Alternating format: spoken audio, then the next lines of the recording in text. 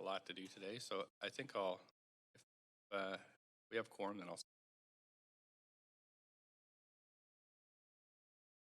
There we go. Okay, thanks. Good morning, everyone. Welcome to the Vancouver City Council meeting of Tuesday, May 17th. This meeting is being convened by electronic means as authorized under Part 14 of the Procedure Bylaw, the City of Vancouver Electronic Meetings. As such, council members and the public may participate in person or by electronic means. If a council member attending by electronic means loses connection during the voting process, staff are available to get you back online quickly while the voting process is suspended. Video of council members speaking, presentations, and vote results will be projected on the live stream when available. Council members are reminded that in accordance with 14.13, the procedure bylaw, members must enable their video to confirm quorum. We acknowledge that we are on the unceded homelands of the Musqueam, Squamish, and Tsleil-Waututh people and thank them for having cared for this land and their generosity as we move forward building a true city of reconciliation. I also want to take a moment to thank the staff for all their work, everything that you're doing. Saw some folks picking up garbage late last night. Wanted to thank them for all that. It's very tough work, and thanks so much for that. Clerks, can we have the roll call, please? Mayor Stewart in the chair. Councillor Carr. Here. Councillor DiGenova. Councillor Fry. Here. Councillor Swanson. Here. Councillor Hardwick. Councillor Wiebe. Councillor Boyle. Present. Councillor Dominato. Present. Councillor Bly. And Councillor Kirby-Yung. You have quorum, Mayor Stewart. Thanks very much. We're going to begin this morning with a proclamation, Council. I'll read the proclamation, and then we're going to have a photo after. We have some very esteemed members of the community here. So just to give you the heads up about that. And I'll begin with the proclamation. On behalf of Vancouver City Council, and it is an honor to be here today to recognize Komagata Maru Remembrance Day and reflect on the 108th anniversary of the ship arriving into the Burrard Inlet in May 23rd, 1914. On board were 376 passengers from India of Sikh, Hindu, and Muslim faiths who had hopes to have a full life of opportunities here in Canada. Despite being British subjects, because of Canada's discriminatory and racist laws, they were denied entry to this country. Regrettably, on July 23, 1914, the ship and its passengers were forcibly turned away by the Canadian Army and sent back to India, where upon their return, 19 passengers were killed and many others jailed for being political agitators. This May, on May 23rd, you will notice that City Hall, the Burrard Bridge, and many other structures through Vancouver will be illuminated in orange, which represents courage and knowledge in honor of Komagata Maru Remembrance Day. We are grateful to the South Asian Canadian communities for their contributions and to our staff for their commitments personally and professionally to honor human rights. Both the communities and staff have been integral in the ongoing broader redress and anti-racism effort to recognize historic discrimination against South Asian Canadian communities in Vancouver and the long-lasting impact and harm that discriminatory laws, regulations, policies, and practices have had to date.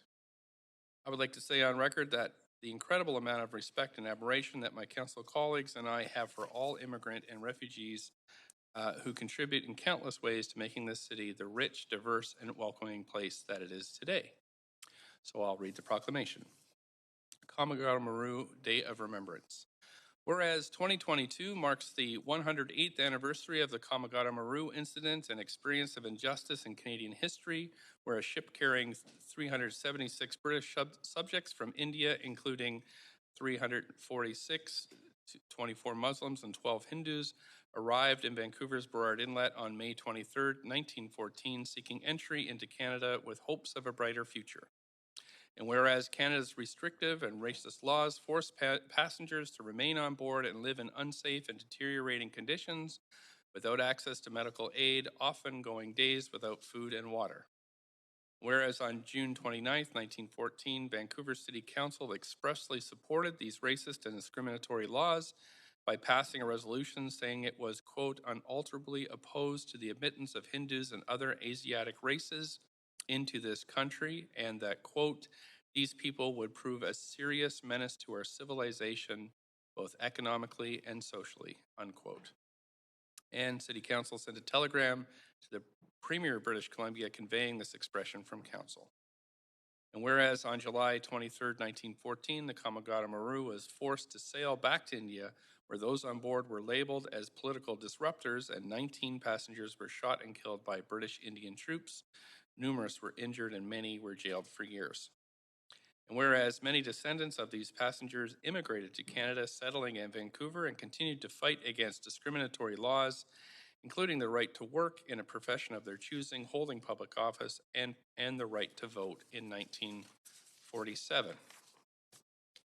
And whereas on May 23rd, 2021, Vancouver City Council officially apologized to the victims, their descendants, and all those impacted for Vancouver City Council's June 29th, 1914 resolution and the cruel effects it had on the individuals and the families affected.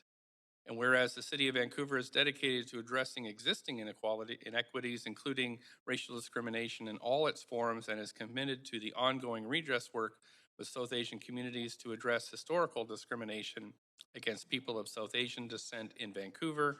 Now, therefore, I, Kennedy Stewart, Mayor of the City of Vancouver, on behalf of this council, proclaim May 23rd, 2022 as Kamagata Maru Day of Remembrance in the City of Vancouver.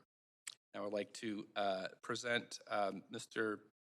Raj Singh Tor and Mr. Jaswinder Singh Tor, who are here on behalf of the Kamagata Maru Descendants Society with this year's proclamation.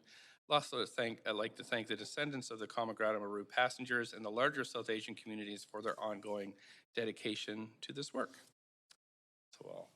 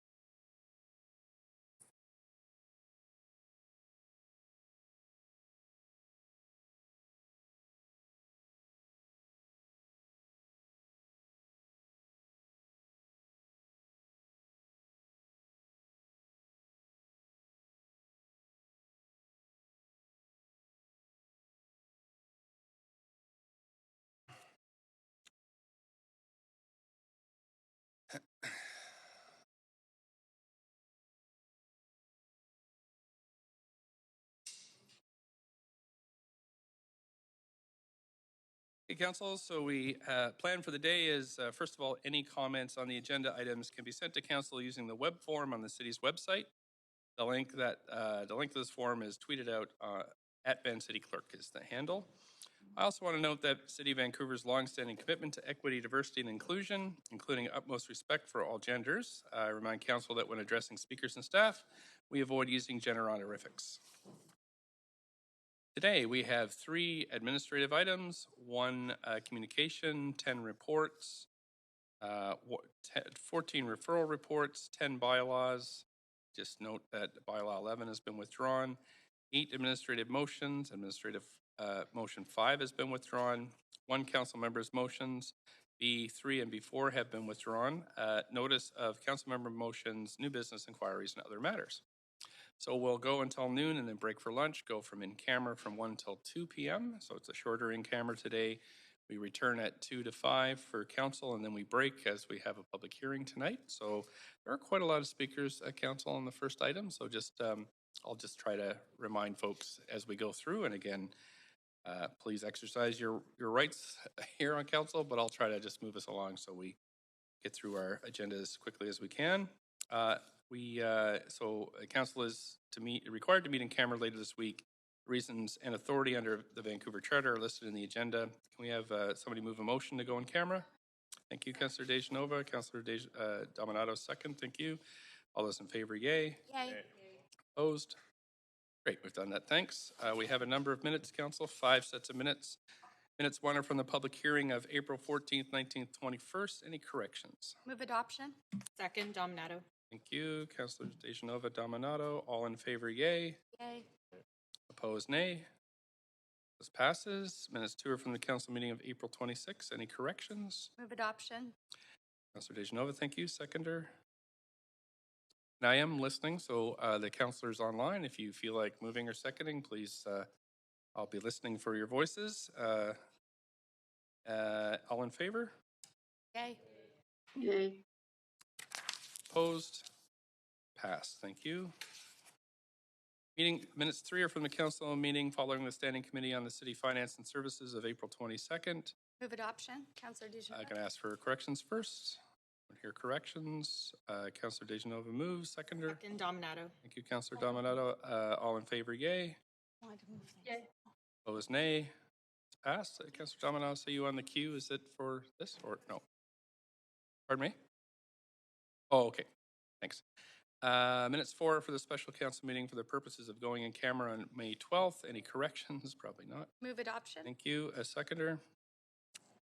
Thank you, Councilor Carr. All in favor, yay. Yay. Opposed, nay.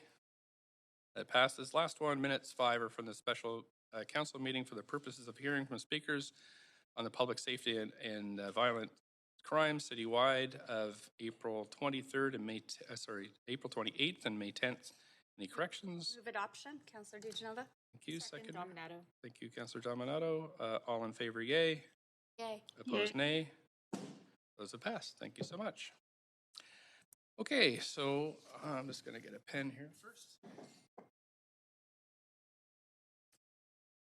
Okay, so we're moving to matters adopted on consent. Just let me get my agenda here.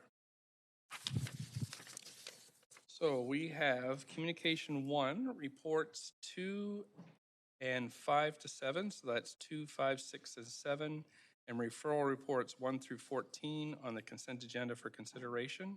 Report 1 is the speakers and will be withheld from the consent agenda. So I'm going to go through the list here. Councilor Dominato, do you want to hold any of these? Yes, Mayor, thanks. I'd like to hold reports 4 and 5 for questions.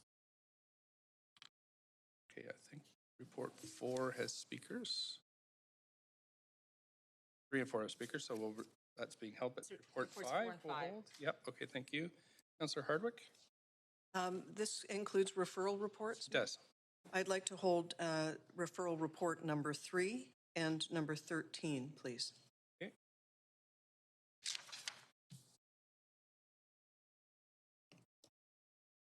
Okay, thank you.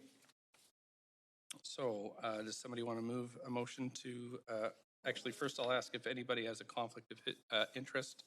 Maybe I'll just read through the reports first. We're going to, report 2 is the 2022 property taxation rating bylaws and averaging resolutions.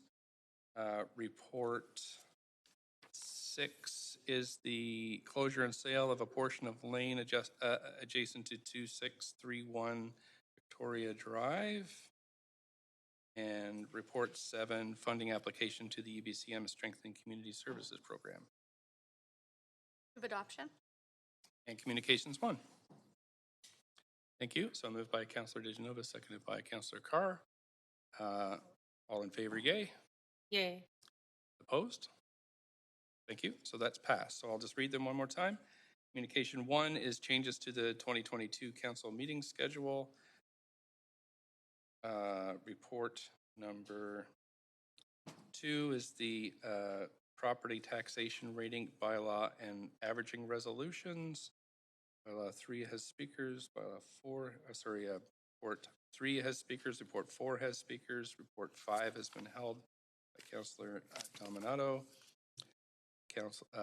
Number 6 is the closure and sale of a portion of lane adjacent to 2631 and 2685 Victoria Drive.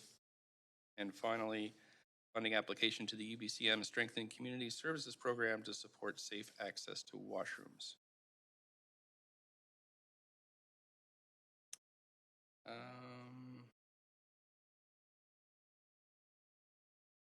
Does So on referral reports, clerk, we go through, sure here. Those.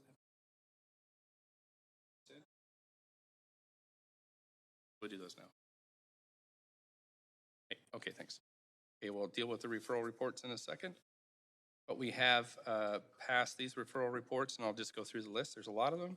CD1 rezoning on 1332 Thurlow, CD1 rezoning on 1515 West 49th, CD1 rezoning on 2970 Kingsway, CD1 rezoning on 524 Granville, CD1 rezoning on 4408 to 4488 Fraser, CD1 rezoning on 495 West 41st, rezoning on 156 West 2nd Avenue, CD1 amendment on 809 West 41st, CD1 rezoning on 450 to 496 Prior Street, CD1 rezoning on 4310 Slocan, CD1 text amendment on West 57th Avenue, CD1 rezoning on 1410 East King Edward Avenue.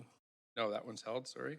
And CD1 rezoning on 1078 Harwood Street. Okay, so that communication's held.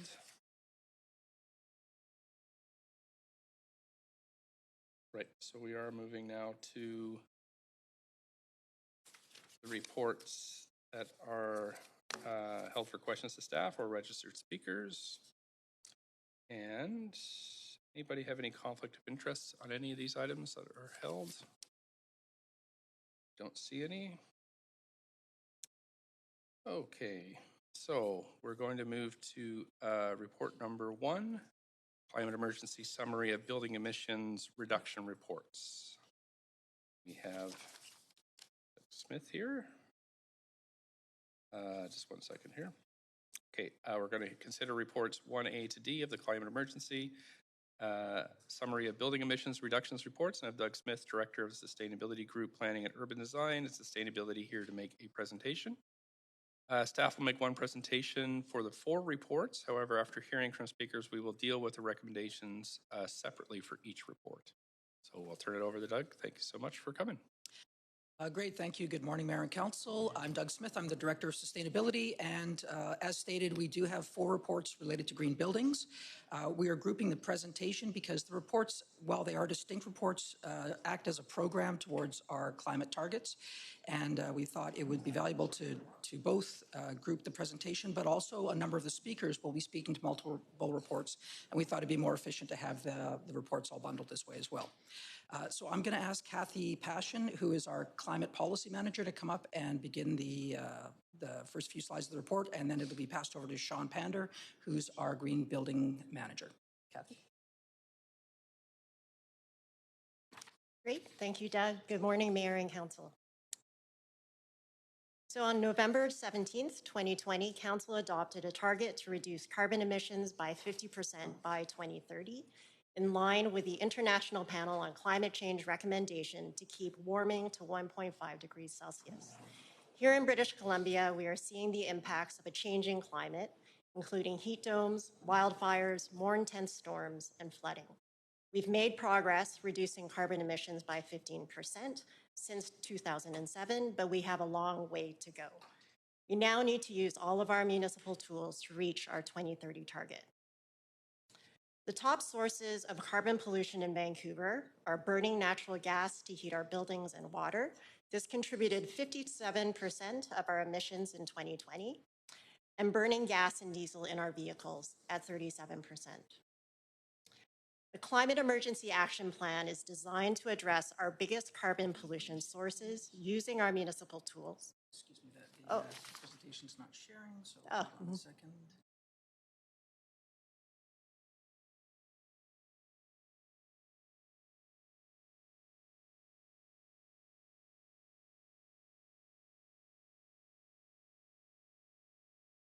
Okay.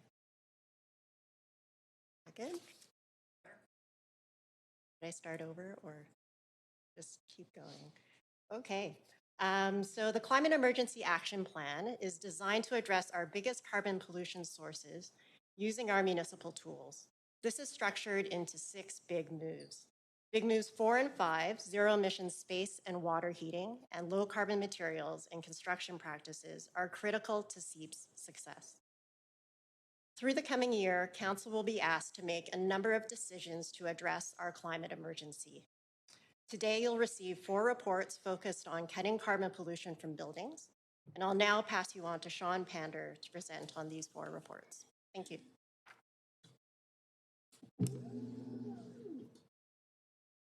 Mayor and Council. So the 4 reports we're covering today are new requirements or updated requirements for new commercial and multifamily buildings, new regulations for existing commercial buildings, initial regulations for existing detached and duplex homes, as well as a grant for non-market housing retrofits. The regulations that we're bringing forward today are aligned both with Clean BC, the provincial climate plan directions, as well as Metro Vancouver's plans to regulate emissions from large buildings. So our actions that we decide to take today can help accelerate these broader and higher level government action, but at the same time, our success depends upon them proceeding successfully with their plans. So the first report covers updated requirements and new requirements for new multifamily and commercial buildings. So the objectives that Council has given us is to reduce carbon emissions from existing buildings by 50% by 2030 and set us on track to reduce emissions 100% by 2050. For new buildings, the Zero Emissions Building Plan adopted by Council in 2016 set the objective of having all new buildings zero emissions by 2030, with the majority of those buildings being near zero by 2025. Did I just get you to move a little closer to your mic? Thank you. Yep.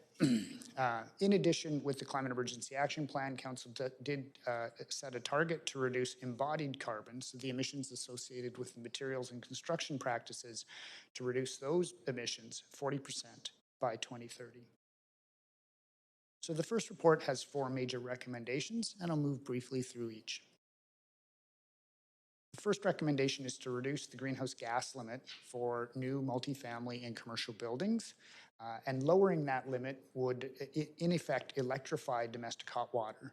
The requirements currently in the building bylaw require the electrification of space heating, but this is that last major source of heating within buildings, and this will require it to go to electric. The second recommendation is quite new, and it has 2 main parts, is to require the best practices in industry for filtering incoming air to buildings. So that would be through the heat recovery ventilators or the makeup unit air. This filtration will capture 85% of fine particulate matter that comes from vehicle pollution as well as fire smoke. The second recommendation within the resilience category is to require mechanical cooling in all multifamily buildings by 2025. The third set of requirements is to begin requiring the reporting of embodied carbon for all multifamily and commercial buildings. And then in 2025, establish a baseline building which eliminates the worst embodied carbon materials and practices and sets a requirement to reduce those emissions between 10 and 20%, depending on the specific building type, while also procuring materials from sustainable or reusable sources. And the last element is to help streamline our permitting processes and our regulatory regime by removing all the requirements in the current green building policy for rezoning, except for the rainwater management ones, which engineering and DBL and PDS are working on updated requirements there. In removing these, there are some good elements that we want to explore, bringing those into the building bylaw, and we'll come forward with recommendations on those in 2023. So generally, we got very good, strong support for all these measures, in particular from BC Housing, who was keen to see the requirement for mechanical cooling, as well as from Vancouver Coastal Health, who was very keen on seeing both the cooling as well as the air quality measures being required. In general, we got support from the development community, indicating, though, that more experience was needed both on embodied carbon reporting as well as on how to meet those new limits. So we are making investments in our partners like the Zero Emissions Innovation Center to begin sharing best practices on how to do that reporting as well as how to reduce those emissions. And there were some concerns expressed by stakeholders over the gap between some of those requirements that currently are in the rezoning and when the code requirements would take effect. So this report, or these recommendations, in essence, effectively are the last major step in decarbonizing new construction. If adopted, they will reduce the overall emissions from all building types by about 90% relative to 2007 levels, and again, get us to zero emissions heating and hot water in all major building types. So that really helps us not need to retrofit buildings, new construction moving forward once these requirements take effect. But also very, very important is it's the first regulatory requirement addressing embodied carbon emissions in buildings in North America. So now that if Council adopts these changes and new construction operationally is near zero, embodied carbon becomes a very, very significant source of those emissions, and therefore having a regulatory requirement in place is very impactful. So the second report is proposed regulations for existing commercial buildings. So again, this is existing buildings. Historically, we've been very advancing requirements for new construction. This is the first report making recommendations and requirements to set greenhouse gas limits for existing buildings. Now, the report, while the regulations only initially impact large commercial buildings, the regulations to reduce emissions, there are other elements of what we're bringing forward that also impact multifamily. So the elements that impact both multifamily and commercial buildings include the reporting requirements, the streamlining of existing regulations, and the introduction of additional owner supports. So the report has 5 major elements, and I'll move through each of those.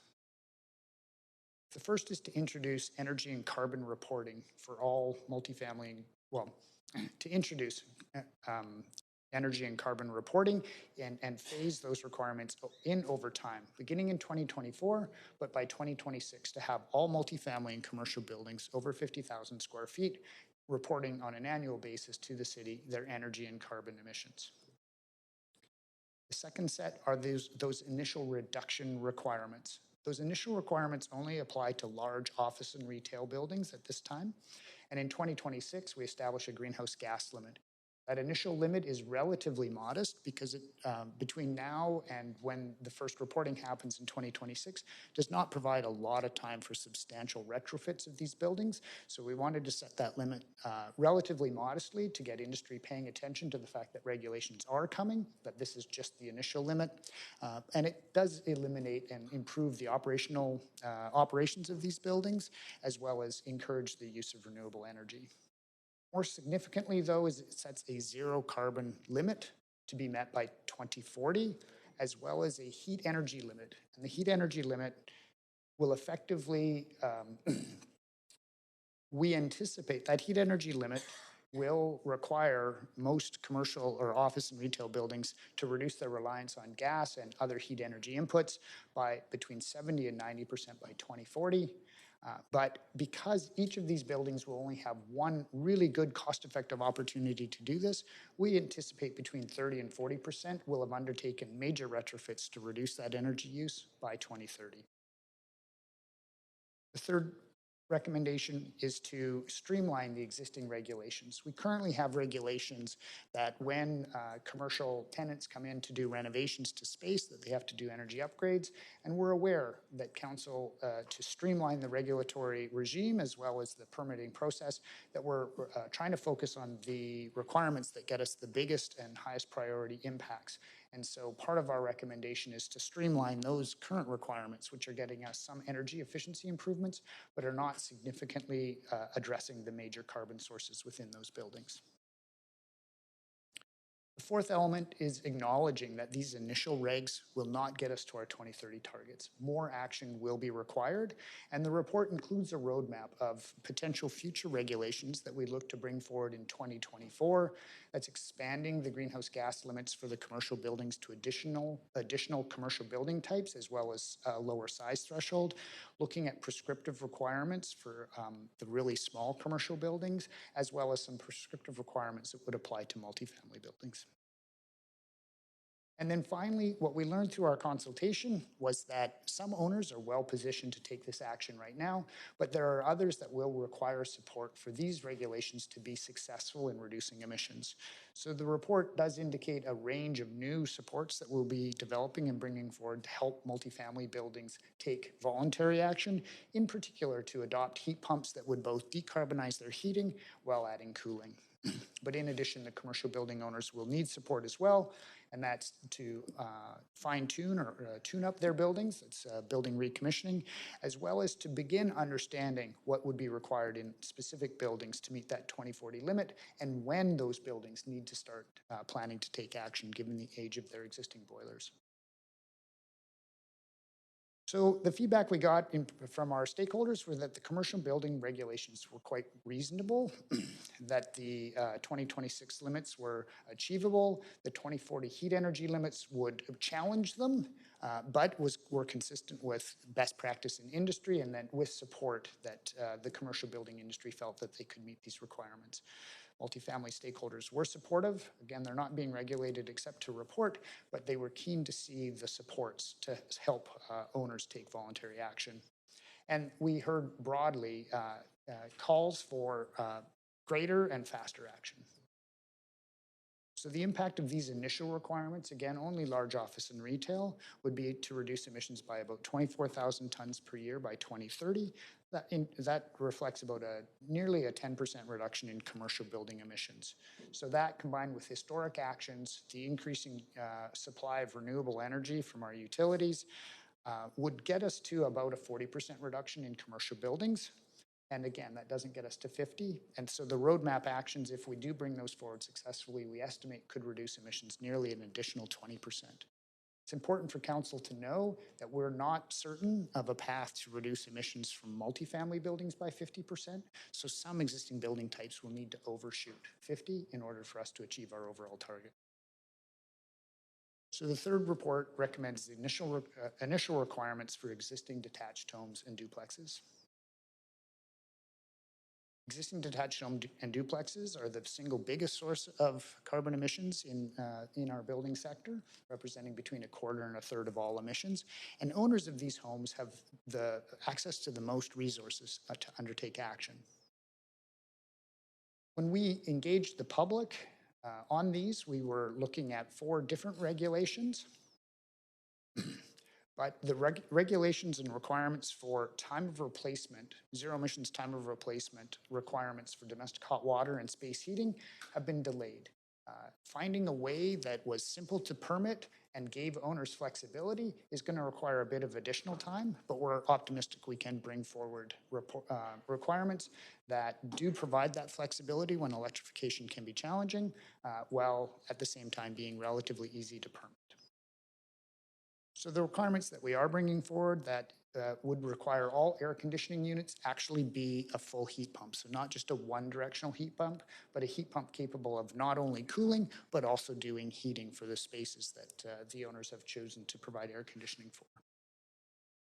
The second recommendation is that for large renovations, so renovations with a permit value greater than $250,000, if they don't already have electric heating and hot water, that they'd be required to install those. Most of these large renovations far exceed $250,000 in value, and most of them are already replacing their heating and hot water systems. So the public feedback on the time of replacement regulations, as well as the 2 we're bringing forward, was actually supported by owners as well as all stakeholders consulted. And in particular, the 2 recommendations we are recommending at this time, that is for the air conditioning being capable of heating, as well as the large renovations. About 2/3 of people participating in our feedback indicated that the approach was about right or didn't go far enough. And that included a majority of owners. Not a large majority of owners, but a majority of owners. And what we really heard was this theme that owners really want to move towards zero emissions. They want to introduce cooling. And so they were very keen to see the continued incentives that we provide with our partners, BC Hydro, as well as the provincial government. And that's a $12,000 incentive for heat pumps, as well as to expand our retrofit coaching support for homeowners. Well, these initial regulations reduce 4,000 tons of emissions per year by 2030. That's about the equivalent to taking 1,000 cars off the road. These will not get us to our 2030 targets. So again, those time of replacement requirements for domestic hot water and space heating will be critical to our success. And the last report we're bringing forward is to provide a $2 million grant to the BC Nonprofit Housing Association to complement existing provincial incentives and increase the number of the retrofits being undertaken in this non-market sector to not just upgrade their boilers, but to actually switch to heat pumps to more significantly reduce their carbon emissions and, where possible, to introduce cooling. We're hopeful that given the province's interest in this grant were to go forward in the program and it would support, that it would inform more comprehensive changes to the provincial incentives and program that's currently offered. So in summary, the four reports combined will reduce emissions over 50,000 tons per year, which is about equivalent to removing 13,000 cars from the roads of Vancouver. It does begin to really substantially increase the resilience to climatic changes in these buildings by providing cooling and air filtration.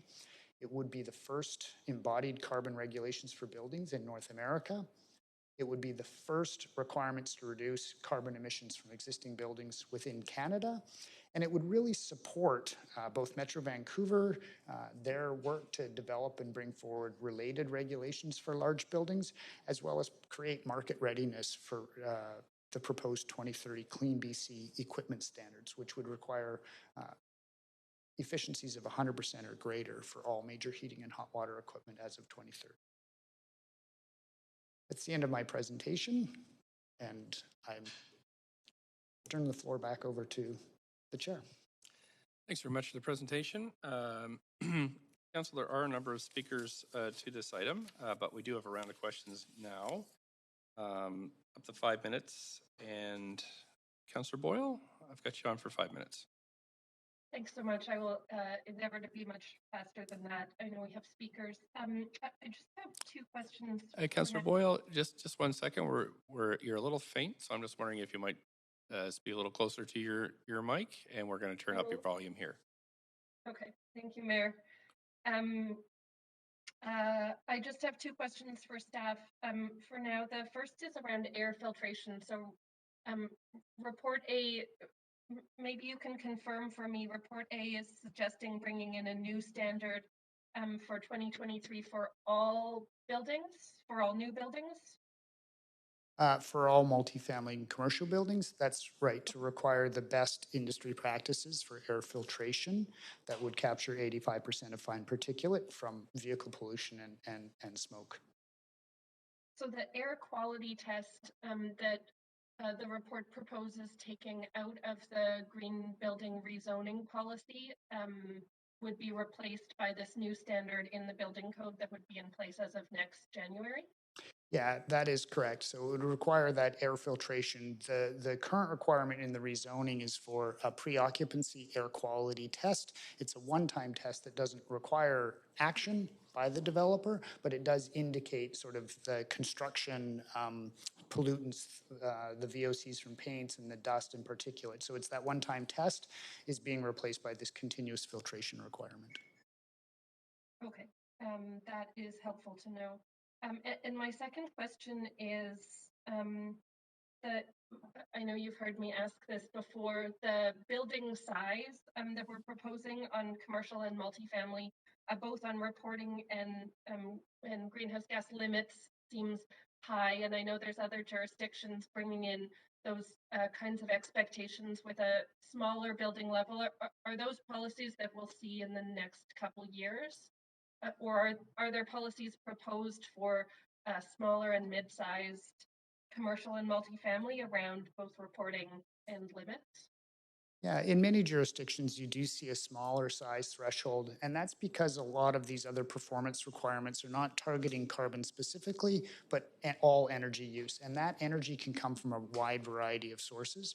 Whereas in the smaller commercial buildings in Vancouver, the primary source of emissions is from the gas burning makeup rooftop units, RTUs, which provide heating and cooling in these buildings. So we've heard from owners of smaller buildings, whether that's detached homes or in the commercial building space, that the smaller buildings really just want a simple black and white requirement, and we think we can get to the major source of emissions much simpler, not by requiring this reporting, not by having a limit that each owner has to figure out, oh, what do I need to do to achieve this? We know the majority of owners will be replacing those rooftop units. So the roadmap is proposing that we develop regulations to require time of replacement for those rooftop units and bring those requirements forward in 2024.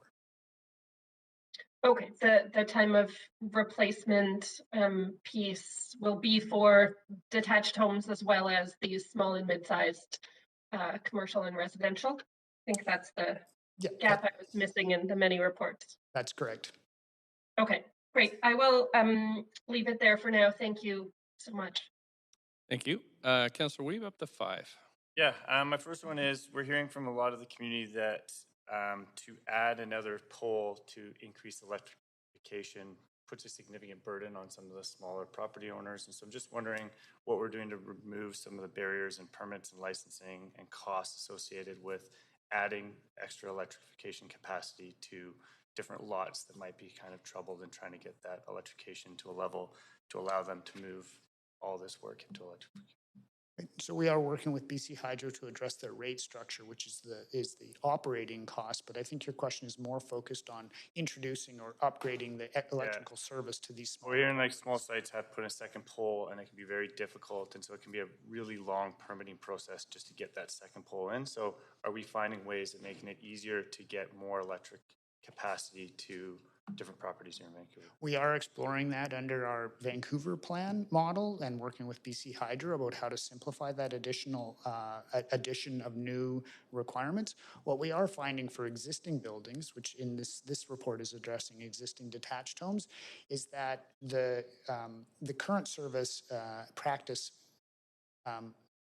often contractors believe they need to upgrade the service when they don't. So BC Hydro, as well as the city, have worked on a way of using historic peak loads to actually indicate how much if a building needs new service. So part of those upgrades will be mitigated, but that is one of the reasons why we're taking a bit more time for that time of replacement requirement, because again, some homeowners, electrification can be challenging. So we're not introducing those requirements where it's going to force people to do electrification when they're replacing their heating and hot water at this point. Okay, and so if people aren't sure if they need to put a second pole or not, and you talked about increasing supports for energy consultants. Can you talk about what we are doing to support small tenants or stratas to get that information or have a consultant work through this work? Right. So for detached homeowners, again, we're providing that coaching service for their retrofit. We're not driving them to this electrification unless they're already undertaking a large renovation, in which case typically they're already upgrading their electrical service. So we do provide that energy coaching. And again, we're working with BC Hydro to show that you don't actually need an upgrade in a lot of the cases that currently people think that they do need it. So there's a new process that we're developing with BC Hydro on those. In the multifamily space, we're just beginning to develop those supports in terms of how buildings move forward with electrification and adding heat pumps. So we're not adding requirements at this point. And again, we're beginning to work with the Condominium Homeowners Association, Landlord BC, and the non-market housing to find out how often those electric capacity issues are a challenge and what our options are to help those multifamily buildings address them. So we'll be creating supports for multifamily and stratas to be able to contact the city if they're looking to move forward with. We've heard some trying to struggle to move with electrification or green roofs and just not knowing who to call. But we are indeed. Working on a plan. Yeah, we will be working on an energy coaching service that helps them understand their building, understand what supports and incentives are available, and advise them, given their building situation, what the best opportunities are. Okay, and what's the timeline for this? We'd hope to have that launched in late 2023. late 2023. Okay, thank you very much. Appreciate that. Thank you. Councillor Dominato. Thanks, Mayor, and thanks for the presentation this morning. I just have a couple of clarifying questions. One is sort of bigger picture around the shift to electrification with the heat pumps, the air conditioning, the heating of our homes, and the work that we're doing with BC Hydro. I was on school board when we made the decision to support a new substation in the West End because not only was it coming to the end of its life, but the increasing demand with development and demand for electricity. Could you speak to that broadly about how we're intersecting with hydro and how that's so that we have that support? Great. Yeah, there's actually two elements to increasing reliance on electrification. One is just how much electricity is produced. So when Site C comes on board, it will have surplus electricity in the province up until the early 2030s. BC Hydro has plans to add additional capacity between 2032 and 2042. That's about equivalent to 1.5 more Site Cs. So that's in terms of the electric supply. One of the bigger challenges which impacts the city more directly is how do you get that electricity to the buildings that require it? And that challenge really relates to, we have to build that infrastructure, the pole-mounted transformers, the substations, that really is built to meet that peak demand. So we're beginning to work with Hydro, looking at how those electrical uses that don't need to do it during that peak, and that peak demand in the province and in Vancouver typically happens just before Christmas, between 4 and 6 p.m. So really it's looking at shifting, can we come up with a rate structure and can we come up with the technology tools that shift electric vehicle charging, for example, to the evening and not have those vehicles charge up. We're working closely with BC Hydro in the province to look at similar technologies that would enable the domestic hot water, if that is using electricity, to recharge the tank's hot water, not between 4 and 6. Not many people, the tank has enough for one person to have a shower, not usually everyone needs a shower. And so BC Hydro's research shows that the market's ready for that type of thing. And so we're looking at how can we require a small tweak to, it's an add-on to the hot water tanks. So again, we're beginning to work with BC Hydro about, they're addressing the new capacity in terms of bringing on new generation, but we're working closely with them to look at how we can shift some of those peak loads and facilitate that shifting of the peak loads to minimize. This will not completely avoid, whether we're using renewable gas or electricity, the energy infrastructure, we're a growing province, businesses are growing, residents are growing, and so there will need to be investments, but we're working to help minimize or delay those as much as we can. Okay, thank you. I just have two more questions in the time I have. The second one is just with respect to the grant proposal to the BCMPHA.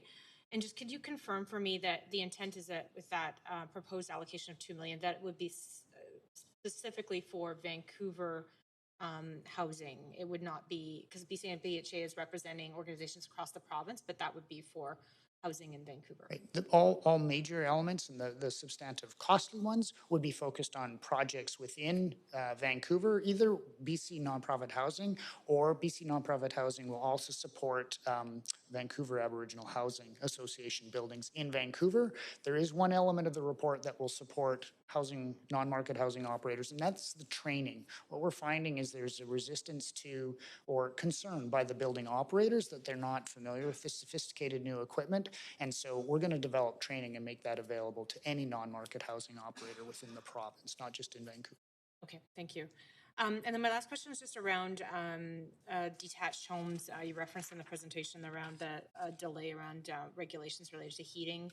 As you're doing that work, is there consideration for supply chain and implications for the work as households are doing upgrades or planning those upgrades?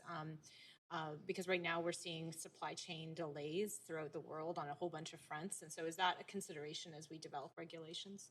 Yeah, very much so. Sometimes what's important for us is we delay the effective date. So it's very clear what's going to have to happen, but it gives a couple years for whether the contractor training to tool up or the provision. There are plenty of heat pumps in the world. COVID has complicated some of that supply chain. And again, so we're looking at requirements and regulations that will take effect, maybe in 2025 to give those sort of unusual supply chain challenges time to resolve. But the the earlier you can adopt a requirement or regulation, but still give a bit of time before it takes effect, then we find industry is quite well responsive. We will have a challenge in terms of contractor capacity. Contractor capacity, we expect qualified contractors in detached homes will have about 4 times the qualified capacity to install heat pumps in detached homes by the end of this year than we currently have. But the demand is growing so quickly. And of course, those contractors may have had the training, but then they need to get experience. So we will be working for a number of years to sort of upskill the existing HVAC contractors. Thank you. Thank you. That's my time. Councillor Kerr? Yes, thanks so much. Just a couple of questions. Really appreciate the report and your introduction. In terms of the timing for the phase out, really, of gas. Sorry, the phase out, getting to replacement of the fossil fuel. Sorry, jet lag. It's just without sleep. The delay to 2025. What are the key challenges in that? Why did you need to feel that we needed to delay the replacement of the fossil fuel related heating, etc.? So this would be for the new construction, yes, to get those to near zero? Yeah, so it's 2025 now, right? Yeah. So those requirements take effect in 2024, Patrick? For 4 to 6 story residential. Actually, why don't you take this question? Good morning, Mayor and Council. Patrick Enright, Senior Green Building Engineer. So the zero emissions heating and hot water provisions for large new construction are proposed to take effect in 2025 for new buildings. That is to give the large buildings more time to adjust. They basically they work on longer time frames. Some of those buildings would be already in development, already going through early approvals. And so that gives them, those projects that are in stream, it gives projects a chance to adjust and doesn't catch as many projects that would be in stream today. Got it. Okay, so it's an in-stream. But what about the replacement, the requirements around replacing in existing buildings to get to zero emission in terms of heating, hot water and space heating? So with those existing buildings, to make a substantial capital investment takes quite a bit of time to plan and implement those. So those initial requirements take effect in 2026. We need time to build that reporting system. Owners need time to do that initial report, which again would be in 2024, to know, oh, I need to take some action. So they know clearly by 2024 whether or not they'll be in compliance. And that gives them about 18 months before 2026. And that's when we start measuring their gas usage. So it gives them about 18 months to either enhance their operations or begin purchasing more renewable energy. But what we've learned is those big investments in major capital improvements, those take several years to plan and can be phased. So what we've even seen in City Hall when we introduced heat pumps here, it took us a couple of years to plan it and it's phased over a number of years. So again, those regulations initially, we have that 2026 limit, but we set the heat energy limit and that zero emissions requirement by 2040, because what that does is it gives the owners that when they're replacing their major heating equipment, that's the time when it's cost effective to substantially reduce emissions and substantially reduce their heat energy inputs. So we looked at that. 2040 was pushing them a little bit more, like if they've recently made an investment in a high efficiency gas, it does push them to do a replacement somewhat before time of replacement, but not significantly. And that was one of the concerns we heard with our stakeholders. We had some of our more progressive commercial building owners who've been undertaking retrofits and reducing their gas use. And they're like, hold it. I've just made this major investment in what was the biggest thing, high efficiency gas, but just a few years ago, and you're going to make me tear that out? I'm the one that's trying to do this already. And so again, by setting a 2040 limit for those substantial reductions, it pushes industry to move a little bit quicker than they might otherwise, but at the same time does provide that time to largely sync it up with the other capital investments needed. Okay. Back to the residential buildings, so not the commercial, but the residential. Are we looking at requiring, are we looking first of all at requiring at time of replacement in existing buildings a timeline that will allow us to reach our objectives of GHG reductions by 2030? The time of replacement regulations that we're looking at initially in multifamily, one of the challenges that we have, and it's one of the exciting things about working with Metro, because while there's a lot of overlap, they actually have some additional flexibility in the multifamily space. So the regulations we're looking at are not time of replacement on those major heating pieces of equipment because we can't regulate purpose-built rental and non-market different than we can regulate condos. And we're very sensitive to affordability issues and renovation challenges that might occur if you force major new expenses on those multifamily buildings without paying attention to the sort of ownership model. So the regulations that we're exploring initially would be at the secondary heating system. So maybe a requirement to remove decorative gas fireplaces, which if in many of our condominium buildings have electric baseboard heat, and one of the major sources of emissions in those buildings are these decorative gas fireplaces. And we met with the condominium homeowners and they said, we'd love you to make us take those out as an association because they're getting old, they're creating indoor air quality challenges, and they create an unfair way because often they find is some owners will turn off their electric heat because they're paying for it personally and use these super inefficient gas fireplaces as their major heating sources. So the condominium the stratas are unhappy about that. And again, so that would be a form of time of replacement reg we're looking for. But we're being very careful about the ownership model and affordability concerns. Why we're being very proactive in working with Metro is they believe that their regulation will allow them to set the greenhouse gas limit differently for condos to non-market to Okay. Thank you. That's good information. Councillor Kirby-Young. Yeah, thank you. I have a couple questions I want to get through for time, so just heads up to guide yourself accordingly. I guess the first one I have that with prioritization of sort of these enhanced green building standards, are you in partnership working with DBL or in general on a regulation to see what, because we always get criticized for adding regulations but not streamlining or simplifying, and we have permitting challenges in terms of speed.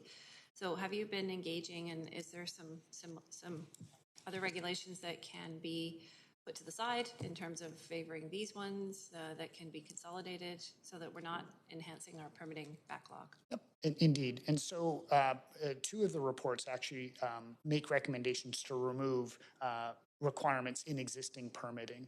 And so the regulations that we're introducing are separate from people coming in for a permit. Again, it's an annual thing that you report and you meet or don't meet. And in the two reports, both for new construction, multifamily and commercial, as well as existing buildings, we're removing existing requirements. Could you give us an example of what one of those might be?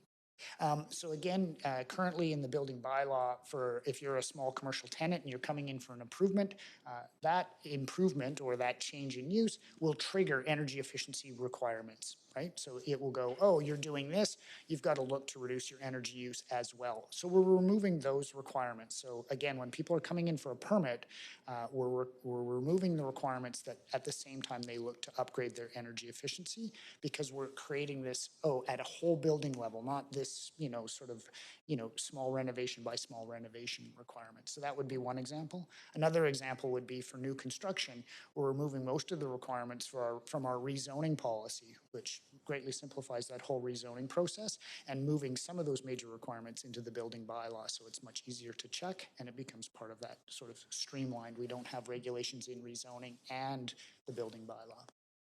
Okay. So you're saying because it's more holistic, even though we're adding one? Yeah, well, we're removing quite a number of requirements. The ones we are adding don't impact when people are coming in for a building or a renovation permit. Because again, it's just a limit that you report annually and you meet it or you don't meet it. In the consultation with the different stakeholders, was that piece of it in terms of efficiency or what was being removed, was that part of the dialogue? Yeah, well, we did indicate that we'd be removing those requirements. The commercial building owners in particular appreciated that it would simplify things for their tenants. Again, this complicates, often those smaller renovations are being undertaken by their tenants, and they recognized and appreciated the removal of that part of the complexity of renovation permitting. Okay, thank you. Next question, separate topic. You had referenced sort of specifically over time, sort of the use of natural gas fireplaces. Can you remind Council why natural gas cooking has been exempt and what the rationale and strategy was for that? So in new construction, we focused on a greenhouse gas limit, and that was to provide flexibility in sort of how to reduce carbon, but provide that flexibility. The major sources are space heating and domestic hot water. So gas cooking is a more sensitive issue for owners. Some people are very attached to how they cook, and so we felt that we could get most of the greenhouse gas reductions by setting a greenhouse gas limit and letting the developer choose how they wanted to use gas carefully. And did we quantify that, the natural gas for cooking? Is it a very relatively small component of the overall GHG? It is a relatively small component of the overall GHG emissions. Any order of magnitude that you could share, not to put you on the spot? Patrick? Yeah, cooking would definitely be less than 10% of the emissions from a building. Okay, thanks. And then just quickly, last question I have time is with respect to the requirement if you're putting in air conditioning to have a heat pump now, I think a lot of folks are learning about heat pumps. Can you explain the benefit for a homeowner in simple terms? So again, right now, really, when you're specifying an air conditioner, this new requirement would just require the manufacturer to have this reversing valve. And what that would do for a homeowner is it wouldn't require them to use it for heating, but it gives them that option. So as they become concerned about their carbon footprint, or as natural gas prices go up, natural gas prices are increasing rapidly, carbon tax is increasing, electricity rates are getting will be getting adjusted to be more favorable to heat pumps. And so it gives them that option. So yeah, you have it, it works like an air conditioner, but if you want to use it as a source of zero carbon heating, you'll have that flexibility. Great, thank you. That's my time. Thank you. Councillor Harwick. Hi, good morning. Thank you. I sit, among other things, on the Heritage Commission, the Heritage Foundation. And I would like to, if you could elaborate for me, provisions around older heritage and character homes. There is a great deal of concern, of course, that we may be throwing the baby out with the bathwater, in that these homes are constructed with old growth timber, for example, and are ending up in landfill because of aggressive desires to implement some of the kinds of climate emergency measures that are being contemplated under this report and others.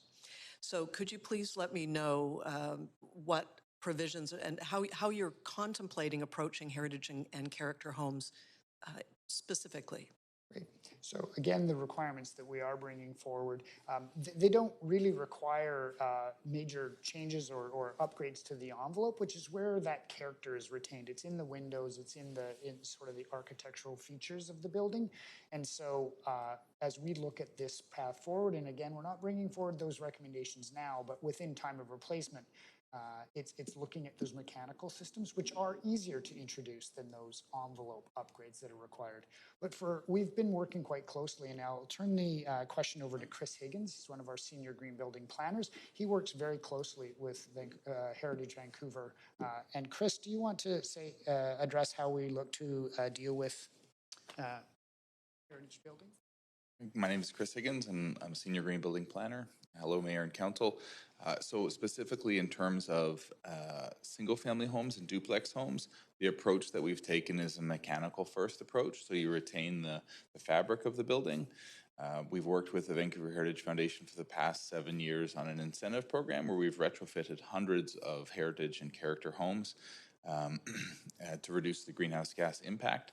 And on the existing single-family and duplex piece, we actually have a letter of support from the Vancouver Heritage Foundation on our approach because it doesn't require affecting the fabric. It doesn't require opening walls.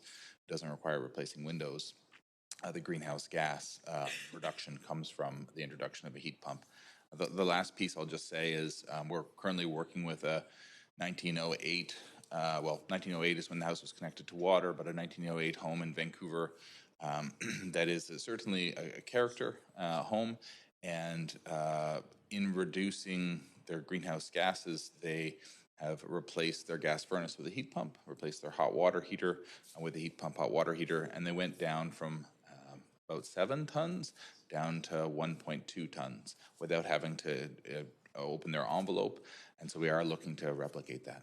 Thank you, Councillor.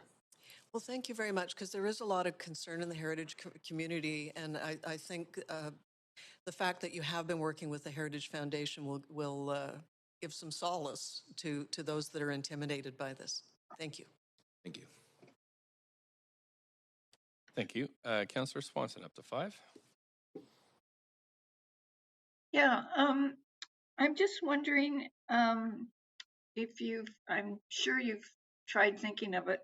Are there ways to speed up the GHG reduction in the smaller apartment buildings without causing a big rent increase?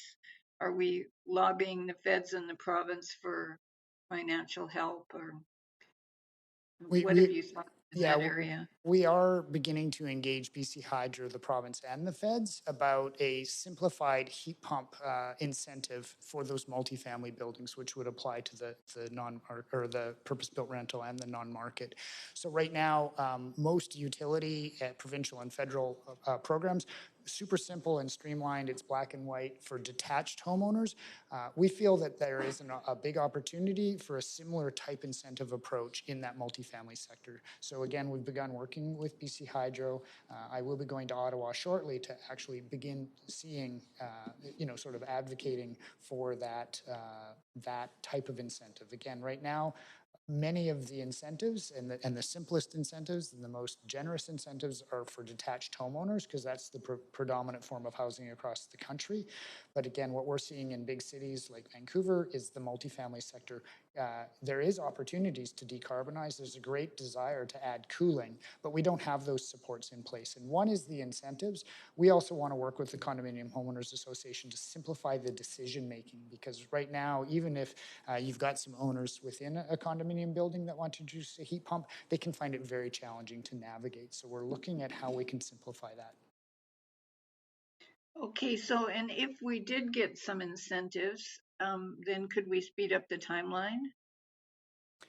The timeline in multifamily, again, we want to move very carefully in that multifamily because we can't distinguish between stratas, purpose-built rental, and non-market.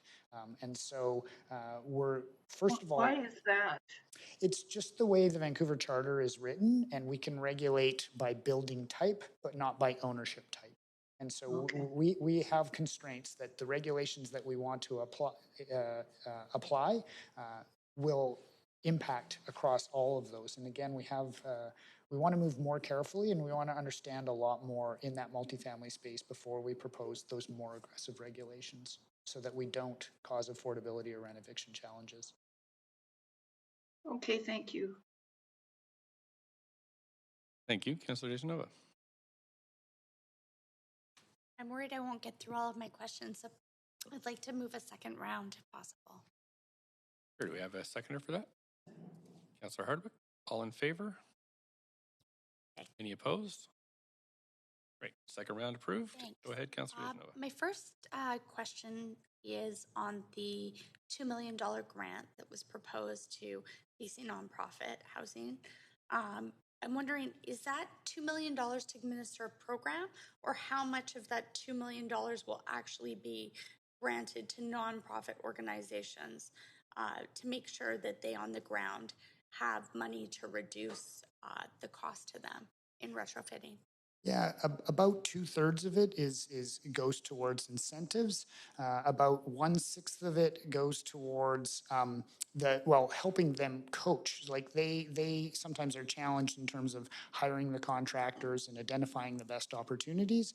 And so that's roughly the split. About 2/3 of it is actually reducing the cost of the retrofit itself, and the other third is helping them navigate that retrofit process, providing training for the operators to feel confident about how to operate and maintain the new equipment. Okay.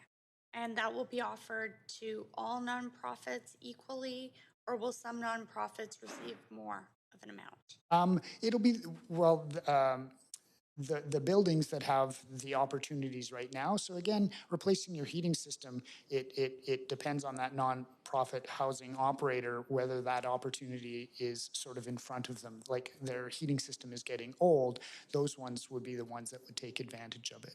Okay, thanks. On the report,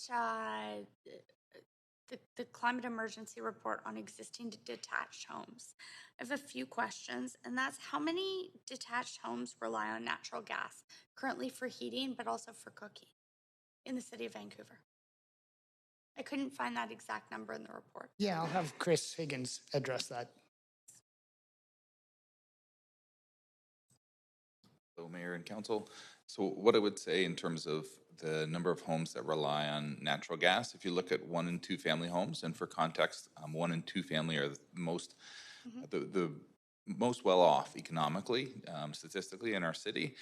In single family homes, if you look at the most modest sized single family homes like Lane homes, they're over 90% electric. If you look at street facing homes, Sorry, that wasn't my question. My Oh, question sorry. is the total number of detached homes. 78,000 detached homes in Vancouver, and you probably have maybe 60,000 that are relying on natural gas for space heat. We don't have a figure for cooking. Okay, and is this, so 60,000 for space heat right now? Correct. And you don't have a number for cooking? We don't have a number for cooking, unfortunately. It's something we could get, but it's a little harder. Often cooking appliances are installed without a permit, so it's a little harder to get that number. It would certainly be a lot lower. Gas cooking is not as prevalent as gas heating. All right, thanks. I'm also just wondering, when will the city require these retrofits for all detached single-family residential homes? We are working through till 2023 when we'll bring forward a report that will outline when those would be considered. Okay, and before that, will you know the number of homes that have natural gas for cooking? We can get an estimate, certainly. All right, thanks. And then I see here, sorry, I have so many questions. I'm just trying to plow through them. On page 6 of the report, it says installing permanent wired air conditioning to a house ranges from $5,000 to $25,000. But that might not be the overall cost, because if we're looking at, I mean, that's installing. There's also the fact that through our permitting programs, there has to be proper recycling of the current system. So it doesn't give me an overall cost here. Like, what's the average cost per home going to be? And also, if we consider the average home that has cooking, they're going to have to get rid of their range, and they're going to have to purchase a new range. And I'd like to know the universal cost per single family detached home, what that is going to be. So we're in 2022.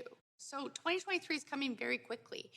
I'm wondering if you can give me that number now, or when can I expect that number? There's a couple parts to your question. So the first part around air conditioning, if you're installing air conditioning, so that's a voluntary practice. If you're installing whole home air conditioning, many people would install like a window air conditioner, which is unaffected by this regulation. If you're installing whole home air conditioning, the price range that we've provided includes permit fees. It includes takeaway and recycling of the old equipment, but it doesn't include electrifying, for instance, your cooking. That's not covered by this report. There is no requirement in this report. Thanks so much. We're at the time, but you do have a second round. Thank you. Councillor Fry. Yeah, thanks. I guess this is, well, it could be Chris, it could be Sean. Sean, you and I have talked about hydronic systems in the past, and I still don't really see a lot of articulation around, like, the focus of the heat pump seems to be air to air, not air to water so much, and I'm just curious where the technology is. Do we know how many buildings are using like hydronic systems with the old radiators and stuff? Obviously, retrofitting from a hydronic system with pipes to ducting and vents is a pretty big deal. So do we, and I just don't see it really articulated on our material side. Right, so again, we are moving more carefully with that time of replacement requirement for the heating systems. Hydronic systems can be retrofit. You can get an air-to-water heat pump, so they are available. We will see the supply and the capacity of contractors increase rapidly, because for new construction, effective beginning this year, we had that detached homes had to have zero. And that's the predominant form of heating that we expect those new buildings to have. So there are air-to-water heat pumps. If you are an existing home looking at replacing it, again, we're being more careful in bringing forward those regulations, and we'll be bringing forward those recommendations in 2023.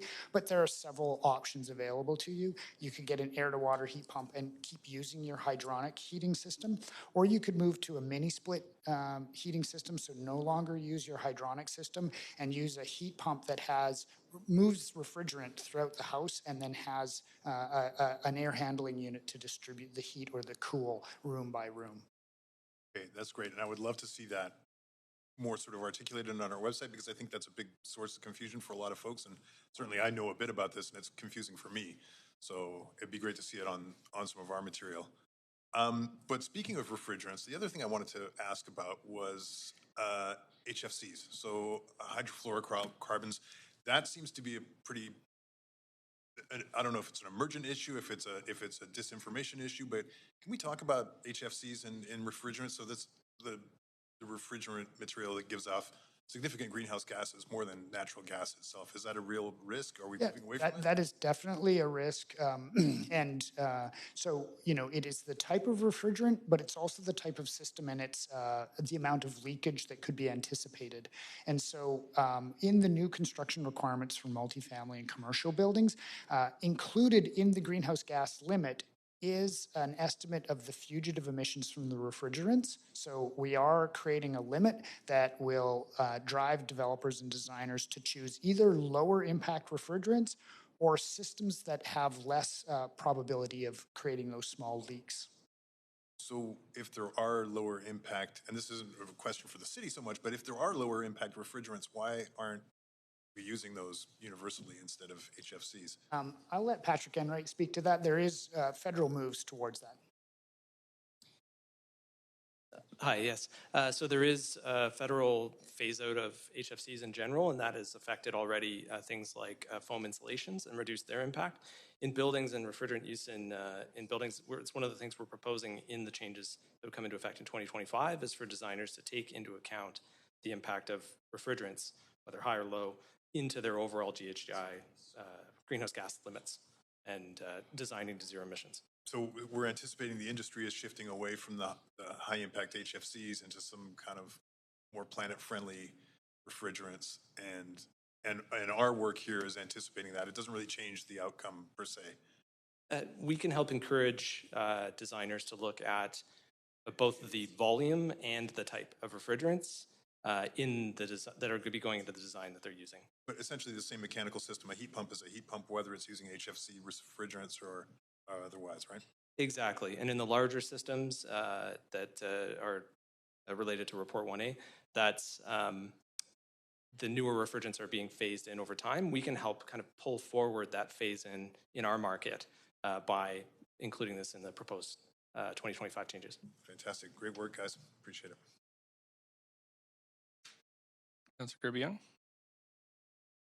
It's the second round. I'm fine right now. Thanks, Mayor. Councilor Dejanova, second round. Thanks very much. So just to follow up on the last question I'd asked, first of all, and then move back. I think I was getting an answer as. Sorry, could you remind me of your question? Okay, I was wondering, when will we know how many, the overall universal cost on average per home to retrofit for cooking and for heating, and I suppose if someone had a natural gas barbecue as well? So we haven't been doing a lot of research on retrofitting all of the gas uses in the home because, again, the regulations that we're envisioning, which address the major source of emissions, the research and the data that we have been gathering and we were proposing to gather in addition for existing homes focuses on hot water and space heating.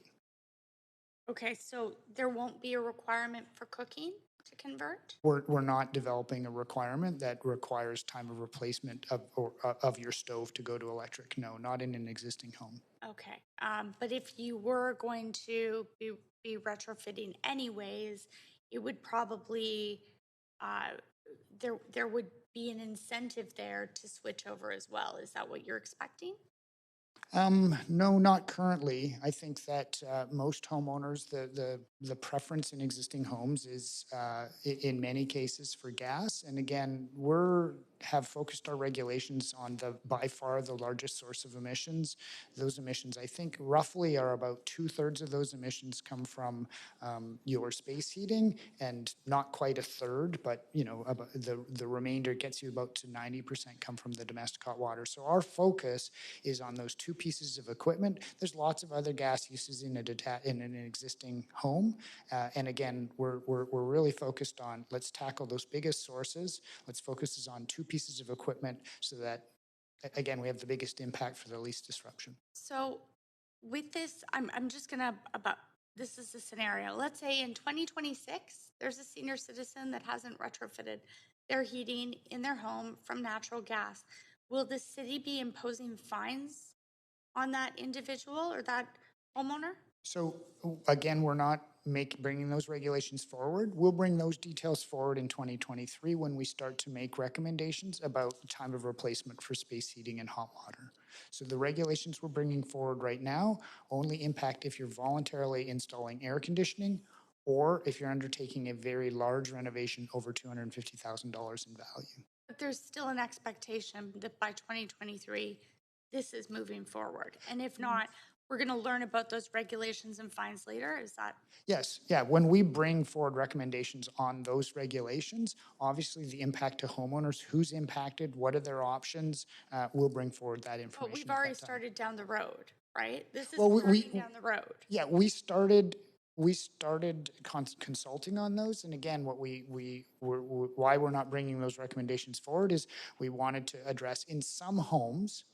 Electrification can be challenging, and we're aware of that. So we want to develop a regulatory requirement that gives flexibility when electrification is challenging and is at the same time easy to permit. So we're not bringing those regulations or requirements forward at this time. Now, the decorative gas fireplaces that people use, are you talking about decorative gas fireplaces that people actually use to heat their homes? Because that's not really decorative. Those heat homes. They have a purpose. They're not just for decoration. So I'm just wondering, I also can't find in this report the average cost difference because often that can be cheaper than using electric baseboard heaters. So is that something staff can provide us with? So in existing detached homes, again, we're not looking at gas fireplaces. We're looking at regulations and we'll bring those recommendations forward in 2023 for space heat and domestic hot water. When I spoke about time of replacement or removing decorative gas, that was in multifamily buildings. So that's where... But it's not in single-family detached homes. It's not in single-family detached homes. Now, one more question is for single-family detached homes that operate barbecues, why is it that the City of Vancouver hasn't tackled any regulations on charcoal barbecues? So considering they would put out the most GHGs, I'm just wondering why it is you can go to Canadian Tire just down the street and pick up charcoal briquettes.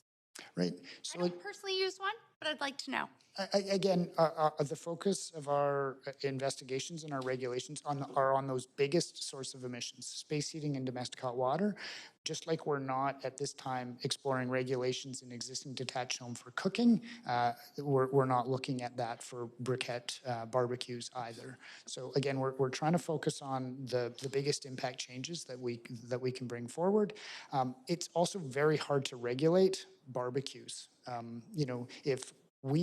I don't even know if we have the ability to prohibit the sale of charcoal briquettes in Vancouver, but a homeowner could just go to Burnaby, North Vancouver. Do it with fireworks. We're at the 5 minutes my on the second round, so thank you so much. That's it for questions from council, at least on this round. So we're now going to move to speakers. Council, we're at 5 to 11 with their break coming at noon. Just before we move to the speakers list, I'd like to remind speakers that they have 5 minutes to make their comments. They should state whether they are in support or in opposition to the recommendations. They may only speak once. Council members, you have up to 3 minutes to ask questions to speakers, although speakers are under no obligation to respond. And I will also ask speakers if they're residents of Vancouver, if it's not already noted on the speakers list. So our first registered speaker is Michael Schwand, the medical health officer of Vancouver Coastal Health. Speaker 1 is not on the line, Mayor. Okay, thank you so much. Oh, sorry. Person. Maybe they moved to in person. Better. Okay, thanks so much. We'll just raise the podium for you and get your mic on, and then I'll start your other way. A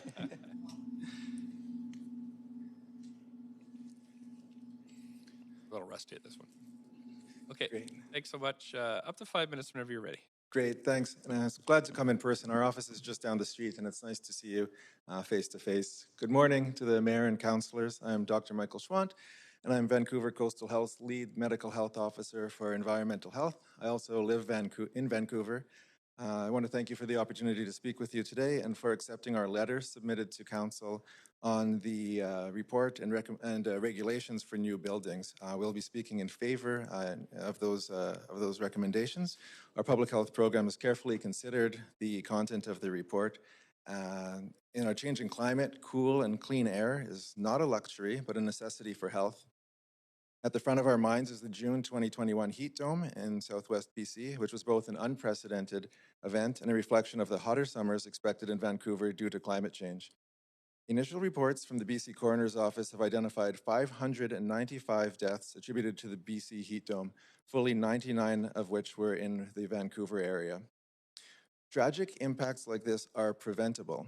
High outdoor temperatures in and of themselves do not need to be deadly. The overwhelming majority of people passing away during BC's heat dome, 96%, did so in their homes. It is high indoor temperatures that kill. Now, this has been reflected in data from BC's heat events and others around the world. During waves of extreme outdoor temperatures, indoor dwellings without air conditioning can become dangerous spaces, particularly for populations who are susceptible to heat-related illnesses like older adults. Now, the data I'm presenting paint a dire picture, but also show us opportunities for action. A large proportion of deaths due to BC's heat dome occurred in multi-unit buildings, and these are spaces that can be made more safe through regulation of their design and operation. Vancouver Coastal Health and the City of Vancouver partnered to study household temperatures measured by city residents during the summer of 2021 and found that the single strongest predictor of high temperatures inside a home was the presence or the absence of air conditioning. Among all of the other factors affecting indoor temperatures during the heat waves, the absence of air conditioning was found to be the overriding predictor of an overheated home. Now, as well as extreme heat, air quality has important impacts on health. Wildfire smoke, another impact of climate change, is a major health concern, and we know that exacerbation of asthma and other respiratory conditions can be major effects. Meanwhile, we also have the opportunity to limit indoor exposure to air pollutants through air filtration in buildings. With a scientific understanding that wildfire events are likely to become more frequent in the future, we support the recommendation for MERV 13 filtration to be required in specified building ventilation systems. Now, in addition to protecting health through these actions on climate resilience, climate change mitigation is critical. We support the proposed actions to decarbonize heating and hot water systems and to reduce embodied carbon in buildings. Actions to reduce greenhouse gas emissions now will be key to preventing worsened health impacts in the future. In addition, low or zero emission heating and hot water systems will reduce the emissions of health-harming air pollutants that are formed during natural gas combustion. So thank you to Council for the opportunity to speak today and for the engagement of staff in planning, urban design, and sustainability, for engagement with Vancouver Coastal Health. Leadership in this area is not simply a matter of comfort, but imperative for the health and safety in our very homes. I propose that in a changing climate, indoor temperature and air quality merit societal action, just as governments have historically come to apply safety standards to carbon monoxide detectors and building fire suppression. Requirements for cool, clean air are likely to be life-saving in our communities. Now, as well as the attention to new buildings described in this report, we encourage the City of Vancouver to support heat-related safety and air quality in existing buildings over time, as well as continuing with leadership across the city's scope of influence to prevent future climate change. Thank you very much for your time. Thank you for your time. You do have a question. Councillor Carr, up to 3 minutes. Thank you very much. I appreciate you taking the time to come and speak to us and for your good work out there in our community, Dr. Schwant. My question is this. I noted that you talked about how indoor air quality is extremely important. I know you focus specifically on heating, cooling in particular, and air quality. But can you speak to the issue of the use of gas within homes for cooking and the impact that that has on air quality and potentially health. Yeah, absolutely. I mean, we had focused the remarks today on those acute impacts of wildfire smoke, extreme heat events, but it's also worth noting those ongoing effects of pollution due to traffic-related air pollution, which is, again, a chronic exposure. And as you mentioned, the chronic exposure to byproducts of combustion inside. So this is something that can create volatile organic compounds that can present a risk to health. Most modern systems, for cooking, that's going to be a small but potentially chronic exposure over long periods of time. So while we might not see the same acute spikes in, say, emergency room admissions, much less deaths due to exposure to gas cooking, we definitely would say these are exposures that we would say the ideal exposure is going to be zero. There's no known threshold of safety, and we would recommend trying to reduce that as much as possible. So moving away from gas combustion in general as an exposure is going to be to the benefit of health. Appreciate that. Thank you so much. Thank you. Thank you. That's it for questions. Really appreciate you coming in. Thanks for your time. Thank you. We have next speaker number 2 from Public Bodies, Roger Kwan from Metro Vancouver. Thank you, Mayor Stewart and Council, for having us here today. I hope everybody can hear me. My name is Roger Kwan. I'm the Director of Air Quality and Climate Change with Metro Vancouver. I'm joined by a number of staff here, Jason Emmert, Eric Blair, and Esther Berube. We're here today to speak in support of Report Item 1C on annual greenhouse gas emissions limits for existing large commercial and multifamily buildings. In the Metro Vancouver region, buildings make up 1/4 of the region's greenhouse gas emissions, and the proportion is even higher for greenhouse gas emissions in the City of Vancouver. I think we heard in the staff report 57%. Our Board of Directors at Metro Vancouver have adopted ambitious region-wide goals of becoming a carbon-neutral region by the year 2050 and reducing greenhouse gas emissions by 45% by the year 2030 relative to 2010 levels. And this is in order to meet global and regional climate targets and mitigate the impacts of climate change. From the most recent report from the Intergovernmental Panel on Climate Change, we see the urgency in achieving deep greenhouse gas emissions reductions to avoid adverse climate change impacts, many of which we are already experiencing, as Dr. Schwant just alluded to. In September of 2021, the Metro Vancouver Board adopted the Clean Air Plan, as well as the Climate 2050 Buildings Roadmap. And these include a key greenhouse gas reduction strategy to signal the transition to zero-emission buildings through requirements and standards, which aligns well with Report 1C on your agenda. The City of Vancouver and a number of our other member municipalities have been demonstrating leadership in our region for many years by prioritizing climate action and working collaboratively on carbon reduction and climate resiliency. Local climate leadership matters. The recommendation in today's report to establish greenhouse gas emission limits for large buildings is a significant example of this. Vancouver has been a leader in reducing the climate impact of new buildings, which has since had positive repercussions province-wide through the BC Energy Step Code. The proposed bylaw, which is before Council today, provides an important opportunity for the City to lead again on existing buildings and join the ranks of cities such as New York, Washington, D.C., and others in setting greenhouse gas limits for buildings. With your support, the bylaw will inform and support similar initiatives within the region and beyond.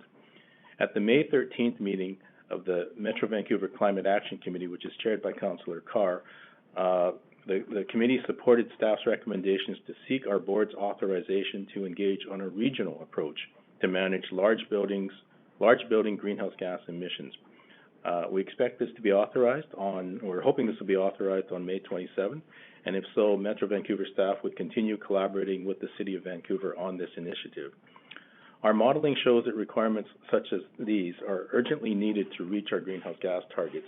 Doing so early and signaling our intent and conducting fulsome engagement, as Vancouver has done, is also important to provide direction to building owners so they have more time to prepare for building upgrades and equipment replacements that will meet future greenhouse gas limits.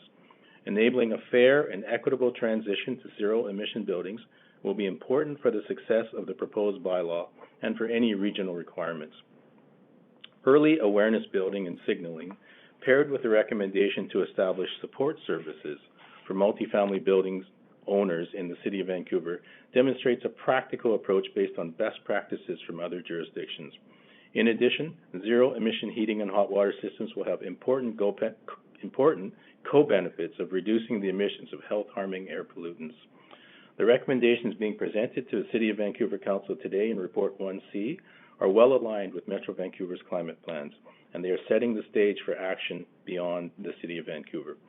We look forward to continuing to work closely with the City on these important climate initiatives, and I would like to thank you for the opportunity to speak in support today. Thank you. Thanks so much. You do have questions. Councillor Carr, up to 3 minutes. Yes. Thanks very much, Roger, for coming and or for being on the line to speak, and the other staff that are there with you. I have two questions. One comes out of the last comment that you made, which was I guess really setting a pace for action. I wonder if you can comment what you believe the advantages are of Vancouver taking the initiative in setting a pace for action in terms of impact for the other communities within Metro Vancouver. Yes, thank you for the question. And so these are discussions that we've had with Vancouver staff, and there's so much climate emergency related work to do, and anytime we have a member jurisdiction taking the lead, it allows us to take that and extrapolate basically that approach. And the situation will vary with each initiative. There are other member jurisdictions that are taking the lead on other initiatives, and in some cases, Metro Vancouver will take the lead. But having the City of Vancouver essentially break ground on this and do the fulsome engagement that they've done, and to prepare, I guess, the industry and the building owners for what is coming, we firmly believe that through our own experience with conventional air quality regulation, signaling the long-term intent of a regulatory proposal and allowing time for phasing and allowing time for the owners and operators to plan financially usually gives us the most success with successful implementation of regulations. So Vancouver has done that. It actually very much matches what we've done with conventional air quality regulations, but the phasing and the transparency are critically important for successful implementation. Great. Very clear. And my second question has to do with what you just raised as well, which is in the sort of preparing industry and home and building owners for the kind of changes that need to be enacted. Metro Vancouver is supporting and is participant in a newly founded organization, the Metro Vancouver Zero Emissions Innovation Council. And I'm wondering if there is something you can provide to the public through this forum and to council around the role that ZEEK could play in terms of helping homeowners and building owners industry in moving forward with the implementation of these kinds of reductions in GHGs in their buildings. Yes, again, thank you for the question. And there's a very important role for both the Zero Emissions Innovation Center as well as the Zero Emissions Building Exchange, which is now part of ZEEK, as we refer to it. And I would also note that Metro Vancouver has something called a Sustainability Innovation Fund, and we have recently partnered with ZEBX to work on something called a Building Retrofit Accelerator. And there was earlier discussion about just providing the resources and having kind of one-stop concierge-style services to advise building owners and give them the resources they need for decision making. And so that's actually a key role for both ZEEK and ZEBX. Sorry to use the acronyms. And there's a tremendous element of outreach associated with that too, making the information available to the building owners as they are making their decisions and making sure that they're making informed decisions. So we do expect to work with the Zero Emissions Innovation Center on that. Great. Thanks so much. That's good news. Thank you. No more questions for speaker number 2, Roger Kwan. So we're going to move on to the members of the public. We have speaker number 1, Egan Hayes.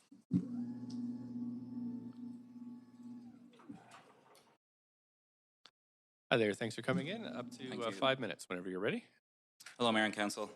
I'm thankful to be present to speak to you in person today. My name is Owen Hayes. It's spelled the Irish way, so hence the mix-up there. I live in Vancouver and own and operate my own small energy modelling sustainability firm. I'm here today to oppose the Climate Emergency Summary of Building Emission Reductions report, specifically the proposed update to the Green Building Policy for rezoning. Our objection is conflicting. We agree and support with the items added to the updated policy, but oppose the key items omitted. I address you today not only as a member of the public, but as a registered professional engineer with 18 years' experience in the green building sector. We have worked on the sustainability and energy modelling for over 20 City of Vancouver rezoning projects since 2018. In our experience, the current green building policy in place right now has demonstrated climate leadership and sets up projects going through rezoning not only to be more energy efficient and low in carbon, but also healthier for occupants. The current policy means sustainability professionals are engaged at an early stage of a project, creating a roadmap for design teams to follow through development and permit stages. It is our experience the current policy has not led to an increase in any permits being issued. We believe this is due to the early engagement process, so there are no surprises later on during the building permit stages. We commend the City of Vancouver and the sustainability staff for their climate leadership on the current policy that has set an example for climate leadership nationally. As a sustainability firm, we strongly support the goals of the new updated green building policy. We support the additions to the new policy update, particularly around embodied carbon targets. However, it is our view the updated plan has omitted and deferred climate action.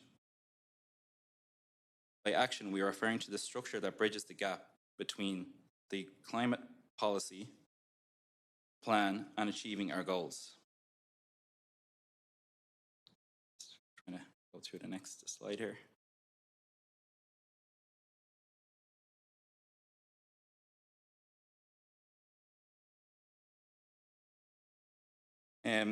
This bridge brings, by action we're referring to the structure that bridges the gap between the climate plan and achieving our goals of achieving operational energy and carbon, climate resiliency and occupancy health. This bridge brings integrity and accountability to the current rezoning policy via independent third-party professional verification. The current policy verifies indoor air quality is healthy in our buildings prior to occupancy by checking the space is clean from construction dust, chemical off-gassing from materials, and filters are clean pre-occupancy. The commissioning process independently verifies critical low-carbon building systems like heat pumps are operational, key to ensuring our carbon targets are realised. Energy benchmarking verifies a building is performing as per the energy and carbon targets set out in our policies and informs public on future policy. We were informed these items will be added later into the VBBL building code, creating a 24 to 36 month gap and only adding existing commercial and multifamily buildings by omitting all other building demographics subject to rezoning. There is a reason these three items are not proposed for the VBBL update today.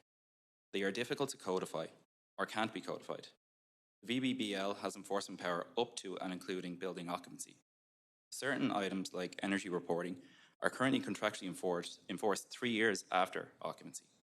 The enhanced commissioning process continues post-occupancy to verify system seasonal performance. Without this bridge of measurement and third-party verification, or by deferring these items to a later date, which we were promised will be introduced to the VBBL in the future, we are sending a message, and it's the wrong message. As a professional engineer, I'm obliged to disclose conflicts of interest. Our company offers services linked to the items in question. Therefore, omitting them will negatively impact our small business and other businesses that offer similar services. I have 3 questions for Council to please consider. Is omitting indoor air quality testing going to make occupancy health worse or better for our future rezoned building stock? Is omitting enhanced commissioning more likely to increase or decrease operational energy and carbon in our rezoned building stock? And will omitting building energy reporting help or hinder future climate change policy and accountability? We commend staff for their great and diligent work to date, but believe omitting these 3 items is an error. An error only becomes a mistake when you refuse to correct it. Constituents look to Council for leadership. Council should lead staff. We propose keeping the current rezoning language pertaining to indoor air quality testing, enhanced commissioning and energy reporting, while also implementing the magnificent work and progress made in the new proposed policy update. Without data, you're just another person with an opinion. We need the data. Thanks. Thank you. You do have questions. Councillor Hardwick first, up to 3 minutes, please. I certainly appreciate the remark about data. Thank you. Have you endeavored to work with city staff regarding your concerns? Yes, Councillor, we have. And what has been the response to the 3 areas that you have outlined for us today? So in priority, with regards to indoor air quality testing, MERV 13 filters were mentioned. And as Mr. Pander mentioned, indoor air quality testing is a one-off test, but it sets up the construction teams for awareness of that test so that ducting is clean, surfaces are clean, and that the building has been flushed of contaminants prior to occupancy. So, well, two more questions stemming from that is, one, ultimately, what are you suggesting that council do vote against, or do you have specific amendments that you're recommending that we consider? Yes, there's 3 amendments that we propose. The 3 amendments are to retain the current language around indoor air quality testing, energy metering, and enhanced commissioning as currently written in the current policy. I'd appreciate it as a council, on behalf of council, if that could be recirculated. And finally, why do you think staff have not responded? And again, I'll ask this of staff when the time comes at the end. But why do you think that this has been amended by staff? It seems or appears to me, I'm not a member of staff, so I can't speak on their behalf, but it seems that there's a push to streamline permitting, and that by omitting these items, permitting would be streamlined. But I would ask the question, is there any data to support that if these items are omitted, that streamlining process is, in a matter of fact, true, or is it just speculative? And what data do you think would be required in order to make an informed judgment on that? What is the core delays in the current permitting processes, and are these sustainability requirements part of those delays? Okay, I'm sure staff will be noting these questions for future discussion. Thank you very much. Thank you. Councillor Kirby-Young, up to 3 minutes. Hi, thanks for speaking to council. We do have some significant challenges with permitting and delays, and so arguably, wouldn't it make sense and be logical if we could expedite more people making these changes and renovations so that we're actually reducing emissions because we're getting more people to do it and to do it more quickly? I mean, would that arguably be a good thing? Yeah, like the previous policy was set up to support industry and infrastructure and create sustainable jobs as it relates to these testing requirements. And so has set up a team of professionals that have been developed over the years that take care of this testing and verification process to alleviate city staff and permitting. So, you know, it's down to the industry that have reacted and provided this support for industry to progress in this manner and to alleviate those permitting concerns. Okay. But it's still a step that has to happen, right? Where the permitting process sort of has to wait for that to be completed and sort of pause, if you will. Yeah, there's a delay. Like they have to say, okay, we need a bit of paper. Has that test been done? Yes, no, but it's a professional that takes charge of that test. So they're not going to sites themselves to verify. They're like, okay, we're industry professionals. We have 2 million in errors emissions insurance to, you know, substantiate our profession around that particular project. So the burden on the city, from my standpoint, this seems minimal. Okay, and is this sort of the sole focus of your practice? You mentioned that you're in energy modeling. Do you provide sort of diversified services within this realm, or is this the primary service you provide? Yeah, sustainability, energy modeling mainly for larger projects, so not single family homes, and then verification, measurement verification for very large projects like healthcare facilities. So we've seen firsthand the benefits of measurement and verification and helped hospital in the city of Vancouver hit its energy and carbon targets through that process. So that's why we feel so passionately about omitting them. Right, but and again, asking as a layperson, right, not being in it, presumably a lot of those large projects would still potentially have discretion and probably find it beneficial. Is that fair to say, to still engage firms like yours to conduct that work? Yeah, very much so. Yeah, there's a massive return on investment there, especially with larger projects, as you mentioned, where utility bills are very... As opposed to it being mandated, it kind of becomes a case that the individuals are seeing the benefit of that and they could choose to avail themselves of the service. Is that a fair? Yeah, but we also need to push, sustainability as it relates to disclosure of this energy information. So using City of Seattle, for example, you can log into their City of Seattle energy benchmarking website and I can see what the energy and carbon is for 3,400 buildings in downtown Seattle. So I think we need that data in order for us to progress as a city and to also focus on existing buildings in the future, because every rezoning project will become an existing building in the future. So having that data and infrastructure in place, I think will be crucial moving forward. Okay. Thank you. That's my time. Thanks so much. Thanks. Sorry about that, Owen. My wife's going to kill me. Oh, thank you. Cheers. I was from Belfast, so yep. Thanks so much. We have Dave Ramsley from Hope Technologies. Speaker number 2. Hi there. I'm on the line. Can you hear me? Sure can. Up to 5 minutes, please. Okay. Thanks very much. My name is Dave Ramsley. I'm a Vancouver resident. I'm also a co-founder and chief operating officer of Open Technologies, a Vancouver-based climate technology company. And I'm also a director of the Open Green Building Society, which is a Vancouver-based not-for-profit. I'm here to speak in support of all 4 reports and applaud the overall direction of streamlining regulation, improving consistency, and taking meaningful action on climate change. I wasn't going to mention this, but just in relation to the last speaker, I'm also the original author of the original rezoning policy for green buildings back in 2010. And just noting the context of that policy when it was developed, there was roughly 12 rezonings happening a year. I was personally involved in reviewing all of them, and now there's about 50 rezonings that happen a year, and the burden of reviewing these is not insubstantial. So I think that also the rezoning policy was meant to inform future evolution of the Vancouver Building Bylaw, when we didn't know where it was going to go.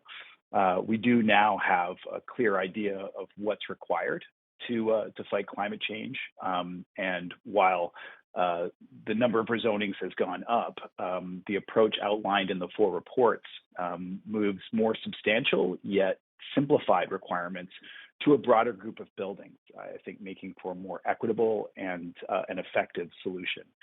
And I also would note that the requirements around reporting do actually have a meaningful impact on the rezoning process and the enactment of regulations. So there are some time delays there. I want to speak specifically to 2 reports, the first of which is Report 1A, the bylaw and policy updates applicable to new buildings, things that are to be applauded in this report. Recommendation A,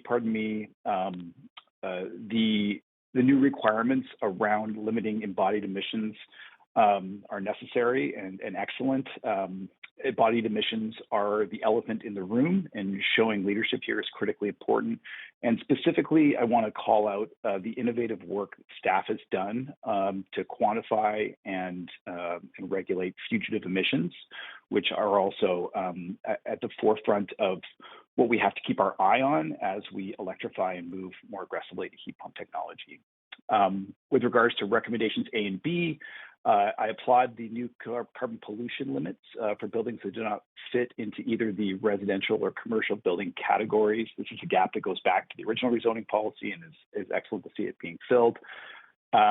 With also regards to recommendation A, the new proposed requirements for resilience and specifically air filtration and refuge areas are also necessary and well considered.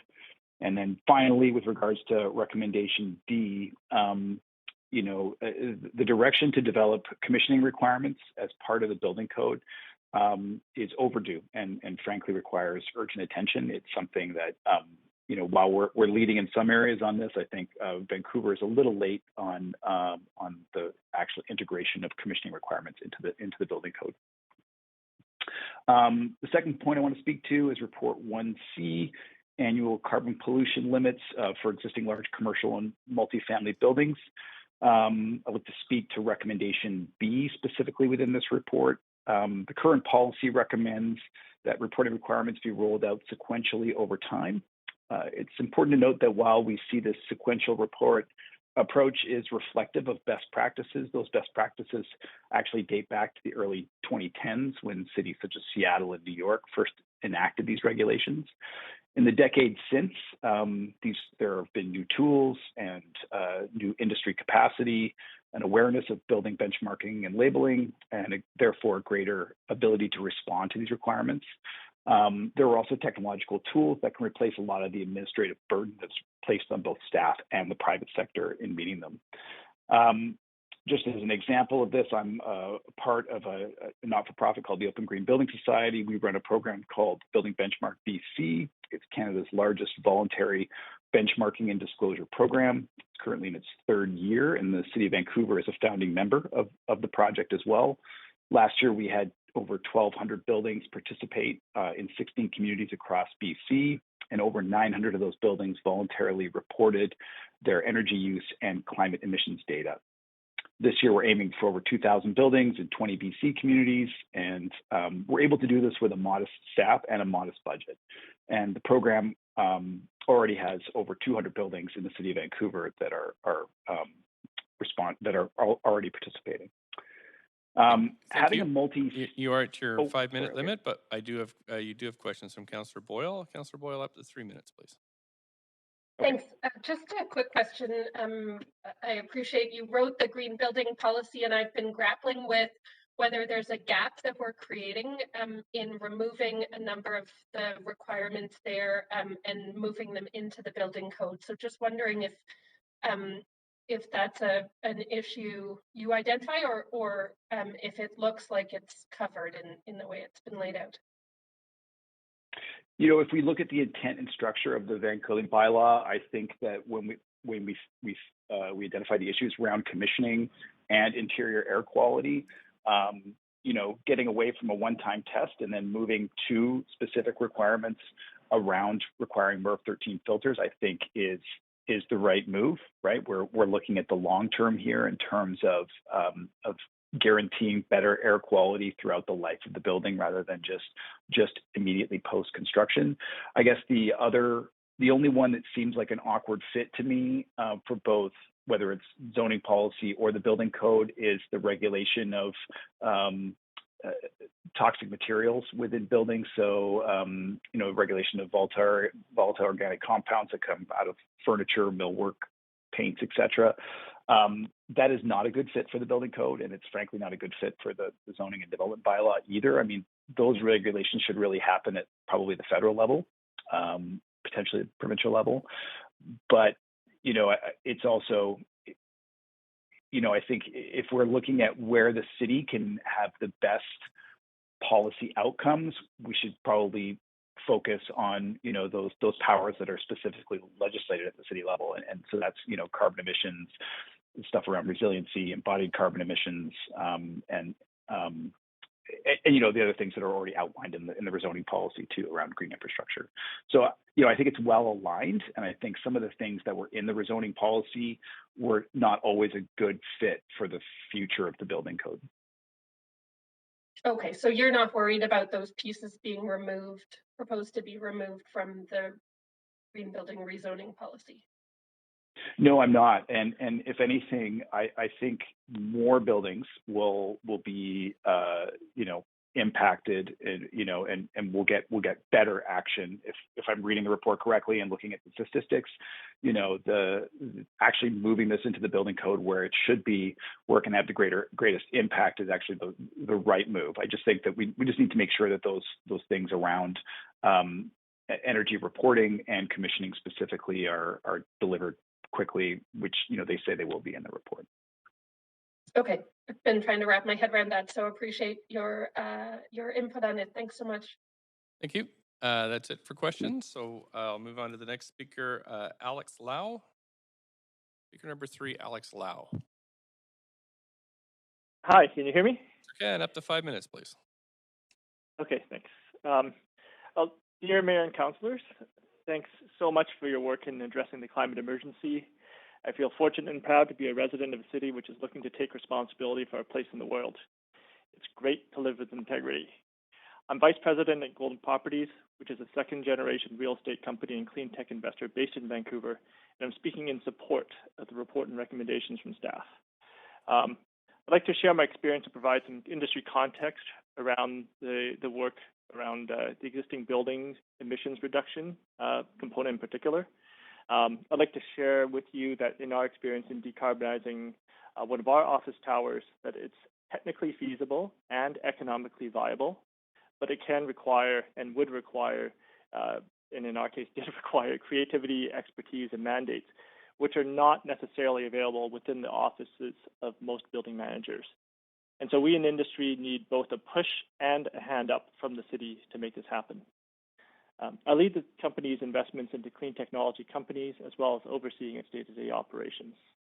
10 years ago, I got to understand through my work supporting the Green City Action Plan that given Vancouver's relatively green building code and the huge inefficiency of the existing building stock, retrofitting existing buildings was going to be critical if Vancouver was going to achieve its climate objectives.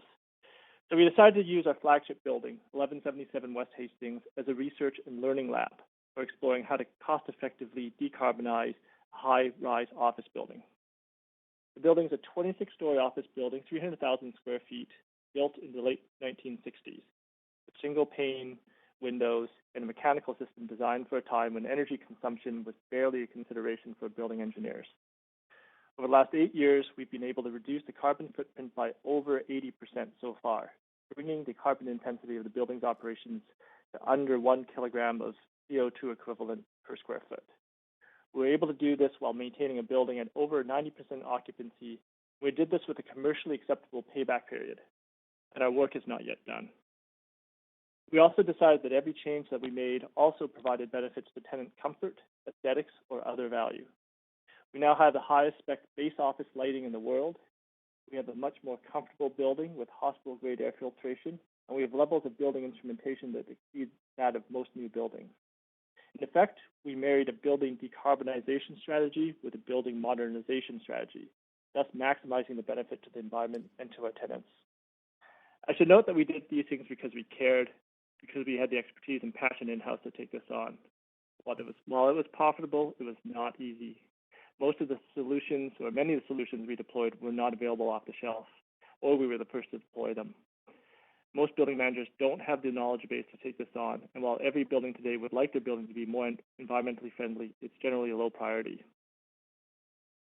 I think the building emissions reduction plan addresses a lot of these issues, but if it's to succeed, we do need to come up with mandates that solve the challenge in a way that's economically sensitive to building owners. And we need to make sure that the owners have the technical support and the industry has the capacity to get things done, potentially adding financing structures to help them with the transition, and to make sure that building owners are given clear mandates, because even things that make economic sense don't necessarily get done, especially if they require significant capital outlay. I believe that the building emissions reduction plan is a very sensible next step for dealing with the tremendously inefficient stock of old buildings. I'd like to commend the staff on a very well-researched and thought-through plan with extensive industry consultation, and hope that Council will move this forward. I'd also like to urge staff and Council to consider two areas that were not addressed in this report, which impact commercial buildings. One is the embodied carbon in tenant improvements and building upgrades, which in our building we estimate will be the largest source of carbon emissions in our building, now that we've driven down our gas consumption. The other is support for EV charging infrastructure, and this is particularly critical for multifamily residential to enable EV adoption.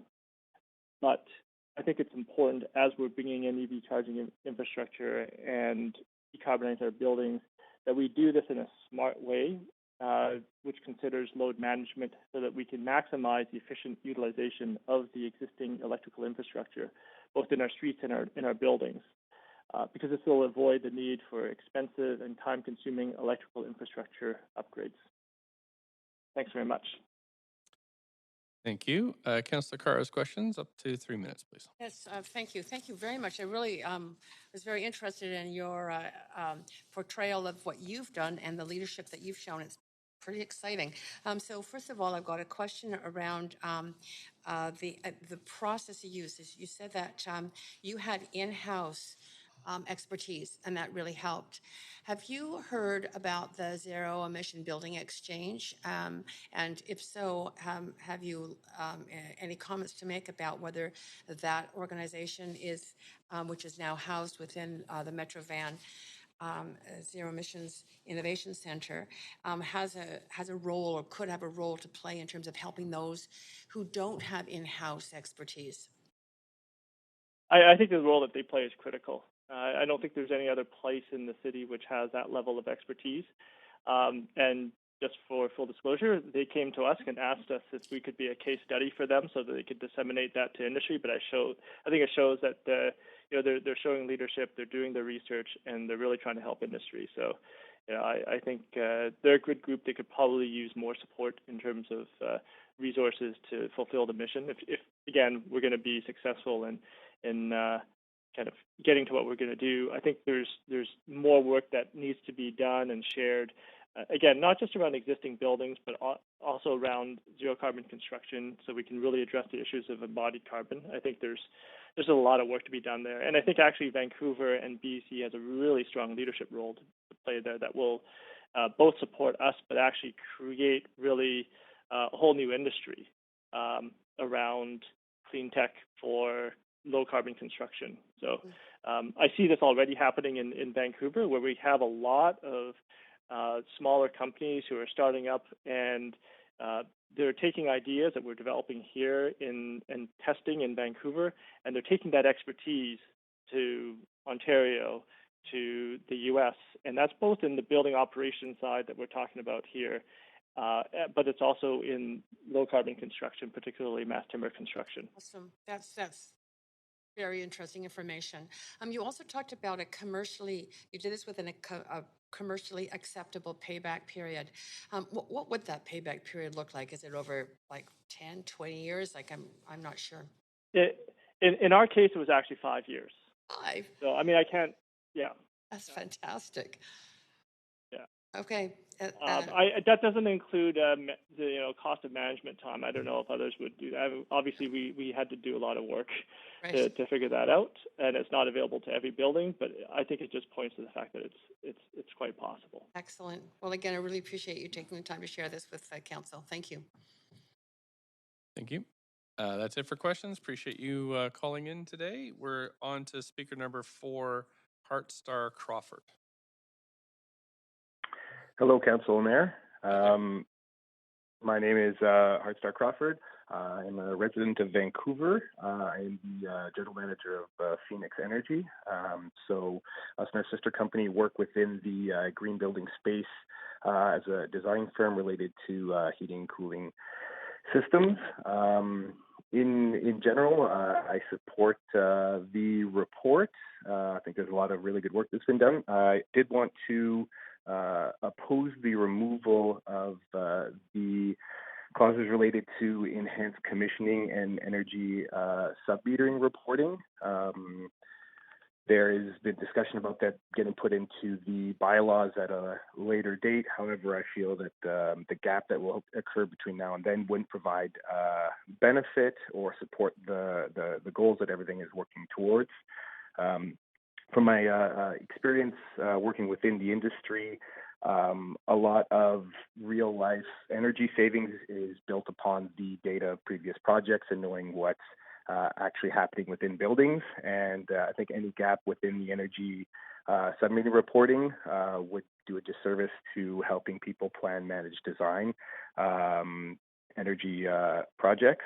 And then on the construction end, commissioning is absolutely essential to achieving real life savings. Low carbon and zero carbon systems tend to be more complex, and having commissioning on projects helps ensure that we achieve the carbon reductions. I've worked on numerous projects within Vancouver, and I've seen firsthand that this requirement and rezoning has had projects put commissioning in where they hadn't before. And then I've seen firsthand the results that commissioning process achieves at actually lowering the energy consumption and carbon emissions. From working on these development teams, it does not seem that this is a very costly or causes significant delays. Because it's implemented at the rezoning portion, it's basically all developers have to do is write a commitment letter to implement this. Now, there's a bunch of work that happens with the enhanced commissioning and reporting, but that's all work that happens during the construction of the actual project and not early on in the permitting process. So it's not like a zero thing item from what I've seen on projects, but it's not something that's exceedingly burdensome to implement early on in that.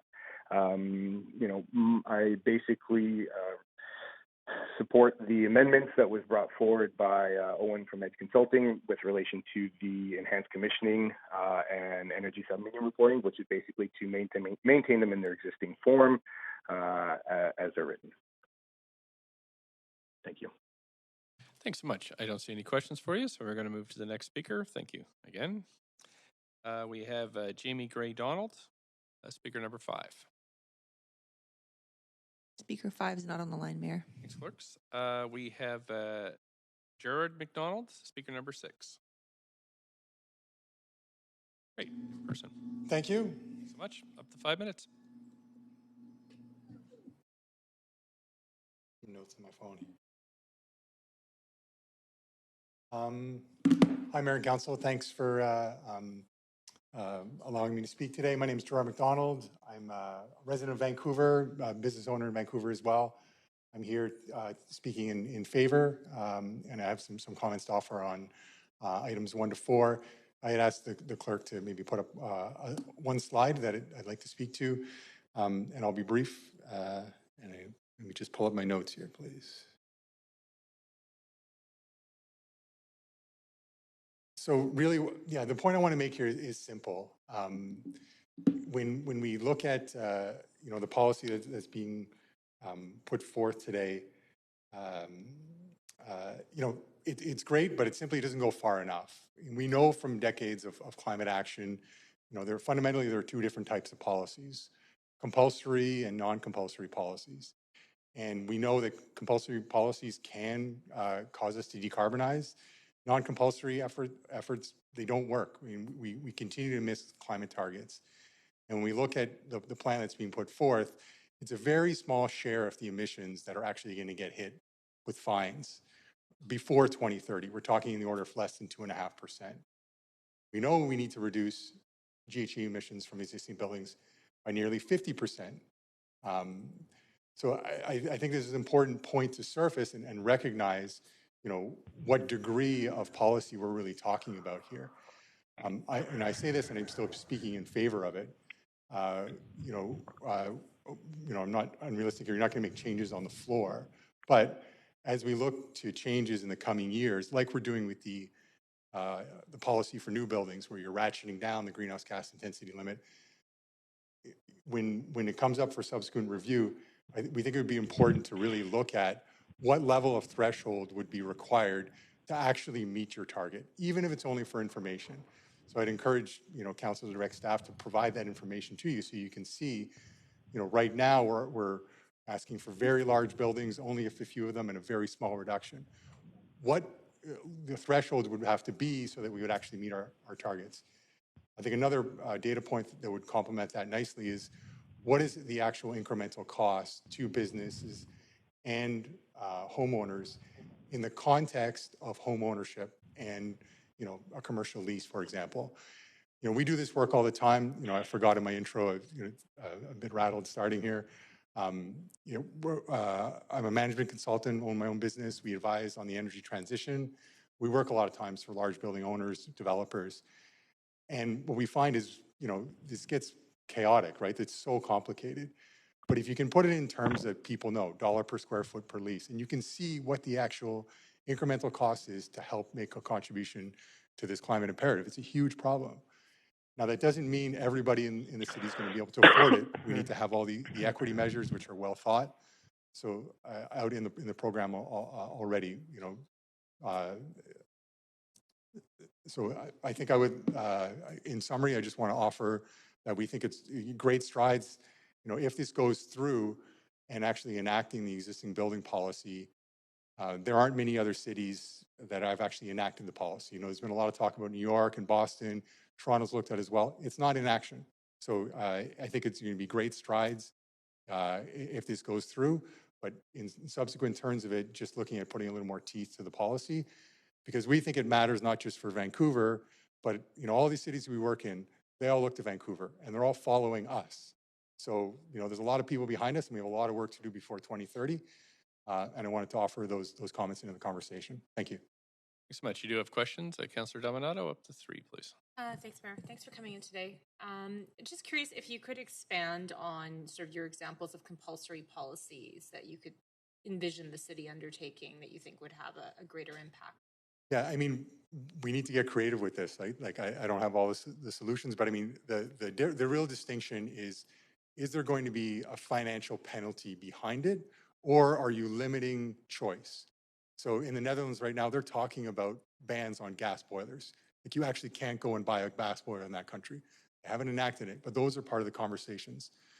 The fine above a certain threshold, so the structure that's in there now for new buildings and is being proposed for very small share of existing buildings, there's a GHG cap. If you're over the cap, you pay a fine. That's an example of a compulsory policy. Another one might be connection to the NEU, and you on your side of the fence, the city, are making sure that's clean energy. So really a financial penalty or a requirement of choice or a limit of choice. Thank you for elaborating. Appreciate it. Thank you. Councillor Weep. Yeah, you talked about working with your big landowners on kind of a cost per square foot. What amount do you normally tell them you're at? And are you seeing them starting to hear from their clients or from the open market that tenants are willing to pay a certain more per square foot if their building is meeting certain GHG criteria? So yeah, two parts to your question. I mean, I don't want to give you numbers shooting from the hip. Yep. I think this is information staff can provide to you within ranges. And I think, if you're starting to look at it again in the total cost, like if you pay between, I am going to throw out numbers, I guess, $25 and $50 a square foot per year for lease rent. Like, you're talking about, less than $1 premium on your cost for like a triple net lease. Yep. So, is that material? But we have a huge problem here, right? And I just think it's important to contextualize it in the total cost of either home ownership or a commercial lease. Yeah, no, I agree. And then can you remind me of your second question? The second was question, are you seeing that some of the landowners you're working with are hearing from the open market that tenants are wanting to have buildings that are meeting certain thresholds so they can put that as part of their kind of... Yeah, but it's very small. Sure, they're the progressive building owners who are doing it voluntarily, or even tenants in their buildings, like the Amazons and the Googles. They all have really bold targets to get them some social license. But, if we're going to rely on voluntary actions to meet our climate targets, we're just not going to meet them. Yeah, no, it's happening, but it's not happening nearly at the scale. Okay, appreciate it. Thank you. Thanks. That's it for questions. Appreciate it. Going to move to the next speaker at council. We have Liz McDowell, speaker number 7.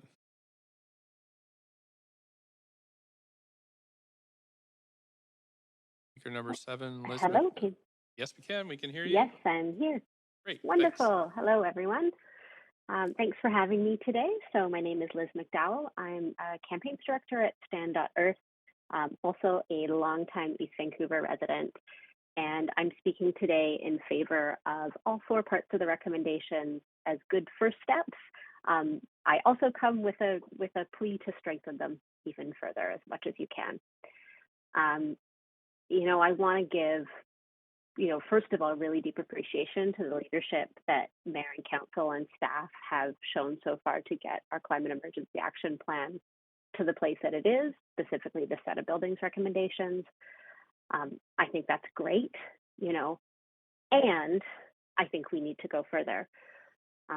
We are following the lead of neighbors to the south of ours. As the speaker before me mentioned, we have examples in places like Seattle, places like New York, places like Washington State, where there have been regulations passed to get climate pollution out of new and existing buildings. So we have really good examples to look to. And more than that, because we're going to be the first municipality in Canada to put forward regulations like this leadership is so important. Other places around Canada are looking to us. They're going to follow what we do. What we do is going to have a knock-on effect. And so it's really important that we get it right and make it strong. So specifically, I want to speak to recommendation 1C on existing large commercial and multifamily buildings. So as mentioned, I think that what's proposed represents a really good first step. I'm really grateful to see it brought forward. And I would love to see it get strengthened, both today and as far as the roadmap goes into the future. So a few specific things I want to speak to. I would really like to see more specificity around more types of commercial and multifamily buildings included, not just the very biggest commercial buildings. I would love us to follow the lead of other jurisdictions that have done this and gather baseline data and include some specific recommendations for buildings, say like 20,000 square feet and above, so of a smaller size. Secondly, I was really happy to see the heat energy limits included as part of this plan. I think those are going to be really great. It would be stronger to see additional interim targets so that we're not waiting all the way till 2040 to replace outdated polluting equipment. I know that we don't want to penalize first movers who've made recent investments into high efficiency gas systems, but I think we can do better. I think we can move faster so that we can be replacing some of these really polluting heating and hot water systems faster. Beyond recommendation 1C, more broadly, I would love to see more clear provisions to move to electrification and get gas out of buildings altogether. So I know that we're not talking about gas stoves right now. I know that's not part of this package of recommendations or in the roadmap. But for the record, I just want to say I am really in favor of getting all gas connections out of all homes for both climate and health reasons. As some of the earlier speakers sort of spoke to, gas is really dangerous for public health. And in fact, gas stoves in specific pose really big health risks. So there was a meta-analysis of more than 40 different studies that found that children who grow up in a home with a gas stove actually have a 42% higher risk of asthma symptoms than homes without gas stoves. A more recent study in Australia has found the same. Like there is a huge burden of childhood asthma that actually specifically comes from gas stoves. And beyond this, I know that there are conversations happening about renewable natural gas or RNG. And, the one thing I want to say about that is it is really not a climate solution. So truly green RNG. So first of all, it's still methane fuel, it's still gas, it still poses the same health risks, but also, truly green RNG is really scarce. And, from my opinion, we should be saving it to be using in really specific use cases where things are hard to electrify, like heavy industry, for example. I don't think we should be using it as a way to get gas hookups into more homes. So I am really in favor of whatever we can do to move to electrification as broadly as possible. And then finally, again, beyond, more broadly, I'm really happy to see all the provisions for heat pumps in non-market housing. Would love to see more of that and more cooling because, as we all know, having access to cooling inside homes saves lives during extreme heat events. And unfortunately, we're going to see more of these. We need to build a climate resilient city. We need more of this. When it comes to tackling the climate crisis, we are going to have some really hard choices in front of us. From my perspective, this is not one of them. This is, taking action on buildings is really easy. We have leadership in other jurisdictions to follow. At the same time, we have the opportunity to be a real leader while making our built environment healthier and more climate resilient. Thank you. I appreciate you calling in today. I don't see any questions for you, so I just want to thank you again for participating. Council, we maybe have time for one more speaker. We have David Horan, speaker number 8.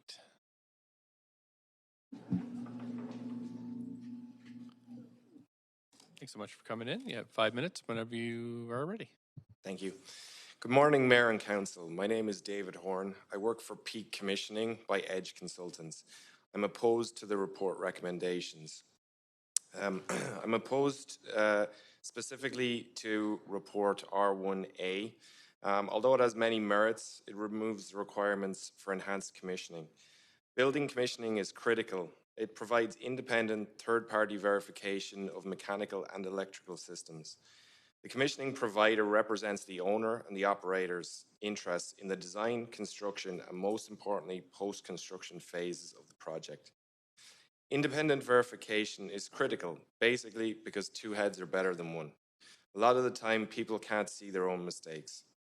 Commissioning ensures that systems not only work, but work efficiently.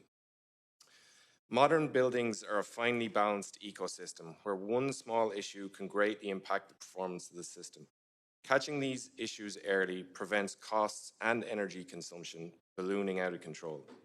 Commissioning also extends past occupancy and handover of the building. The commissioning provider ensures staff have received appropriate levels of training.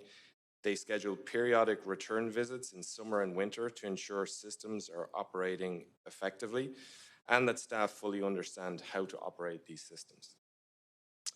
Lawrence Berkeley National Laboratory in California did a study in which they looked at 643 new buildings of varying size and budget that were commissioned over a 10-year period.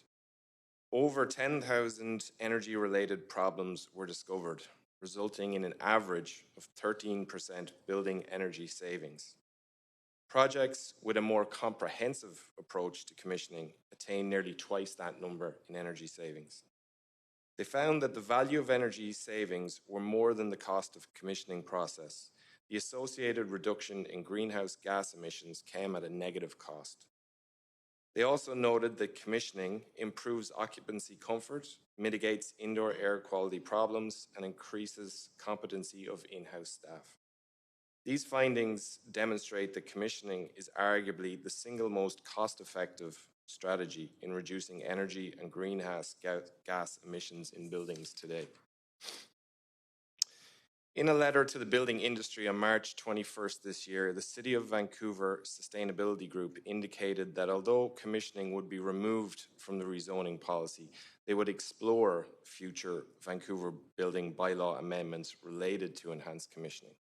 This stance leaves the whole industry holding its breath and a huge reduction in carbon emissions going unrealized. Increased filtration, upgrading to MERV 13 filters is great and proposed in the new policy. But equipment these days comes with construction filters as well as the operating filters, and construction filters are typically MERV 4. If they never get swapped out and there's no commissioning and no indoor air quality testing to identify this, then there's no improvement. In fact, it gets worse. When we try to improve any process, people always say, let's target the low-hanging fruit. The 2017 Green Building Rezoning Policy did that. The new proposed policy should build on this, not reverse it. Thank you very much. Thank you so much for your time. I don't see any questions for you, and appreciate you coming in. Thanks, Council. We are at 11:57, so I suggest we break for lunch. We'll come back with speaker number 9 at 2 p.m.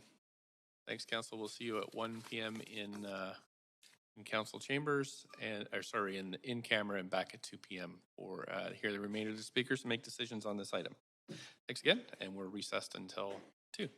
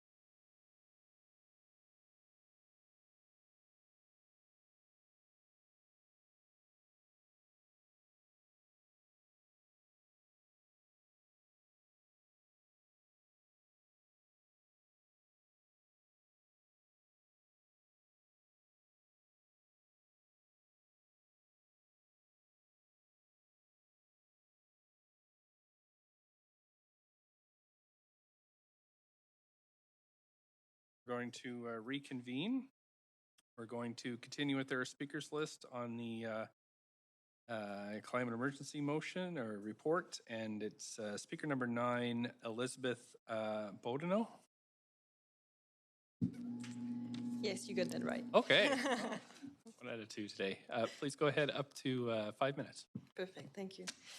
Good afternoon, City Councillors and Mayor Stewart. Thank you for the opportunity to speak here today.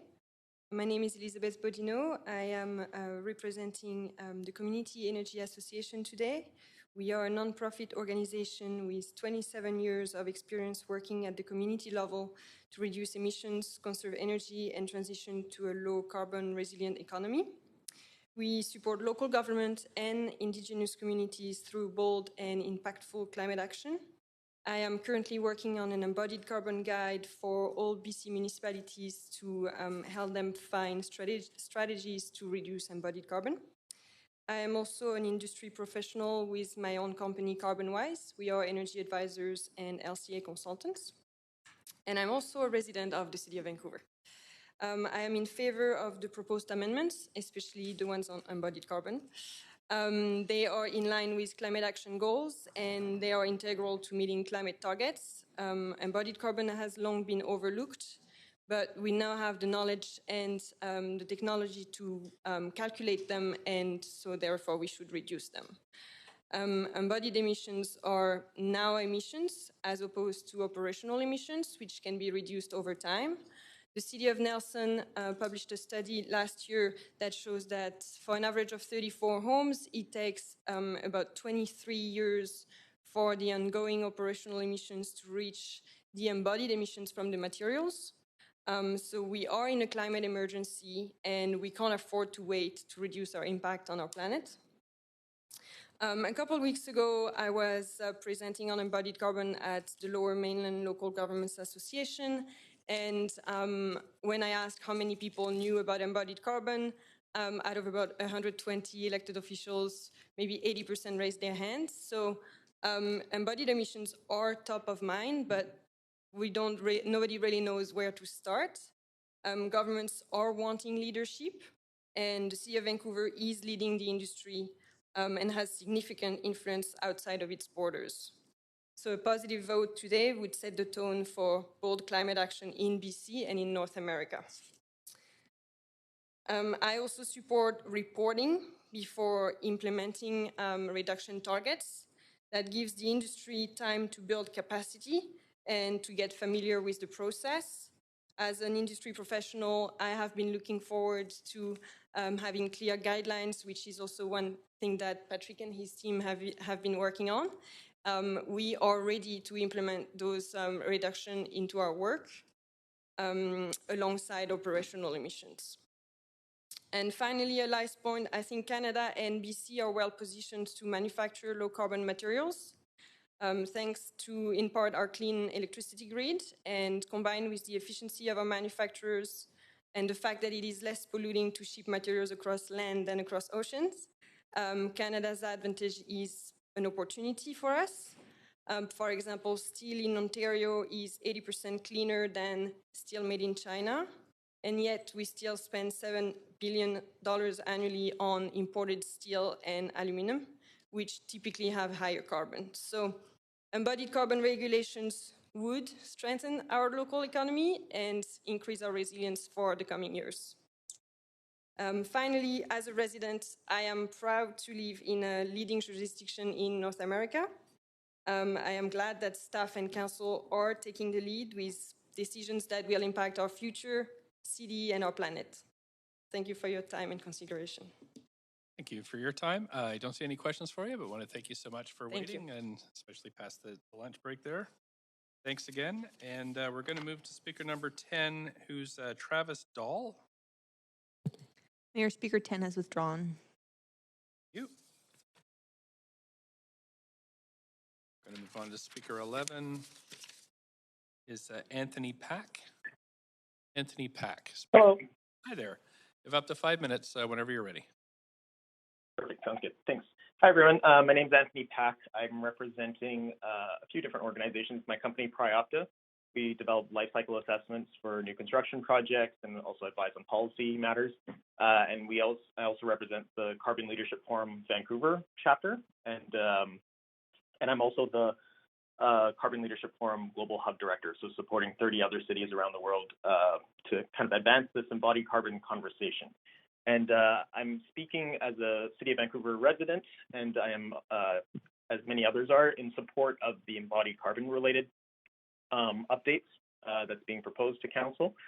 I really applaud the City of Vancouver staff and Council for working on this climate emergency action plan and focusing on this 40% reduction target on embodied carbon by 2030, and specifically with what's being brought forward to Council right now with the proposed requirements for between 10 and 20% reductions, depending on the building type. I think these are very achievable targets, and they are effective in moving us towards that 40% reduction requirement. And just to give you some perspective on the role that City of Vancouver's policy is really making globally, I just wanted to share some anecdotes on this. As has been mentioned, this is the first regulatory policy focusing on embodied carbon in North America, and it's really having a big impact globally. In the US, most of the embodied carbon related policy efforts have focused on so-called buy clean approaches, which really focus on individual select materials, so maybe like concrete or steel, but not necessarily encompassing all of the materials that go into a building. And I think this is one of the areas that the City of Vancouver is doing a particularly good job, is advancing what policy could look like at the whole building level. And I've had conversations with people or policymakers in Boston and New York, and in regions even outside of North America, like in New Zealand, Australia, and Hong Kong, who are all very engaged with how City of Vancouver, or very interested in how City of Vancouver is developing policy as a way of informing what they do locally as well. And just as an example, yesterday I was just in a municipal roundtable in California where they brought together policymakers from 9 different municipalities in California, including San Francisco, LA, and Malibu. And some of the comments that we're hearing back is that, they're finding it really inspiring to see what City of Vancouver is doing and to see actually how well thought through the policy is and how we're addressing some of the concerns that may be brought up. And it's really giving a lot of policymakers confidence in actually moving in developing more bold policies in their own regions as well. I've also recently been working with the BC provincial government on doing an initial assessment to quantify the amount of embodied carbon associated with the total new construction happening in BC in various time horizons. And some of the preliminary results that we're seeing is that embodied carbon, if you look at operational carbon emissions province-wide to operate all the buildings, that's about 8 megatons of CO2 province-wide. And embodied carbon is about 4 megatons, so about a third of the building-related emissions, if we're just looking at the structure and envelope-related materials. And if you then extend that scope to looking at mechanical, electrical, plumbing, refrigerants, and interiors, that number can grow to 7 megatons of CO2. So between a third to just under a half of building sector related emissions is associated with embodied carbon annually. And it's a major source of emissions. And I know the province is thinking about what to do policy-wise at the provincial level.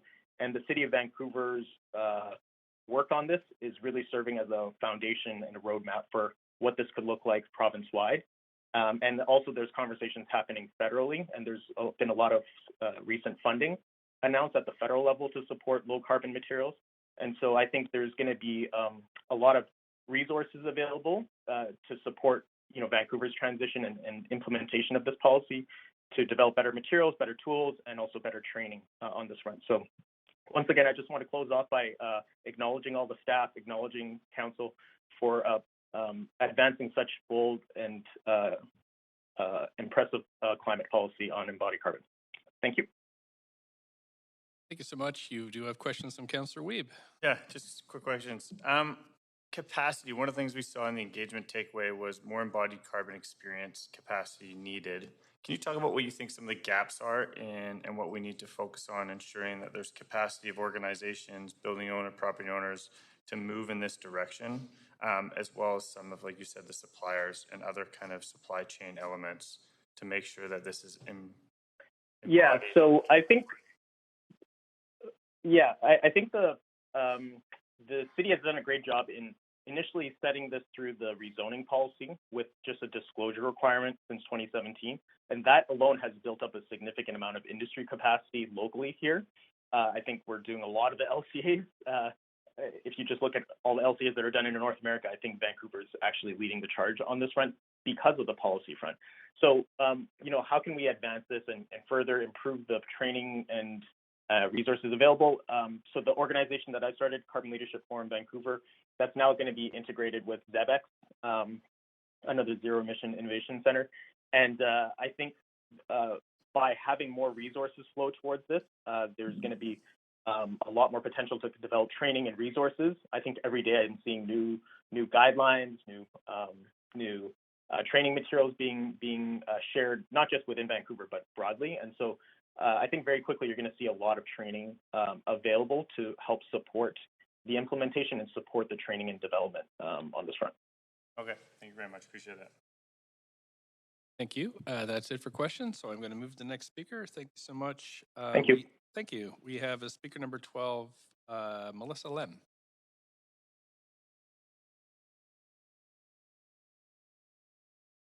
Speaker number 12, Melissa Lem. Hi, can you hear me? Sure can. Up to 5 minutes. Thanks for calling in. Great, thanks. I'm having a bit of trouble hearing what's going on there. But anyway, good afternoon, Mayor and Council. Thank you for the opportunity to speak with you today.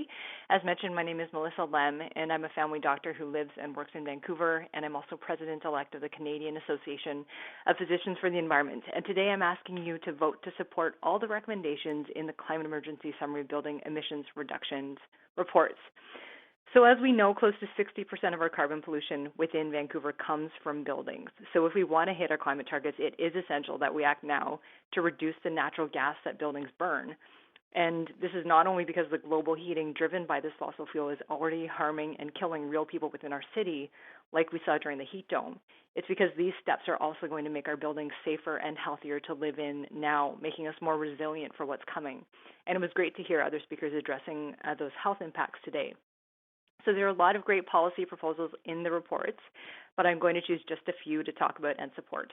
So the first one is in the new buildings update, which includes a requirement that outdoor air in new buildings be well filtered starting in 2023, and that multifamily homes have cooling systems starting in 2025. These are both excellent proposals that will save lives and improve health. So CAPE actually released a new traffic-related air pollution report just last month that described the incredibly wide-ranging negative health impacts of vehicle exhaust, from heart and lung disease to cancer, developmental issues, depression, and anxiety. So if we're going to be increasing residential density close to our major arterials, which for the record I think is a great idea, people need to be protected from air pollution and the wildfire smoke that we now see summer after summer because of the climate emergency. And there's actually lots of emerging evidence about how repeated smoke exposure harms our health too. And in the same way, these families also need to be protected from heat. Just last century, indoor plumbing and heat were considered luxuries, and now, obviously, they're considered standard. So we need to move towards considering cool and clean indoor air as a human right in our city, because we know people get sick when they don't have access to them. And then in terms of the new carbon pollution regulations for existing large commercial and multifamily buildings, this is an excellent step in the right direction, even though, as others have mentioned, they could go further. So this proposal for a hard and lowering cap on carbon pollution is exactly what we need, not only in our city, but across Canada, because so far incentives have not been effective to reach our goals. And this proposal is also equitable because the buildings that produce the most carbon pollution and have the greatest capacity to change will be leading the way. And then it's been mentioned by others that people across the country look to Vancouver as leaders on climate change, and this regulation, which is a first in Canada, has the potential to set off a wave of similar actions elsewhere, and then at the same time drive investments in renewable energy that will enable an effective transition in smaller homes and buildings to come. And then finally, the proposal in the existing detached homes update that requires electric heat pumps when plumbed or wired air conditioning is planned is also a no-brainer. So putting in place energy-effective heating systems that can also cool our homes and requiring large renovations by those who can most afford it to get gas out of their homes and electrify is also a great step. I will say that I'm looking forward to future buildings updates in 2023 that take broader action on transitioning our homes to clean energy, but these initial steps will pave the way for that to be done successfully. Every step we take right now matters. The hundreds of people who died across the Lower Mainland without access to heat pumps and cooler air during the heat dome last summer showed us so clearly that this is no time for delay. So on behalf of CAPE, I'm asking that you'll vote to move the recommendations in today's building emissions reductions reports forward. Thanks.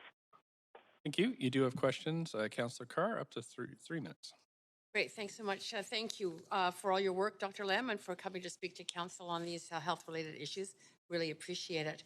I noticed that you talked about cool, clean air. Wondering if you have any comments to make about the fact that our regulations as proposed would not eliminate the use of gas for cooking, for example. Do you have any comments to make about I'm that? sorry, I'm actually having a lot of trouble hearing, like the audio is cutting in and out. Okay, I'll repeat that. Do you have any comments to make about the fact that our regulations right now do not call for the removal of gas used for stoves or for cooking, for example? They don't call for that now. There's an ability to install gas stoves. So regarding your comments about clean air, do you have any comments to make to council about your any studies around the use of gas in homes?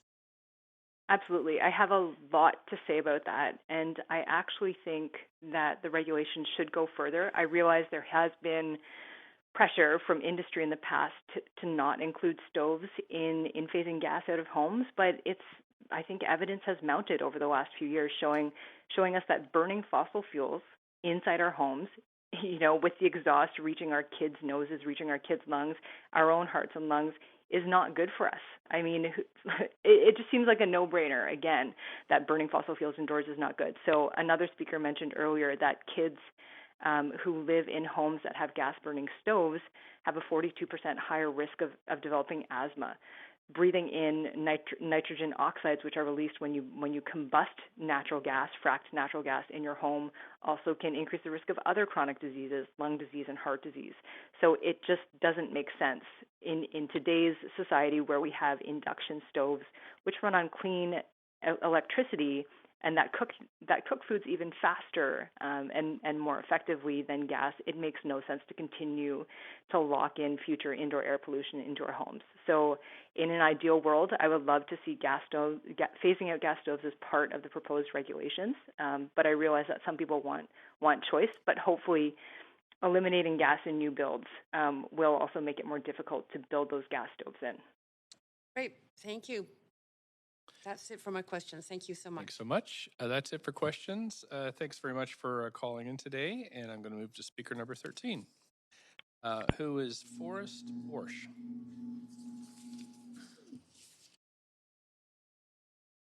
Hi, whenever you're ready, up to 5 minutes. Thank you. And good afternoon, everyone.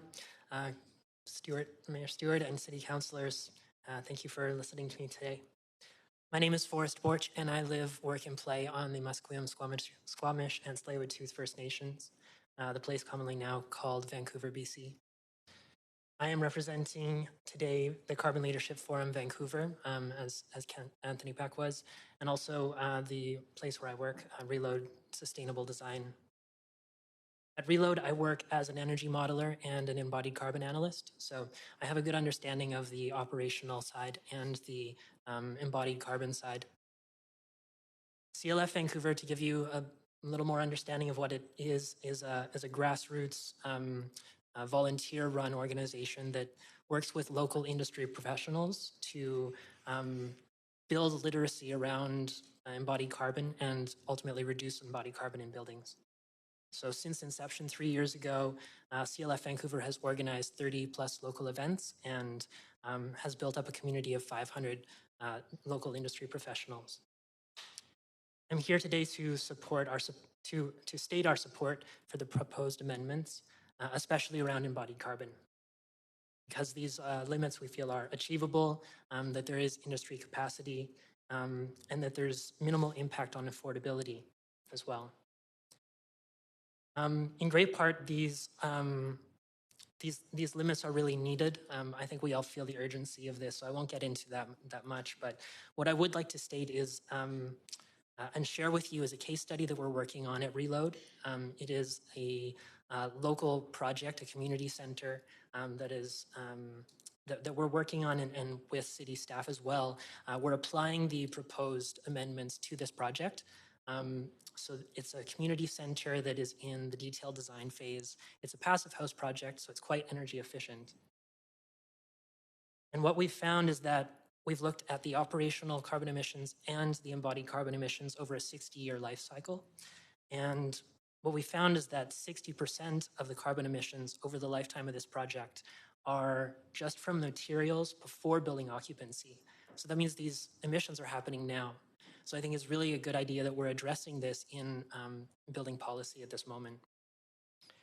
And it really shows the importance of embodied carbon. We understand as an industry right now how to deal with operational emissions and energy. There's some fine tuning that's required, but I think the biggest thing that this policy does is bring embodied carbon into regulation. So, you know, this enables industry to take embodied carbon out of only conversations in grassroots and for specific projects and into every project, which has a much larger impact. So a positive vote to adopt the proposed amendments would signal to the building material providers that they need to start decarbonizing. And that started already, like stated before, but and so there is some capacity there, but we need to fast track that because this is an emergency. As Anthony and also Elisa mentioned, we see the proposed amendments as achievable. So the 10 to 20% targets in 2025 are already achievable today. But because those conversations aren't really happening on every project, we need some buffer time for the community to step up and integrate embodied carbon discussions into their design process. And that's what this 2 times the baseline really helps the industry gain literacy there. There is capacity, I guess. I do need to state as a professional engineer that there is some conflict of interest there working in this field. But we've seen through discussions with other industry professionals that that there's an appetite for it. People want to work on something that's meaningful. And lastly, that there's going to be a minimal impact on affordability. And I can talk about this more, but when choosing lower embodied carbon products, that doesn't necessarily correlate to more expensive products, especially in this 10 to 20% range where we're working with material substitutions and choosing available low carbon products. So to close, I would like to thank you today and urge you to accept the or vote positively for the proposed amendments. Thank you. You do have questions, Councillor Wiebe. You've got 3 minutes. Yeah, first question, recognizing we're trying to be a circular city that lives within our planetary boundary, do you think that this will push more circularity of usage of materials, recognizing the embodied carbon of reused materials is less than new materials? Yeah, definitely. I will say that there's some advancement that's happening in the tools that we use to calculate that recircularity, but there's definitely advancement being made there, and we can calculate that and put a number to it. And with that, and with limits in place, which is what we're talking about today, that will stimulate movement in that area. Right now, there's no database of available building products right now that architects can go to, but that's something that we can look towards, and that this policy would help. Saying this policy will help drive that innovation, that we can start having that data. Yeah, that's right. Yeah. Thank you very much. Appreciate that. Thank you. Councillor Dominato. Thanks, Mayor. Thanks for coming in today. It sounds like you're largely talking about building materials. You talked about low carbon products, but I was curious if you have a perspective you can share around renewable gas as an alternative in terms of heating homes, because that's come up, and obviously we're striving towards electrification, but that is another alternative that's now available in some quantity. I'm just curious if you have thoughts on that. Yeah, I'm not an expert in that, so I don't know much about it. I do have opinions. I'm okay with opinions. You're okay with opinions? Okay. Um, well, and yeah, I mean, we've seen from Fortis BC that their year-to-year operational emissions haven't decreased.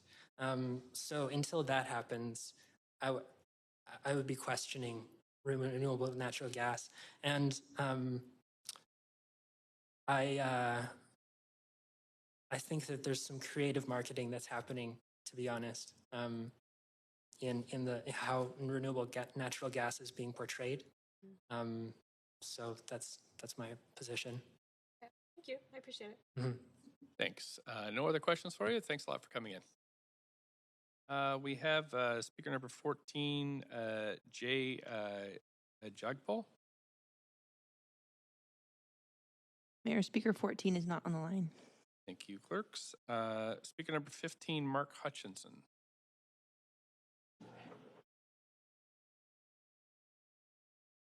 Speaker number 15, Mark. Hello. Hi there. You have up to 5 minutes whenever you're ready. Yes, I'm ready. Go ahead. Hi there. Name is Jay Jagpal. I'm one of the principals here at Olympic International, based out of North Vancouver. We're one of the leading HVAC equipment and system providers for both British Columbia and the Yukon. And we've been, just as a background, is we've been around for over 50 years, and both provide mechanical products, solutions, service them, parts, and have a location both on the island and also in Kelowna. So what we do, we don't just provide just simple products. We also look at the trends of the industry and pay attention to the direction of policy, direction of the building trends, energy costs, and source and bring products and mechanical systems to our market. Vancouver being a key market for us. So I'm here to speak in support of the recommendations of this report, and provide some background in the kind of technologies and that are available and products that are available to support this, the recommendations. One of the key products that we provide in BC is heat pump technology, both air source and water source, in which we've got in the last 10 years, over 400 sites operating, some of them actually being connected to the building you're in. So we actually provided the retrofit air source heat pump solution for the city of Vancouver, which was successful.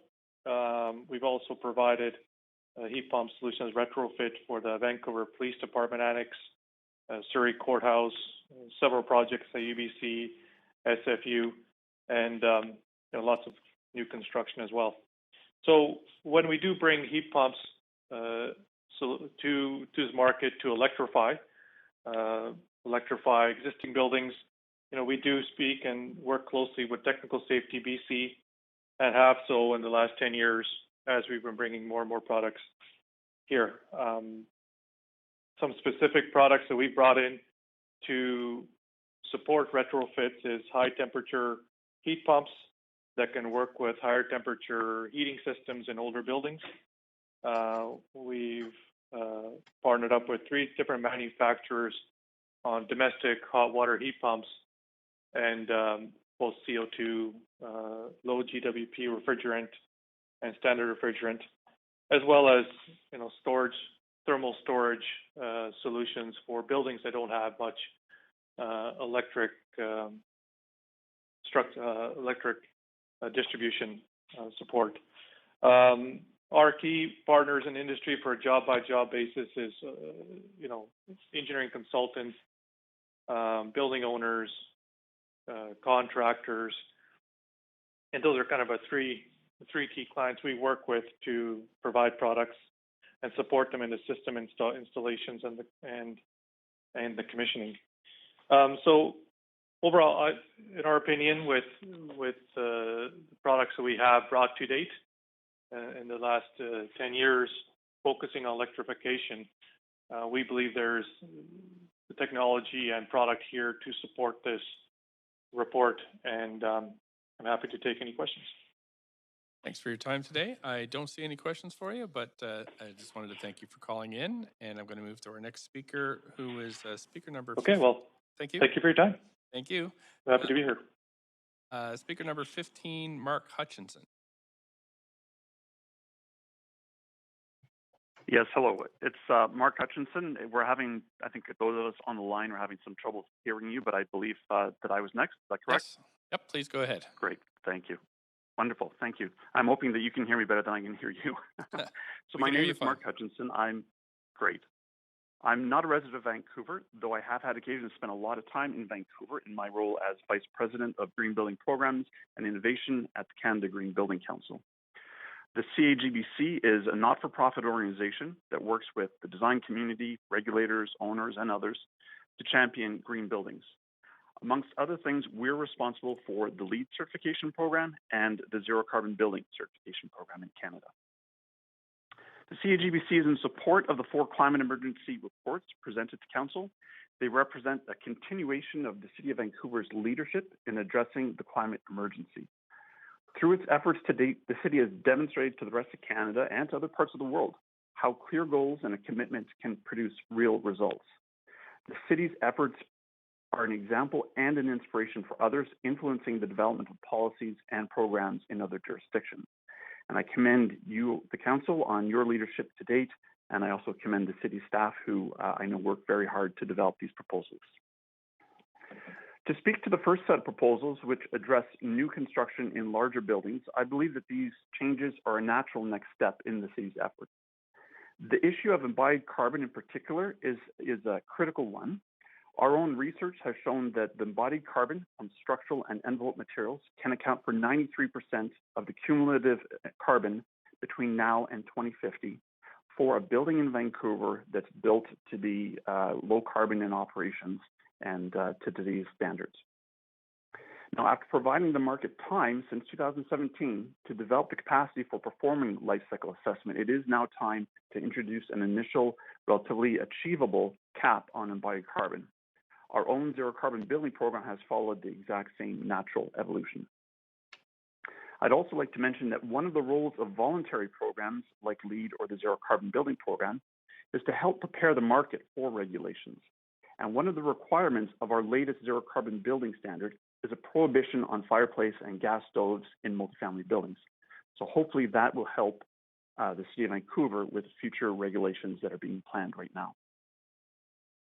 The second set of proposed changes addressed existing buildings from Part 3 construction.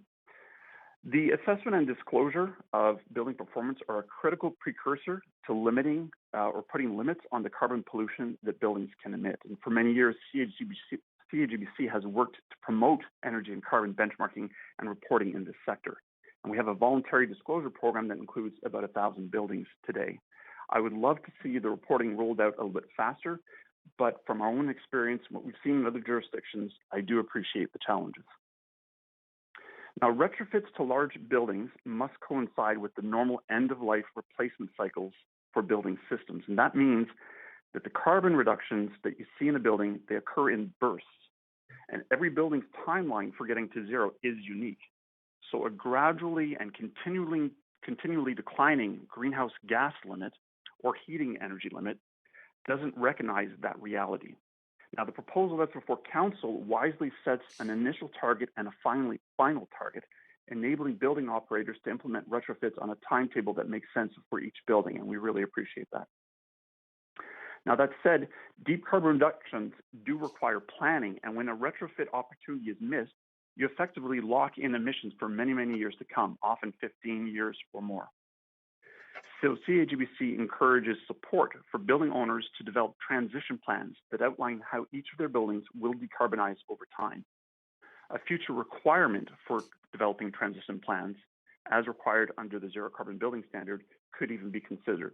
That would help operators ensure that the 2040 goal of zero emissions is met and would also provide visibility for staff to understand the trajectory the buildings are on. And the last set of proposed changes address existing detached homes, which represent a significant challenge in all jurisdictions. I support the initial regulatory changes made. It's a sector that is sensitive to costs, but time is of the essence, and so we would encourage the city to adhere to its 2023 commitment for bringing a proposal for time of replacement requirements to Council. Thank you very much for your time and your consideration. Thank you so much. I don't see any questions for you, so I'll just thank you for participating today, and we'll move on to the next speaker. We have speaker number 16, Anu John. Mayor 16 has withdrawn. Thank you. We have speaker number 17, Tom Green.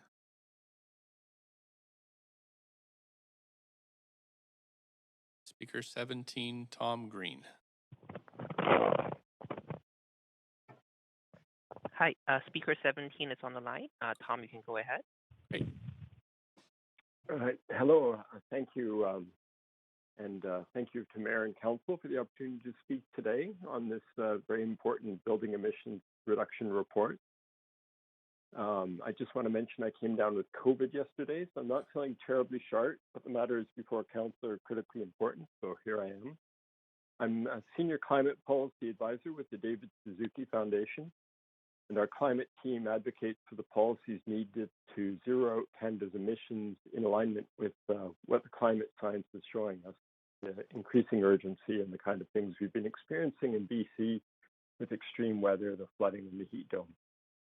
So a couple of years ago, we undertook a comprehensive reviews of studies that modeled the needed actions to bring down emissions across the economy, both in Canada and around the world. And the resulting report, zeroing in on emissions, identified key strategies that are common across all studies. And amongst them is swapping out fossil fuels for clean electricity as a fuel source, improving energy efficiency, and also looking at our larger material and energy requirements as a society through embodied energy. So I am speaking in favor of the recommendations before Council for the David Suzuki Foundation. Reading the building emissions reductions reports that are before Council today, I'm impressed and delighted how city staff under Council's leadership have built on best practices and followed some of the key principles. We also applaud the attention to human health regarding cooling to address future extreme heat events and air filtration to address exhaust and wildlife smoke. So we are delighted by this leadership from the City of Vancouver, and we believe this will have a spillover effects in other jurisdictions where we work and will accelerate innovation towards a building sector that is both in line with the climate imperatives and improves human well-being. The regulatory approach the city is taking is nation-leading and innovative, and we're definitely at a point where we need to get beyond talking about targets and the need to reduce emissions to doing things that actually work and bring them down, and these measures do just that. They will catalyze change in other jurisdictions, other municipalities, and hopefully with provinces and the federal government will take note and have the confidence to act similarly for the areas under their jurisdiction. And just really want to underline how regulating embodied carbon in building materials and practices, the city is very much helping to drive change and taking a major step in reducing emissions. And in regulating emissions from existing buildings by hard capping their greenhouse gas emissions over time, this city is trailblazing a sustainable path forward and ensuring all new buildings are net zero. You are investing in the future and showing the nation what is possible. So in order to face the climate emergency head on, we need to stop our fossil fuel use. And to do this, government needs to use their regulatory powers to create a sustainable future. And we need to do this now. So we encourage you to move forward with these recommendations. And thank you very much for your time. Thank you so much. I don't see any questions for you. So thank you for your calling in today. I hope you feel better soon. We have speaker number 18, Neville Harsha.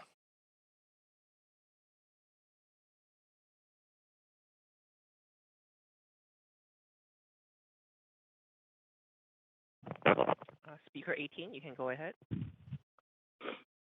Oh, hi. Can you hear me? Oh. Yes, we can. Please go ahead, up to 5 minutes. Okay, thank you so much. My name is Neville Harsha. I am the account manager for Daikin North America. Daikin is a manufacturer of air conditioning. We are one of the largest manufacturers of air conditioning in North America. Daikin, as a part of our strategy, has been very focused from the beginning, focusing on heat pump technology, be it our inverter compressors, on our residential products to our large commercial equipment. We have been focusing on heat pump technology from the very beginning. In fact, when we introduced our high technology products like the VRV, which is the variable refrigeration volume technology, we introduced single multi-zones before that, and so on and so forth. So as we move forward with all our channel partners, be it our engineering community, architects, our contractors, our distributors, our dealers, we have been an active participant in the industry. So I take great pride in the fact that we as a community are moving in the right direction of heat pump technology, taking advantage of the high efficiencies, both in terms of the cooling performance as well as the heating performance, and going forward. And I also want to bring to the council's attention that we're also focused on the future. Refrigerant, for example, has been a big factor. We are one of the first manufacturers who come up with a new refrigerant called the R32, which you must have heard about. Very in Japan and all the other places, and also in Europe, it has been a widely accepted refrigerant. So we have taken the initiative of moving away from all the HSE the refrigerants like the R410A, especially when it comes to focusing on low GWP and ODP. And this is our foray into the market with latest technology in terms of all the new refrigerants that we need to be eco-friendly. So with all the technologies, we also have to keep in mind that with energy costs soaring, going high, we've got all these units that are able to talk to each other, communicate with each other, and enable the end user the best experience. So I fully support the council's movement in this regard, and if there's any questions regarding to Daikin, please feel free to send me a text or email, and we'd be more than happy to help you out. With this, I thank you for the opportunity to speak on behalf of Daikin Technologies and Daikin Systems. Thank you so much. Thank you so much. I don't see any questions for you, so I'll just thank you for calling in today. Appreciate it. Thank you so much. Thank you. We have speaker number 19, Kate Hammer.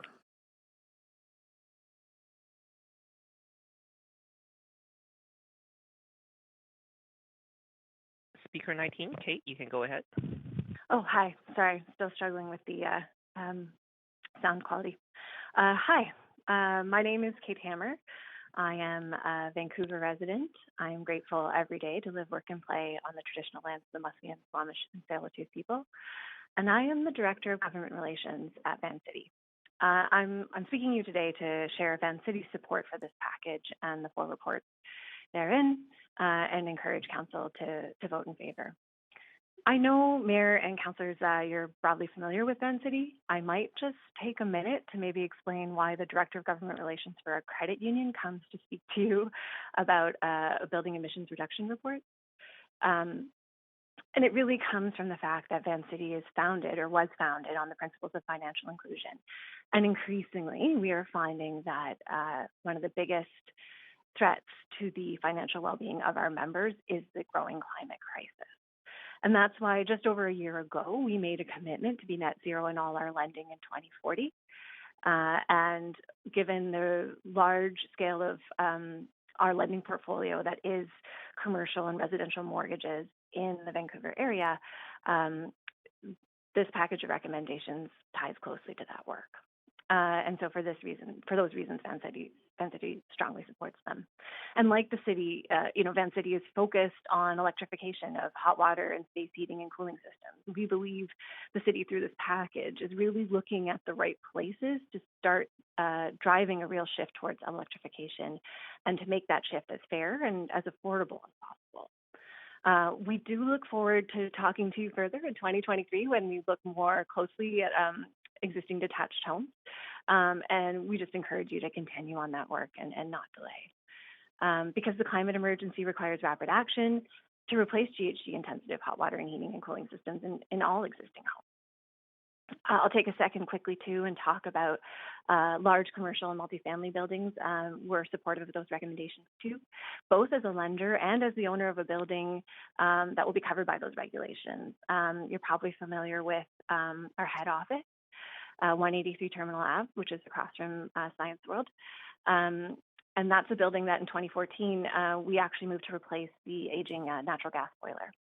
And the building also hosts a large data center. With new equipment, we were able to capture the waste heat from that data center to heat the entire building, really almost eliminating the building's natural gas consumption and greatly reducing the GHG emissions. And though that did require a large capital investment up front, we were able to recover those costs in under 6 years.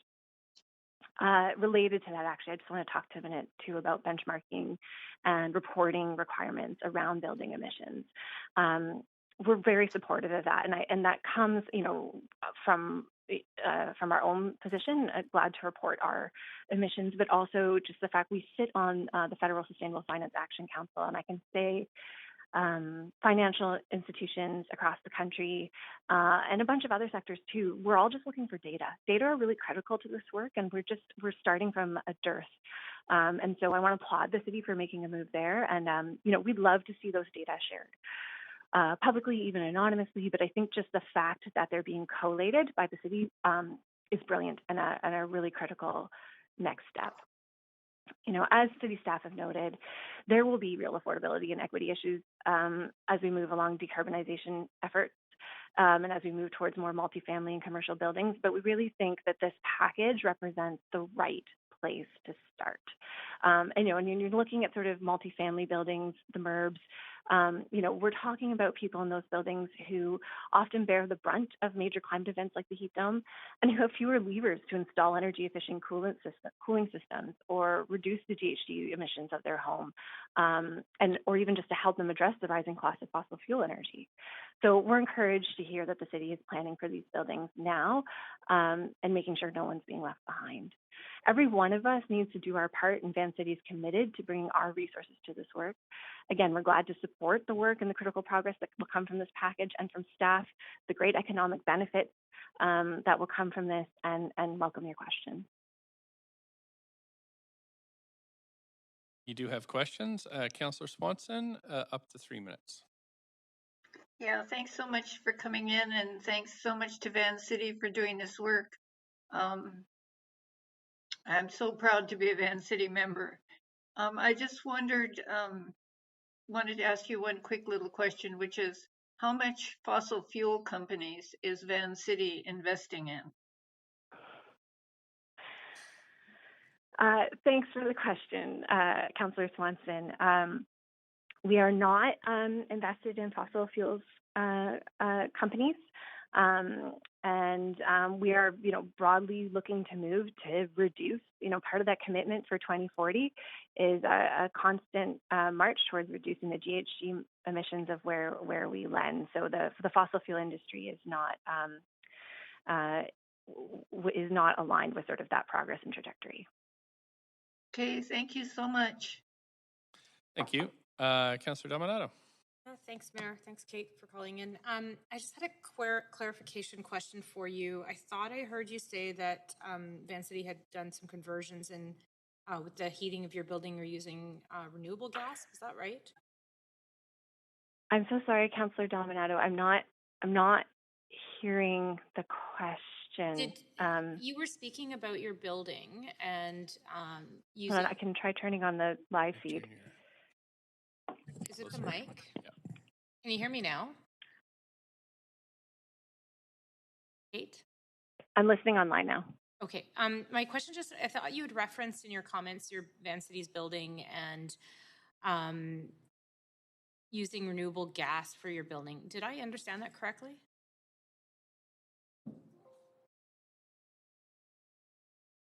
Thanks for the question, Councillor Dominato. So no, we're not using renewable natural gas. And broadly, I could talk more to renewable natural gas. I think it's a really interesting topic. But I think it's good to know that there is a role for renewable natural gas, I think, going forward as we transition to a more climate-friendly economy. There are going to be places where that limited resource is desperately needed, and that's not in commercial or residential buildings. I point more to sort of heavy industry and transport in that regard. So for Vancity, I think maybe what you're thinking in terms of that building, our main building at 183, what we did to heat the building when we pulled out the fossil fuel boiler, we actually put in new technology that traps the heat from our data center. And actually that is able to heat our building. Okay, thanks for that clarification. That's super helpful. Thank you. Thanks so much. That is it for questions for you. Appreciate you calling in. Thanks. Thank you. Thanks, Council. That's the end of our speakers list. However, I am going to go back and call one speaker who was not here when their name was called. Other speakers withdrew. So speaker number 5, Jamie Gray-Donald. Speaker number 5, Jamie Gray-Donald. Speaker 5 is not on the line, Mayor. Okay, great. Thank you. So that's it, Council. We've gone through our speakers list. Okay. So, Mayor, I'd be happy to move I assume we're moving one report at a time? Yeah, I'll just check with clerks on that. One at a time? Yeah, one at a time. Okay, great. So you wanted to move report 1A then? Second. Sure. Okay, so I'll move us on the main queue, seconded by Councillor Kirby-Yung. Put us on the main queue. It's open for debate now if folks want to talk about this one. Please put yourself on the list. Councillor Carr, you're up for 5 minutes. Thanks, Mayor. I've submitted an amendment. Second.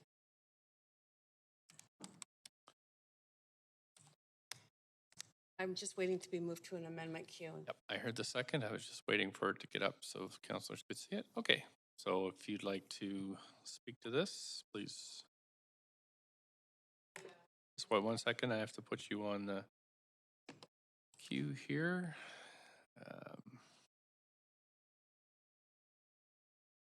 Okay, go ahead. Yeah, it's an amendment that some of the speakers certainly have raised and asked questions around, which is around the continued use of gas for cooking or fireplaces or any other purposes in new residential buildings and the impact that that would have on children's health and people's health in general. So my recommendation as circulated is that that council directs staff to explore options for the removal of the use of gas for cooking, fireplaces, or any other purpose in all new residential buildings, multifamily and detached, and bring recommendations back to council as soon as possible in 2023. Thank you. Councillor Deschanel, up to 5 minutes. Thanks. I just have a point of information for staff through you. Chair, I'm wondering, my understanding was staff were already undertaking this work, because there was consideration for this, and they did explore this for cooking. It's one of the reasons we didn't see it necessarily in some of the different reports, but I just want to make sure, is staff already doing this work or not? Staff? To date, no, we haven't looked at cooking in new residential construction, the gas use. What we have done is the work we have done so far is to focus on the biggest sources of emissions, which is heating and hot water. So this would be new work looking at, as I take it, the health impacts of continuing to use gas in residential construction for cooking and other uses. Okay, and can I just also ask another follow-up to that is, do we know how this would affect the gas rates in the city of Vancouver? We can't speak to the gas rates. I don't think it would have measurable impact on the gas rates in Vancouver, but this would be part of the research we would have to do is talk to Fortis and understand that potential implication. Okay, and also, sorry, another follow-up question is this can you tell me when it comes to the recent upgrades that were done where East First was closed down for an entire summer, what was the cost of what the city invested in upgrading, making the upgrades in partnership with Fortis for that? I do not have that information. This would be engineering. I guess if the city was making that investment, we'd have to go back and get that information. So you're talking about the new gas line that came down. Exactly. Yeah. We'd have to. I understand new buildings. Yeah, we'd have to ask engineering. I don't have that information. Any idea if you could get that to us? Yeah. I have a few more minutes, but I could put myself back on the queue afterwards, perhaps. Oh, I don't think we'll be able to get that for you today. I'm sorry. Oh, not today. Okay. At this point, what I'll say is I appreciate where Councillor Carr is coming from, and I'm not also sure if this it includes renewable natural gas in here as well. But for those reasons, and for the reasons that we just saw some unintended consequences, we change our policies. 12 projects we saw that were caught in limbo, couldn't make it quite through that DCL waiver process. I'm just concerned about some of the unintended consequences and the fact that 2023 is less than a year away. So at this point, I won't be able to support this, but I do appreciate what I understand is the sentiment and the intention. It's just not clear enough to me to be able to support this in its entirety, this amendment at the time. Thank you. Thank you. Councillor Kirby-Young? I'm going to let Councillor Dominato go, and then I'll go after. Councillor Dominato? Thanks, Mayor. I just have a small amendment to Councillor Carr's amendment. Hopefully it'll be taken as friendly. Simply to add that as part of this work that it include undertaking public consultation. I would assume that would be so, but I didn't see it referenced. Okay, do I have a seconder for that? Okay. Councillor Bly, I heard, and so we're on to a queue for this amendment to undertake public consultation to this Councillor Carr's suggested amendment. Anybody want to speak to this one? Please put yourself on the list. Councillor Boyle? Thanks. Just interested as a point of information through you to staff to understand the timing implication of being able to still bring something back in 2023. Yeah. Yeah, we can look at this and bring recommendations forward in 2023. Again, part of the consideration would be when they might take effect. Obviously, some of the things we need to look into is when it would be effective. So I believe we can go away and do this work in the consultation, bring recommendations forward in 2023. And part of that would be when it would make sense to have that effective by. Great. Thank you. Okay. Anything else, Councillor? Great. I appreciate that answer, and I'm happy to support it then. Great. Thank you. Councillor Dejanova? Thanks. I just had a point of information for staff as to how they would see this public consultation working and how robust this would be. How would you engage residents and industry in this? And sorry to put you on the spot, but I didn't have this in my report. So. We haven't given it a lot of consideration. What we'd probably do is look at, with the current regulations, which have very little gas being used in homes, to understand and present some information to the public around the current gas use and what electrification might entail for them in terms of what equipment they would need to use and what that would cost to incorporate, and then seek their feedback. Okay, and then I just have a question, one more question, apologies, but with this, if this amends the current amendment, you would still, even if you conducted public consultation and public consultation wasn't in favor of what's in the amendment, you would still have to bring recommendations. as Yeah. a direction. Well, we can bring recommendations if we don't think, we can recommend that this isn't possible. We can recommend that we think it's possible, but segments of the public are concerned because of X. So we can bring recommendations forward. Those recommendations don't necessarily mean we will recommend that we do this. But recommendations are different than a report back Well, recommendations would be in a report back. sometimes.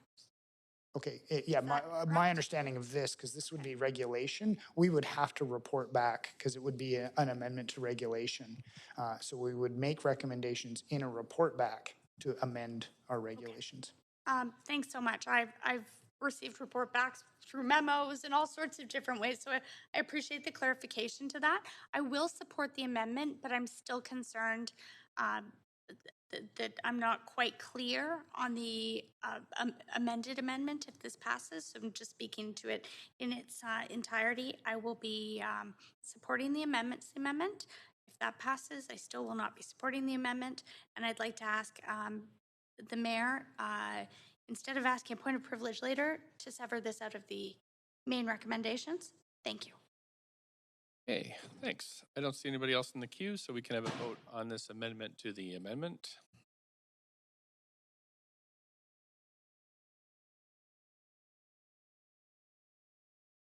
Councilors Hardwick and Kirby-Yung. There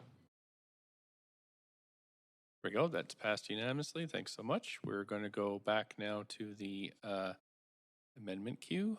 And Councilor Dominato, you've got the floor. That was all for me. Thank you. Okay, Councilor Kirby-Yung. Yeah, I just want to thank Councillor Carr for bringing the amendment and speak in support. I think it's really important when you sort of just look at it just purely numerically that the largest source of our emissions are buildings. About half of that is residential. Prevailing wisdom says that it's easier to decarbonize with alternate forms relative to renewable in residential versus the commercial and industrial sectors. And I think that getting information is always powerful and positive. And the council of the day may be slightly different folks around the table. But at that point, we'll have, I think, a good conversation around what information comes back. And I trust that staff will point out both the sort of the positives of it as well as any potential challenges that will come through that work. So I look forward to getting the information and having a good discussion about it. Thanks. Thank you. I don't see anybody else in the queue, so we can call a vote on this one.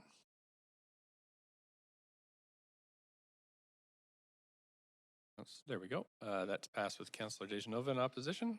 Go back to the main queue. On this report number 1, I have Councillor Carr on the queue. Do you have anything else, Councillor Carr? Yes, I have a second amendment. Okay.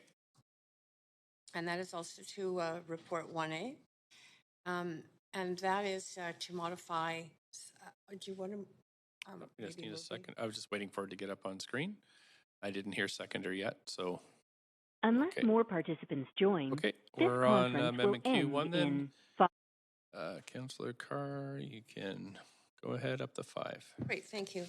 Yeah, there were some concerns raised by speakers about the gap in timing around around the inspections that take place and the kind of format we have had, and it was extremely innovative at the time in our rezoning policy to include requirements and inspections around around measures that can now be put into and are intended to be put into our zoning bylaw or other bylaws and policies. But until those are in place, if we delete them immediately from our green buildings policy for rezonings, it does leave a bit of a gap, a time gap. And so I'm just concerned that that time gap not exist and that we're covering it off by just delaying, and I'm hoping it won't be long, the ability to get those measures put into our bylaws and our building bylaw and other policies. Great, thanks. Councillor Hardwick. Yes, I just wanted to speak in favor of this amendment. I was heading down the same road, but happy that Councillor Carr has put it forward. I think it's responsive to the folks in the industry and just wanted to express my support. Thanks. Thank you, Councillor Wiebe. Yeah, question through you to staff. Sure. Recognizing that the comparable policies might be a bit different than what we currently have, do you read this that when a new policy is in place, we will move on even though it won't be comparable? It won't be exactly the same, but it will achieve the same outcome or better. Yes. So what I read this as, leave it in the rezoning policy until we have something equivalent or better in place, and then it would come out of the rezoning policy to simplify that. But some of the stuff in section 4, we're not looking at those consultants anymore. We're changing to kind of outcome based instead of doing checks at the start. So some I don't think are comparable. So am I reading this wrong, or? I don't think I quite understand your question, Councillor. Okay. For me, I just felt like there's a few things that won't be similar because we are changing pretty significantly the policies. So I'm just hoping that this will allow that flexibility for staff to eliminate ones that we don't think are necessary anymore. Yeah, what I read on this one is some of the key measures, not all the measures. And so looking at these measures, we would retain only these ones. So it would be continue to streamline that rezoning policy for some of the other requirements. Okay. But just focus on these ones, which I think are, important transitory measures until they can be replaced. Okay, because it's just section 4 and 5. Okay, thank you very much.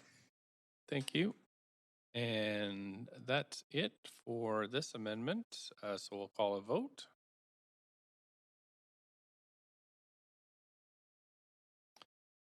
Councillor Bly, yep, that has passed. Thank you unanimously. Thanks so much. And back onto the queue, Councillor Carr, Report 1A, anything else? Just to congratulate staff on all the work on this. We are a leader. I mean, I just got back from Europe where I was at a conference of cities from all around the world working on climate action, talked about the kind of work that we are doing. Vancouver has got a really good reputation, and it's because of the work of the staff that we're looking at in the council chambers right now. And I really appreciate it, and appreciate council for supporting the amendments that I put forward. Thank all the speakers who came, eloquent speakers, people involved in this industry, part of the change that we know we all need to see on a robust level worldwide. So, yeah, good day. Okay, good. Councillor Dejanova? I just wanted to request severing. Yep. How would you like it severed? Just the first amendment. I'm not sure what letter it is currently. That's the only vote I'd need separate. Thank you. Okay, we'll just. So it would be F, I believe. So letter F you'd like severed? Just that separately for myself. Thank you. Yep. Okay, so then staff, we could start with letter F then and do the remainder. But you have to be specific, Councillor Dejanova, about so it's F that you want severed. Yes, thank you. It wasn't lettered before, so yeah, appreciate that. Yeah, I just didn't want to get it wrong. Okay, so we're going to have a first vote on letter F.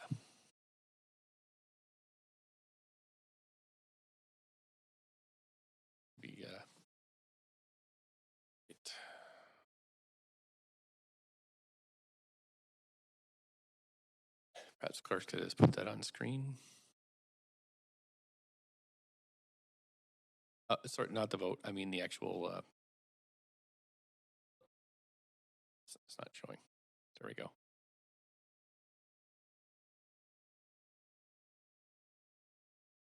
Right.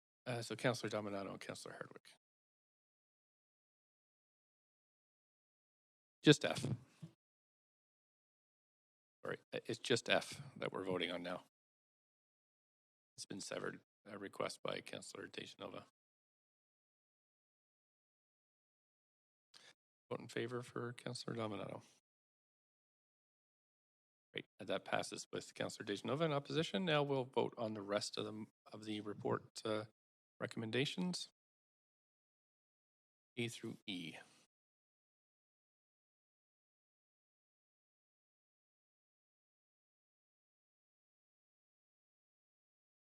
And that passes unanimously. Thank you. Okay, so that's it for that motion, or sorry, that report. Someone like to move 1B? Mayor, I'd like to move 1B. I heard Councillor Dominato first, seconded by Councillor Boyle, so I'll move us over to a main queue for report 1B. Got Councillor Boyle on the queue. Go ahead, Councillor Boyle. Thank you very much. I circulated 2 amendments for report 1B. and maybe I'll just wait for the clerk to bring them up and see if there's a seconder before I say more about them.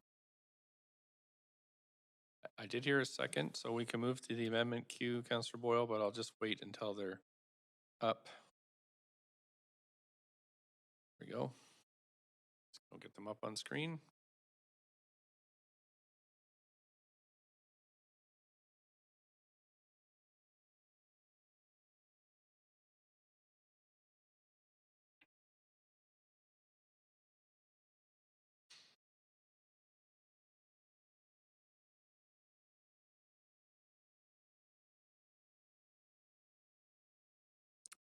Councillor Boyle, those are up on screen now. Those are the correct. Okay. Yes. Waiting for There, clerks. It just won't yeah. start clock until the clerks have it. I'm not worried about it. Okay. I won't need 5 minutes.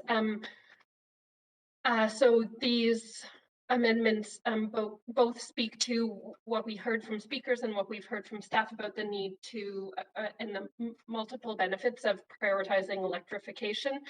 So I will just be brief in saying there are, as we heard, both health and climate benefits to prioritizing electrification, and as well we know that there are a number of places where it will be harder to make that transition to electricity, and where we need to reserve the limited supply of renewable natural gas for those sites. And so this is direction to staff that direction from council to staff. Sorry, my brain is a bit foggy still from COVID last week. Direction to prioritize electrification in all of the places that's possible for those co-benefits of both health and climate, and so that we are limiting use of limited renewable natural gas to the most hard to transition sources. And that we look at streamlining policies around domestic hot water, similarly prioritizing electrification and building them into the building bylaw with prescriptive requirements. Okay, thanks. All right, so we have Councillor Dominato on the queue to the amendment, or so to these amendments. Yes, Mayor, thank you. Through you to staff, I have a point of information, 2 questions. One part is just, if staff, could you comment on this in the context of the work that we're doing around buildings, and what the implications may be, pros, cons to this, and also secondarily, what we're seeing in other municipalities? 2 parts. Yep. I'll take the second part. Number of other municipalities in the United States are moving away from the use of gas in new construction, residential construction. We haven't done research on the rationale, whether it's health, wildfire risk, or some climate reason. So I can't comment on that, but there are a number of jurisdictions in the new residential construction space to do that. So I interpret the second recommendation as I think it's specific to domestic hot water, and I think the potential for electrification in domestic hot water is a simpler question. So I think what it's directing us to is maybe separate the recommendations. If we can move really quick on domestic hot water, that we would do that work and bring recommendations forward with the implications. Again, to previous council's questions, we don't necessarily know that those recommendations will be recommending we do that. We'll do the research and consultation. And can I just secondarily ask you, just in the context of, is my recollection from sort of previous briefings and discussions we've had, is that we have been working in partnership with FortisBC around the use of renewable gas, and again, that's the direction they're moving, and moving away from fossil fuel derived natural gas. Can you comment on that in the context of this recommended direction? Fortis is investing quite a bit of effort to bring renewable gas on into the supply chain, and it does displace fossil fuel gas. So there is a climate benefit of helping create demand and therefore justify that investment to displace fossil fuels. part of the recommendation, and as I read it, in domestic hot water specifically, there will be, again, what will inform our recommendations will be, sort of how does the public react to this, but also does it make it easier or harder to permit, because we've got to balance a number of considerations. So we haven't done this work yet, so I can't say that electrification will make it easier or more complicated to permit, and then that will be one of the factors that will inform the recommendation we bring forward. Okay. And what I heard in that is you would also do some consultation around that and as part of any recommendations or considerations. Okay, thank you. Appreciate that. Councilor Dejanova? Thanks. I also have a point of information on the first add new letter. And that is when it talks about new and existing buildings, this would direct you to prioritize electrification over renewable gas wherever possible. So anything's possible often, but it comes at a higher price. So would you see that as if there was an option, even if it was at a higher price, that's what you would be directed to do here? No, what I interpret this to is if everything else being equal and we can get the same outcomes with electrification and not rely on renewable gas, that we would take that approach. So as staff, we would be looking at this and look at what are the cost implications, higher or lower, what are the benefits greenhouse gas wise, and then what are the benefits for those other important things like resilience to climate change, and what I'm hearing is an interest in health outcomes. So But here it says where possible. So if it's possible, that staff would prioritize one over the other. Is that? Again, we have multiple directions from council already, so this will be one to prioritize it where possible, but we also have maximized greenhouse gas reductions, increased resilience. So again, we would look at the trade-offs between those council directions and try to optimize the recommendation we bring forward. And these buildings would include hospitals, and this is all buildings, right? It's not prescriptive just to residential buildings. This is all buildings. That is correct. Hospitals, yep. Okay. Wherever we're developing regulation, we'll look at, is electrification the same cost? Is it easy? Does it have co-benefits or not? But this is not to have us explore a bunch of different building types that we aren't necessarily working on. This is I would interpret this as in the regulations we're developing, look first at, is there an electrification only option that... I wasn't talking about the electrification. I was asking a question on the first letter, which says to prioritize. Sorry, I have limited time. So it's to prioritize electrification over renewable gas where possible in new and existing buildings. So I'm not talking about the second part because that's a completely separate amendment. But this would direct staff to prioritize regardless of the cost. I don't read it that way. If that is council's direction, that if it's possible, regardless of cost, then I would recommend that the amendment be updated to indicate that. As staff, again, cost is one of the considerations, but we have other considerations. So this doesn't say do electrification regardless of the cost. This just says if it's possible and everything else being equal. Okay. To me. Thank you. What I'll say is I'd like to ask that this be severed, or I should ask on a point of procedure, Mayor, can I sever this? They're two separate letters, so I could sever the vote. So I'd like to ask for the vote to be severed because right now there is nothing saying that we would consider cost. So B, now it is B. Thank you, I can speak to B. I won't be able to support it this time, but I am supportive of C because C asks staff to explore this and to report back, not necessarily with recommendations, but to explore this and report back to council. So I'd like to request that B and C be severed, and I will not be able to support B at this time, but I will support C. And just to close in saying that, B right now does not say that we prioritize electrification over renewable gas subject to cost. It doesn't say that at all in here. And this includes all new and existing buildings, which could include our hospitals as well, and any other type of building in the city of Vancouver. So I just want to be very clear about why I'm not supporting B. Thank you. Councilor Carr? Yes, thank you. I am supporting the measures, and I'm supporting them for several reasons. The first, which was the subject of an earlier amendment by myself and certainly by some of the speakers, is the recognition of the health impacts of the continued use of natural gas within our buildings. So I really think we need to move in that direction. The second, and that I think is critical as well, is the fact that we have a limited supply of renewable natural gas, as people have commented on many times during the consideration of these reports. And it's so important that we prioritize the use of that renewable natural gas for the most difficult to decarbonize sectors of our economy. Buildings are not the most difficult to decarbonize. Industry is, and heavy-duty trucks, are also. So that's where we should be directing the RNG and making sure our homes stay healthy and are helping the whole of our society by not using up that limited supply of RNG and moving to electrification. Thanks. Councillor Kirby-Young.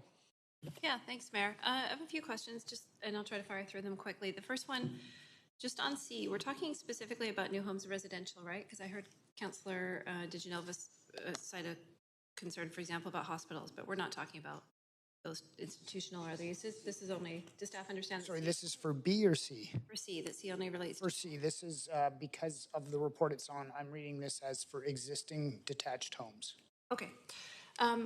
Question 2, with respect to B, and I'm just trying to synthesize this in my head, the amendment that we just passed from Councillor Carr, which spoke specifically to, gas fireplaces, et cetera. Do you see any overlap in these amendments? There is some overlap. Not duplicating C or B. It says, because it says, I think the key language of the amendment we just passed was cooking fireplaces or any other purpose. So would that any other purpose in new construction? So that one was very much constrained to new construction. B here is general new or existing residential, commercial, and C here is existing residential. Okay, so in B then, is yep. it fair to say that the real difference here is and existing? Because since we have any other purpose in Councillor Carr's amendment, that seems to be covered. It's just the existing piece that's different? So the previous one was specific to new construction. The B here is new and existing, commercial, multifamily, and detached residential. So B is sort of an omnibus one that covers quite a bit of territory. Got it. Okay. And then in C, I guess one of the things I'm wanting to understand here is further the question that we had earlier that you were looking to around the permitting and licensing, and that you were looking to streamline removal of some of the regulations and embedding in the building bylaw. Does this have any potential impacts or delays on permitting at all? Again, one of the things that we would weigh in looking at this is the recommendation to do electrification, is that going to create problems for permitting? So again, we're in what would inform our report back would be the cost impacts, the carbon impacts, the permit streamlining or permit complexity. Okay, so your scope, you would view would be quite broad, like availability, cost. Yep. Yeah. When we bring a recommendation forward, we look at what is the outcome of this as well as previous council direction, and then weigh the trade-offs if there are between. So one final question then, back to B, because I just want to be really clear. It says direct staff to prioritize. How and where would you prioritize that if it's not specifically directing it to go into a policy or into a building bylaw, like in practical terms? Well, it would be, how I would interpret this is when we are developing regulations in the future, again, if electrification, all else being equal, electrification can get us the outcomes, permit streamlining, greenhouse gases, health, that we would prefer it. If there are trade-offs, then we'd have to weigh those. Okay, so you would just go through that as a normal? Yeah, just sort of it adds a layer of consideration to the programs we develop and the regs we bring forward. Sort of a lens as you're going through. A lens, that is correct, yes. It would be an additional lens. Okay, that helps. Thank you. Okay, that's it for speakers on this one, or councillors' debate, so we can move to the vote. We're going to sever, start with C first then, clerks. 1 second.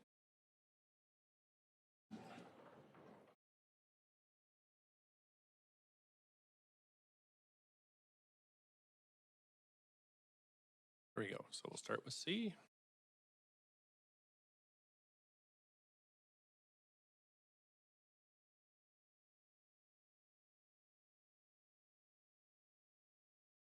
And that passes unanimously, thanks. And we're going to go back to letter B, I think is next. D. So is it B or D? B. Letter B.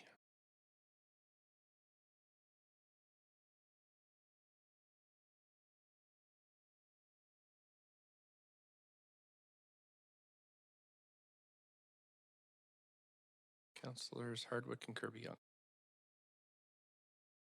There we go. That passes the Councillor Dejanova in opposition. Thanks so much. Councillor Boyle, did you have anything else on this 1B report? No, thanks, Mayor. Councillor Dejanova, 1B. Nope, that's a holdover. Okay, that is it for speakers on 1B, so we can have a vote on the amended report.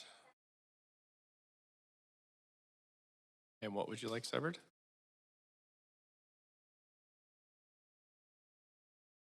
Letter B, sever letter B.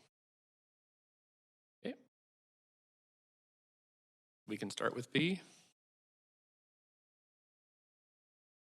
Start with the vote on B.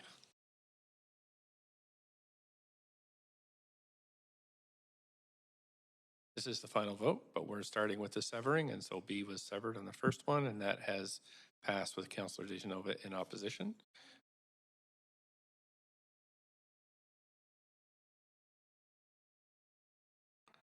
That's okay. So clerks, if we can move to C.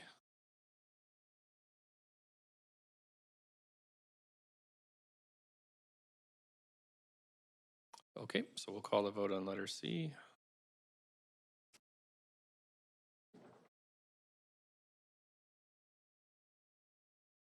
That passes unanimously. Then we'll vote on the remainder.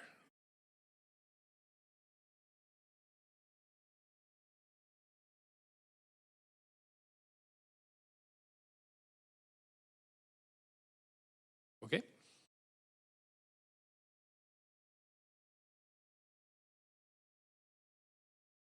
Councillor Dominato.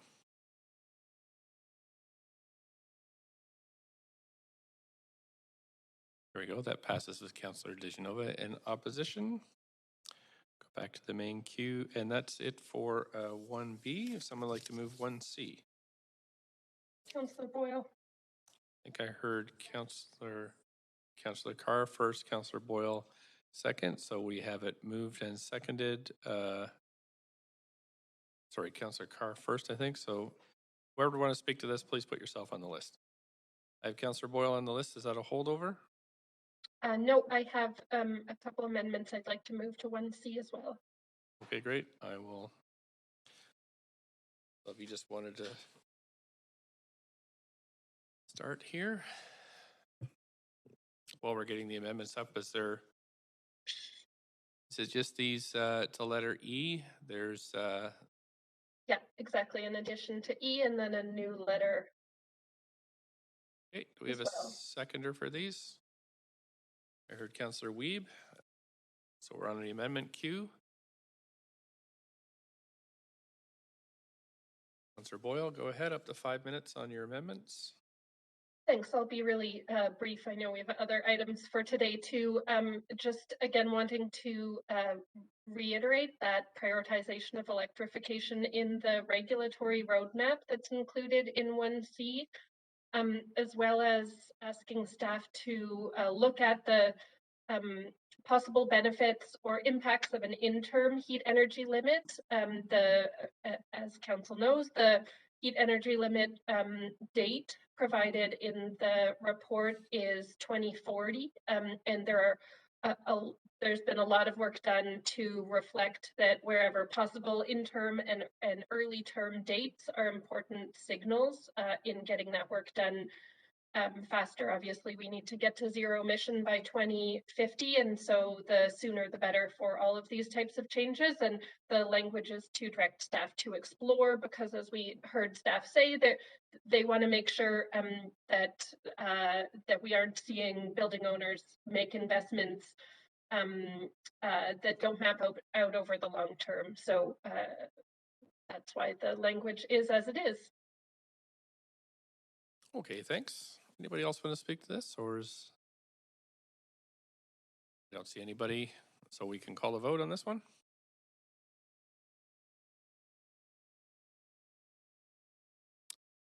Councilors Domino and Kirby Young. There we go. Okay, that has passed with Councilors Hardwick and Dejanova in opposition. Somebody would like to move 1D, please. I think I heard Councilor Kirby Young, seconded by Councilor Weeb. Mayor, just to check, I think we just voted on the amendment. Oh, just on the amendment. I'm sorry. And then you vote on it all. A little bit too much zeal there. We have, Councilor Boyle, you still have the floor. Nothing more to say. Okay, thanks. So we'll call a vote on the amended report now.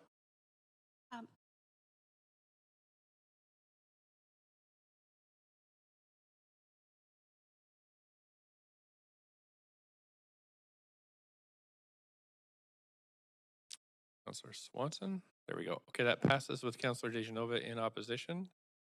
So now we'll call for the moving of 1D.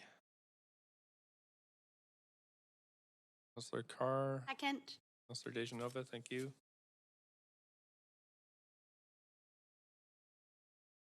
Anybody like to speak to this? Non-market housing, climate resilient, and we needed it moved with, just 1 second, please.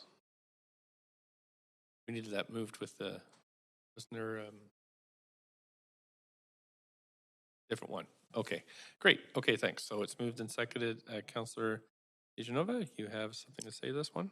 I appreciate the clarification that staff provided on how this would be administered and how much of the actual grant would be going to nonprofits to help them with the retrofit. I'm satisfied with that amount, and I feel that it's quite reasonable to see the program only administered, I believe it was with a sixth of the cost of the grant. I do have to say I'm interested to see it coming back as to how many organizations, how many nonprofits will be able to benefit from this, how many wanted to benefit from this, but there just simply weren't enough funds to go around, and just to see the impact that this will have considering the need out there. So I'm happy to support this, but also looking for that information and data coming back to council. And I'm looking forward to seeing that. Thank you. Thanks. I don't see anybody else in the queue, so we can call a vote on this one.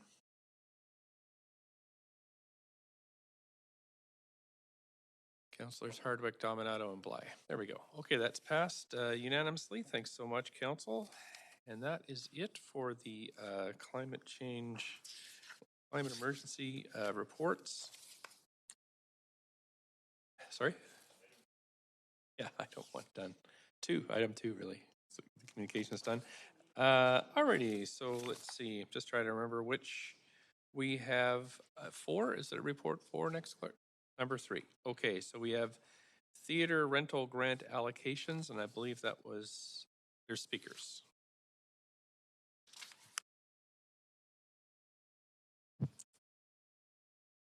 Yeah, I'll just give everybody a chance to reset here and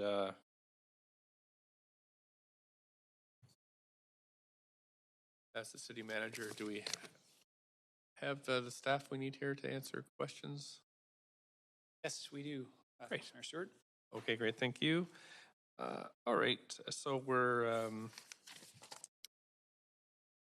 okay. First of all, I'll start. Anybody have a conflict of interest on this item?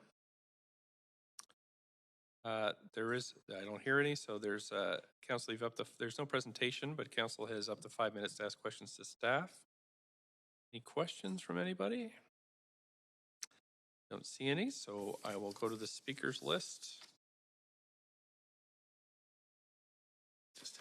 We have one speaker who is Danielle Zindler. Speaker number 1, Danielle Zindler. Speaker 1 is not on the line, Mayor. Okay, thanks, Council. That is it for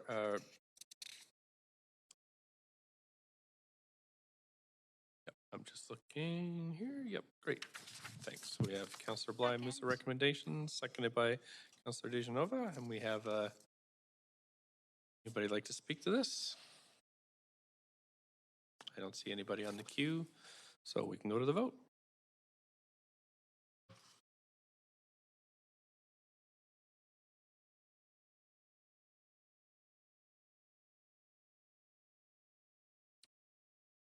Councillor Fry, Councillor Kirby-Yung.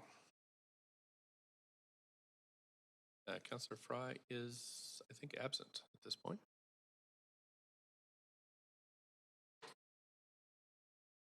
Okay, that passes unanimously. Thanks so much. We held reports 4 and 5, I believe, too. Sorry, I didn't mark down the names of who held them. But will the 2022 cultural grants and community service grants, I'll ask first if anybody wants to declare a conflict. Speakers. Yeah. Or is with the memo. Okay. So any questions from council to staff? Councillor Dejanova? Thank you, Mayor. I just wanted to make sure I understand that there is a yellow memo that has been circulated. I just wanted to make sure that that was posted on the city website also, or posted for the public. I'll check with clerks as we're going through this. Thanks. And that's all from me for right now. But questions to staff? Councillor Dominato. Yes, Mayor, thanks. Through you to staff was actually, I was hoping that staff could maybe comment briefly on the memo since it's just been circulated and just speak to the issue as it has been raised. Certainly, that's fine. Senator can speak to. Can you move your mic over a little? No, it's the other one. Great, thanks. Thank you for the opportunity. Sandra Singh, General Manager, Arts, Culture and Community Services. Yes, we just submitted a memo to modify the recommendations and report to strike the recommendation to provide a grant to the Dr. Sun Yat-sen Garden Society to work with the community on a feasibility study for a land trust. We received an email as staff late last night with the society asking for more time to consider the work involved. And so we decided to bring forward this recommendation to strike the recommendation so that we can work with the Legacy Stewardship Group and the society to figure out next steps. And we will bring back a future recommendation to council as appropriate, arising from those discussions. Thanks for that. And I guess just one follow-up question is further to some further discussions around this, would it be possible for this to come back to council outside of the regular grant streaming process? We have a scheduled grant report in the fall of this year, and that's when we would anticipate bringing it back should conversations allow. Okay, thank you. I know there's others who have questions. Thanks. Thank you. And Councillor Dejanova, the memo has been posted on the website, so there you go. Councillor Hardwick, up to 5. Oh, I was just going to ask the same question because this has had some controversial aspects to it internally. It's great that it's now been made available to the public, but what I'm hearing is we're pressing pause on this one for the time being. Yeah, we did have the request via email from the board to have more time to consider the recommendation, and so we'll take this time. Okay, great. Thanks very much. Thank you. That is it for questions. We have somebody move the queue, Councillor Weeb. Secondly, Councillor Dominato. We have a main queue. If anybody wants to speak to this, Councillor Weeb, go ahead. Yeah, obviously we're trying to solidify arts and culture coming out of COVID, and there's so much amazing stuff in this report, so I just want to thank staff. Projects like decolonizing Carnegie Community Center, utilizing vacant space, unless more participants culture, join, supporting the Little Mountain Gallery, which we heard a lot last year, powwows. It's just a lot of amazing work that we continue to do as a city, and looking forward to supporting a lot of these organizations as they reopen. So it's great to see that we continue to push arts and culture in a way of us connecting as a society and a culture. Thank you. Thanks, Councillor Kirby-Young. Yeah, I just want to acknowledge some of the feedback that I've heard in ongoing conversations with the arts and cultural community, and that was really that one of the real positives that I heard was the work that staff, the cultural services, sorry, I want to make sure I had the right term, to recognize the right group had done in terms of pivoting early to be able to disperse our cultural grants early. And so it was two-part. It was one, getting the funds moving with COVID, and then the other one was providing additional flexibility around use as everybody was pivoting and trying to figure out how to navigate, how to do virtual programming, how to maintain audiences, and some of, I think that flexibility I've heard has continued and been really appreciated by the arts and culture sector, and sort of similar to, you know, whether it was patios for restaurants and small business, or this was one tangible thing I think that we could do within our ability at the City of Vancouver, and I think that the arts community really appreciated it, and that was money well invested, so I just wanted to acknowledge that. Thank you. Thanks. Thanks, Councillor Kirby-Young. I did, looks like I accidentally missed a speaker, so I'm just wondering if council would be okay if I called the speaker, even though we have started debate. That's, is there any objections to that? Okay, thanks. So it looks like we have Veronica Butler. We have one speaker, Veronica Butler. Is Veronica Butler here or on the phone? Veronica Butler's not on the phone. Okay, thank you, clerks. All right, we can continue with this then.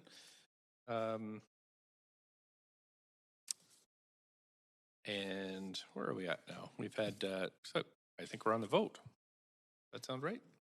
I think that's, yeah, right, thanks, on the vote.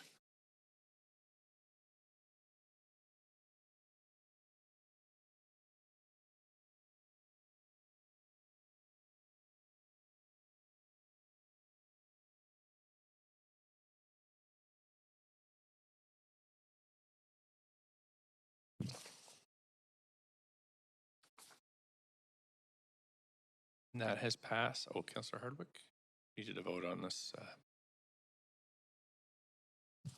Thanks very much. That passed unanimously. Okay, clerks, just going to check with you where we are now. Number 5. Okay, this is the Arbutus Greenway zones. Councillor Dominato, you held this one. Thanks, I forgot to write down. So I'm going to move back to the question queue first. I'm just going to make sure we have staff here to answer. I'll just check with the city manager to, yep, so we have staff here to answer? We do, yes. Okay, great. Thanks so much. So go ahead, Councillor Dominato, do you have questions on this report? Yep, go ahead. Yes, thanks. Through you to staff. I just had a quick clarification I'm looking for around, I'm looking at page 3 of the report and the reference to establishment of road, and that references that therefore development sites that abut the Greenway will be able to realize their full building potential. And I was just hoping staff could just expand on that and what that means. And Dave Parkin, good afternoon, Mayor and Council. Dave Parkin, City Surveyor. The reasoning for that that business about the setback is that when you are adjacent to a parcel, which this is now, you have a further setback. But when you are adjacent to a lane in particular and a road, you have a lesser setback. So there's a lot of development proposals coming in between Broadway and 16th right now. So that's why we kind of pushed this as fast as we could. okay, I was just curious about that. Okay, I'll leave it there. I think other councillors have questions, but thank you. Thanks. Councillor Kirby-Young? Yeah, thank you. I just want to ask the question. I think I know the answer, but I want to be very sure on the record, is that this in no way changes sort of the allocation of the space for public use or encroaches upon the walking space or the visioning work that was done for the Greenway and sort of the potential future zone development when funding allows. So this is more administrative? Is that This is more administrative and to help the developments build to their zoning. So they're not going to take any land. It's just to build to their zoning. But would it encroach in terms of the experience of people on the Greenway? Would it encroach in a way that would impact that Greenway experience by enabling them to? So that's potentially with planning when they go through the developments, I guess, but that's out of mind. Yeah, if I could answer the question as well. Good afternoon, Council. Lon Leclerc, General Manager of Engineering Services. Yes, you're correct. This doesn't in any way affect the use and enjoyment of the Greenway as it is today, and it doesn't really affect our ability to transform the Greenway into a more desirable experience in the future. In fact, it does facilitate and make that easier once it's established as roadway. So thanks for that, Lon. Can I ask one follow-up question then? Can you, just to sort of share the information a different way, if council did not pass this, what would a development potentially adjacent to a parcel look like relative to a development on a similar site that is adjacent to a roadway? Well, it really depends on the zoning that that this is adjacent to. Ultimately, when developments are right next to another lot line, they don't really have a frontage that is a public one. So I would see this as a big opportunity for any changes or developments that they come through to kind of face the Greenway, to embrace the Greenway as a frontage rather than as a lot line. Can you make that?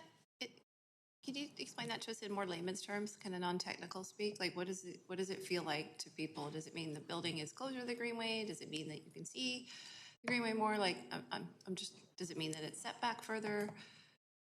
In like, you know. Yeah, and Dave, you can jump in, and others can jump in and clarify further. But fundamentally, when a building fronts onto a street, at the entrances, doorways, windows, all of those conditions are different than when they're fronting onto another adjacent private property. And so that manifests in a number of different ways. But you could envision, for example, activated retail fronting onto a street where you couldn't see that as easily fronting onto a lot line.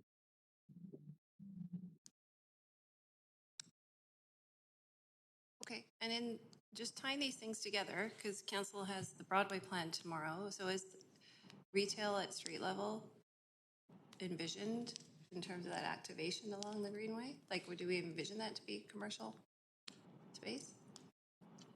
I don't know if we have anyone from planning on the line here, but I do know that the council approved vision for the corridor has a very activated section right through the portion from, I believe it's from Broadway to 16th, where the condition is tighter. And in that area, the idea is that it is more of a, I guess, an urban experience than the kind of more pastoral experience that's south of 16th.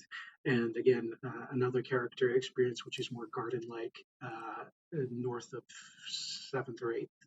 So since this, sorry, follow up on that then. So since this report applies, my understanding based on the appendices and all the illustrations, the entire length of the Greenway, you're saying conceivably you could have commercial along the entire length?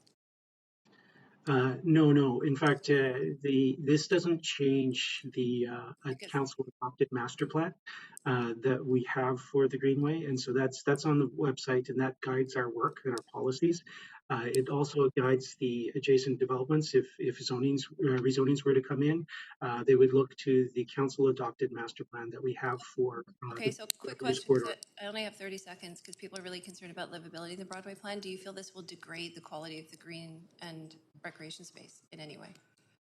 Not in any way, no. In fact, again, the designation or establishment as roadway allows us to blur the lines of the Greenway and to kind of allow the Greenway to kind of merge into the adjacent roadways where that's desirable. Thank you. Councillor Wiebe. Yeah, just to follow up that, because I don't think I'm as clear yet. So there's no difference in the setbacks of any of the properties between Broadway and 16th relative to what we're doing today?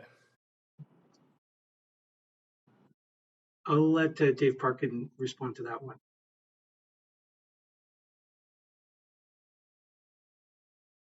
Dave Parkin. It's not about the setbacks, it's what the zoning will allow to front a road. I'm not sure what's there now. Some of the properties are encroaching, but it's not, it's making it, like Lon mentioned, a better development to have this as road. But there than wasn't it a is lot. setback because it was a rail yard, a rail line, and rail lines have a stronger setback than you would for a road. It's not a rail line anymore, though. It's a. I know, but okay. City-owned property. That's the problem. It's a fee simple property, but it is in a transportation corridor. So it's road is. It's not changing the setbacks. That's, Okay. It's going to be what the zoning allows it. Okay, second question. Further down, you had Willie Mackey Park, the provincial component that's cut out of the Greenway. I'm wondering if there's discussions with the province to acquire that to make this a seamless piece of property. Yes, there is, and it was supposed to be done last year, and it's been stumbling along. That is in play right now. Okay, and in that discussion, are we still working with the park board to look at the components of city land to make Willie Mackey Park a larger park? That's a separate discussion, I think. Okay, thank you very much. Occur. Oh, sorry, I screwed up here. Wait 1 second. There we go. Councillor Carr, go ahead. Yeah, great, thanks. I've still similar questioning and questions in my mind as Councillor Kirby, Young, and Weeb. So I'm still not perfectly clear. If I understand the words that you used, it was, this is what will allow better development. Maybe you could explain that, what that means? As Lon mentioned, the Greenway will flow into the developments from a road, just as if we have nice roads in the West End. It will be seamless, or other places along Cambie Corridor. So I can't speak for planning. I can't speak for the rezoning planners and your plans that you're putting in place for these corridors. But it makes it doable, I think, instead of, because if it's an owned property, it makes it very difficult. So currently, is development of some of these parcels limited because of the current regulations and setbacks? Correct. I believe that's the case. Okay. So it will allow more development along the corridor regarding parcels that are currently limited by I'm not a zoning planner, but I just know it was mentioned that this should get done quickly because there are waiting developments coming in and there are obstacles. Yes, I wonder if they're coming in under the Broadway plan. We don't know. I'm Okay. not sure. Okay, so it makes developments easier. If I could just offer a little bit more on that again, the buildings, when they're close to a lot line, you have to assume that fee simple property could be built on. And so that relationship would also include overlook and fire protection and all of those other issues. So building close to a property line where it's a lot line, where there's another fee simple property next to you versus a road, which of course we would encourage transparency such as windows and doors and visibility into that development from the public as opposed to from a private user. Yeah. Yeah, I'm familiar with how zoning works in that way, but typically zoning is also, and setbacks are there to protect the integrity of the use of whatever is on the adjacent property.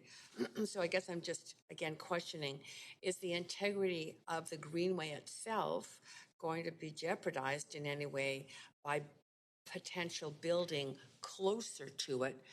So that in your terms, it's seamless between the Greenway and the development. I haven't looked at the zoning, so Okay. I can't comment on that. Okay. Okay, I appreciate your answers. Thank you. Councillor Davenado? Thanks, Mayor. Just one last question, to staff, and maybe the city manager could comment. It seems to me, given the questions we've asked, it might make sense to deal with this report after the Broadway plan, because what I've heard is that there's a lot of developments coming in. One of the obstacles is that we haven't established this as road, and I don't necessarily have any concerns with that, given the explanation we've heard from staff. But it seems to me this is within that the Broadway plan framework, talking between 1st and 16th along Arbutus, that perhaps we could postpone this item until after the decision on the Broadway plan, and it I'd a be happy to question? remove that if it wouldn't. Is it a question per se? It is a question to staff, because that's sort of what I'm hearing right now, is that maybe we've just got these out of order. What would be the impact if it was Yes. delayed? What would be the? Thanks. Oh, May sorry. I? No, it's fine. This is Karen Grubb from Legal. May I step in here for just a moment? So I think we may be getting really focused on a small aspect of this report. A very large aspect of this report is that establishing this property as road under the Vancouver Charter also gives the city a lot of regulatory jurisdiction and protection for this land. So it allows us to regulate it as road, making rules around the use of the road, imposing bylaws, and imposing sort of different regulations. And it also actually gives the city quite a bit of protection in terms of the incidences that may occur on the Greenway. I don't want to get into too much detail about this at the moment, but it does offer a significant amount of protection to the city for this use as a transportation corridor. This is a report that we do think is beneficial for the city to go forward. Maybe Mayor Stewart, if I could, I think though to the question of timing, obviously it is council's prerogative to refer this report back to staff or to defer a decision to it on it until after the Broadway plan. So I think it is something that we're looking to move forward. I'm not aware, and staff can correct me, that there's anything particularly time sensitive that we would need to do this today versus after tomorrow, and council's consideration on the Broadway plan. If there's additional questions that council would like us to address, then you can refer those back to us as well. So that's certainly an option. I appreciate that explanation. I do appreciate, I think it was Karen who reflected sort of that additional context. Again, I don't have any particular issues with the content of the report, just the timing. I'll leave it there. Thanks. Councilor Kirby-Yung, still questions? Well, you've had your 5, I think. I'll put myself on after Councillor DeGenova. I have an amendment. Thanks. Councillor DeGenova, up to 5 minutes for questions still. Thanks so much. I just wanted to ask if I was to propose a postponement of this, so it wouldn't be referring something back to staff. Is usually you refer something back to staff with direction to do something. But if we were to just postpone this, I'm wondering if the city manager could perhaps answer if I would need to give direction beyond just until after council has made a decision on the Broadway plan. Could staff bring that back when they wanted? I didn't need to specify a date. Would that be okay? Certainly, I think if there was a point in time after which you would ask us to bring it back, then we could work with that for sure. Okay, so, all right, perfect. So I am going to send this over in the time that I have. Yeah, well, we're right still on now. questions for staff, so Oh. the report hasn't been moved.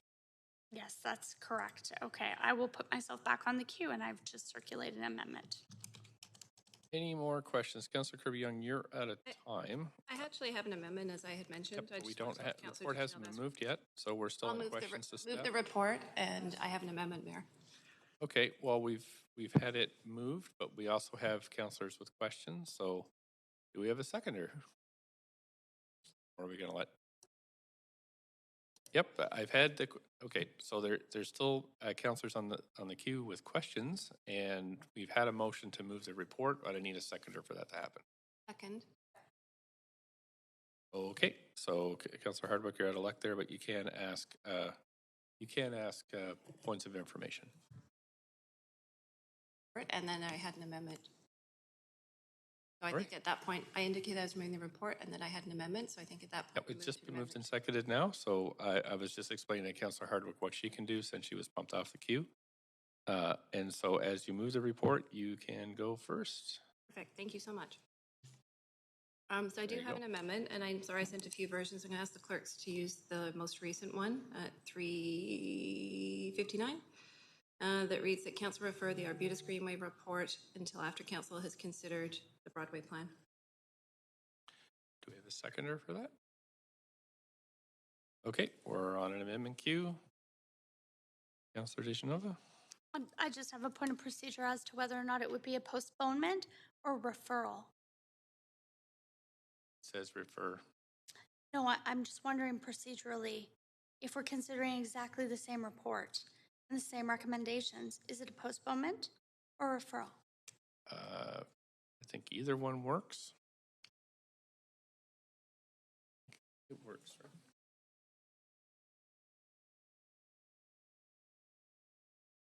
That's what I have.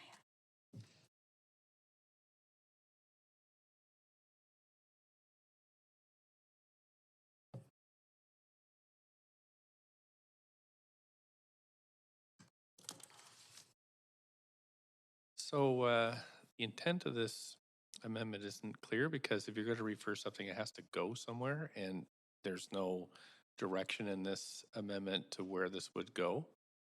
So, for example, it could go to a committee, it could go back to staff, or so I guess this would be out of order then because it doesn't have a Could I direction. perhaps amend it? So I'm going to take us back out of this queue. Okay, and Councillor Kirby-Young, you still have the floor. I'm sending in a revised amendment that just provides that as explicit additional language that council refer the report to a future council meeting. Okay. I've added that language in. I'll just check with the clerks.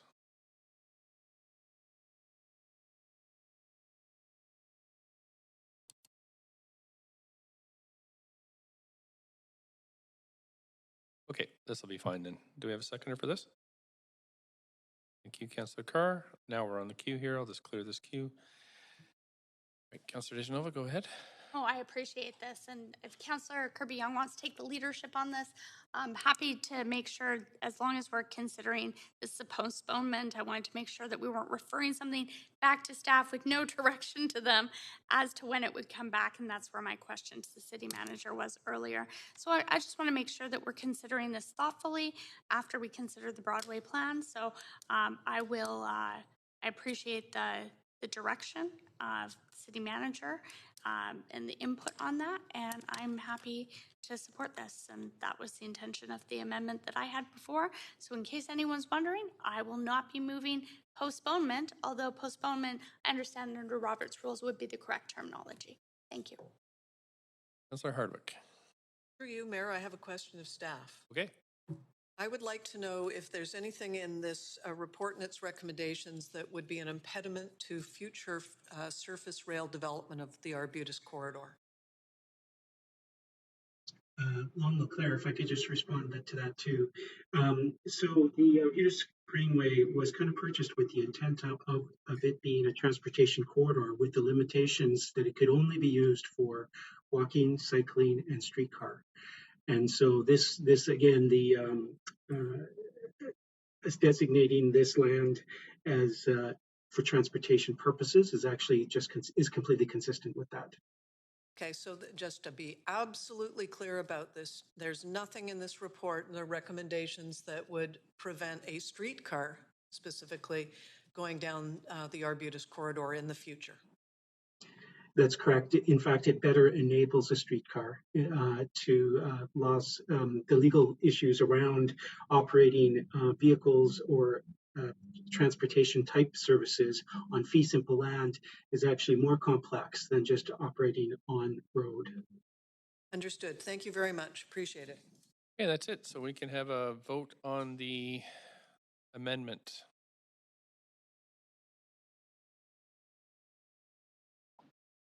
Fry, vote assist in favor, please. Okay.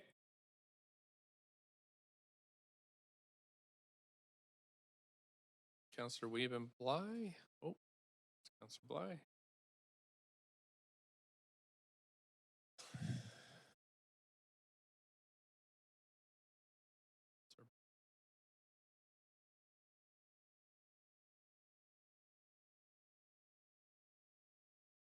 Vote assist.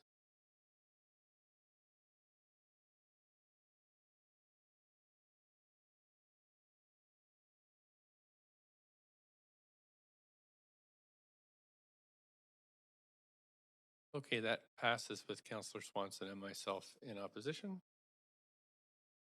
Okay, so we have to vote again on this, or I think that's it. Okay, that's report number 5. We're now moving, I think, to referral reports. Is that? Okay, so Councillor Hardwick held 2 referral reports. First one was referral report 3, which is the CD1 rezoning on West 7th and West 8th Avenue.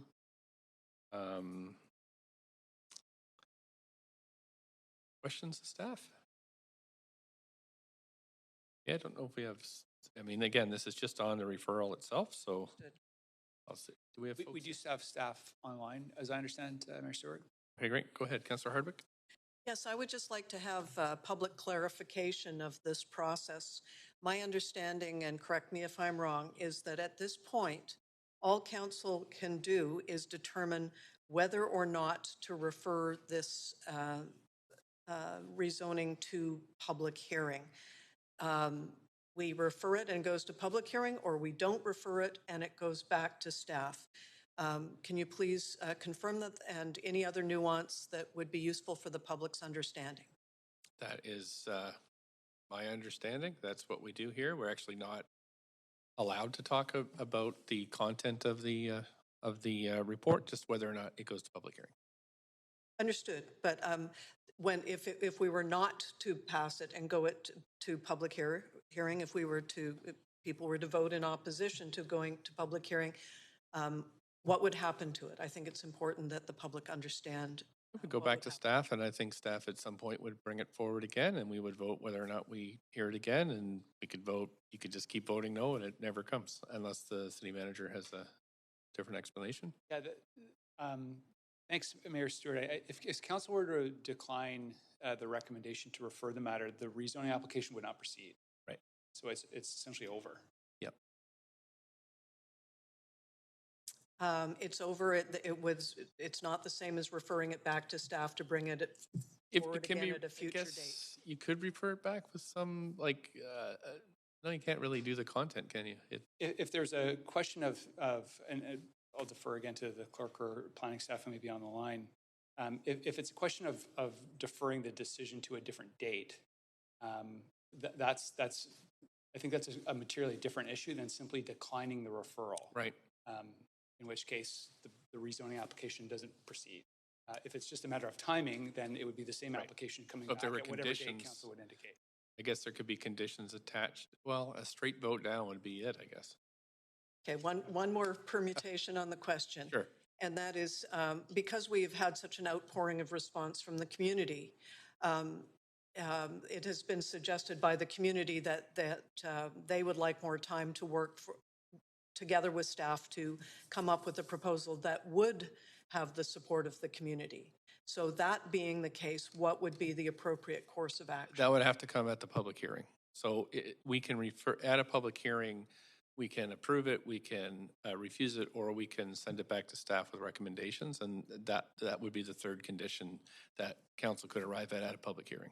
So we'd have to approve it today, it'd have to go to public hearing, and then through the discussion with the public, that of course all the public sees and has on record, then we have that option for a decision. Thank you for the clarification. Okay, Councillor Dominato.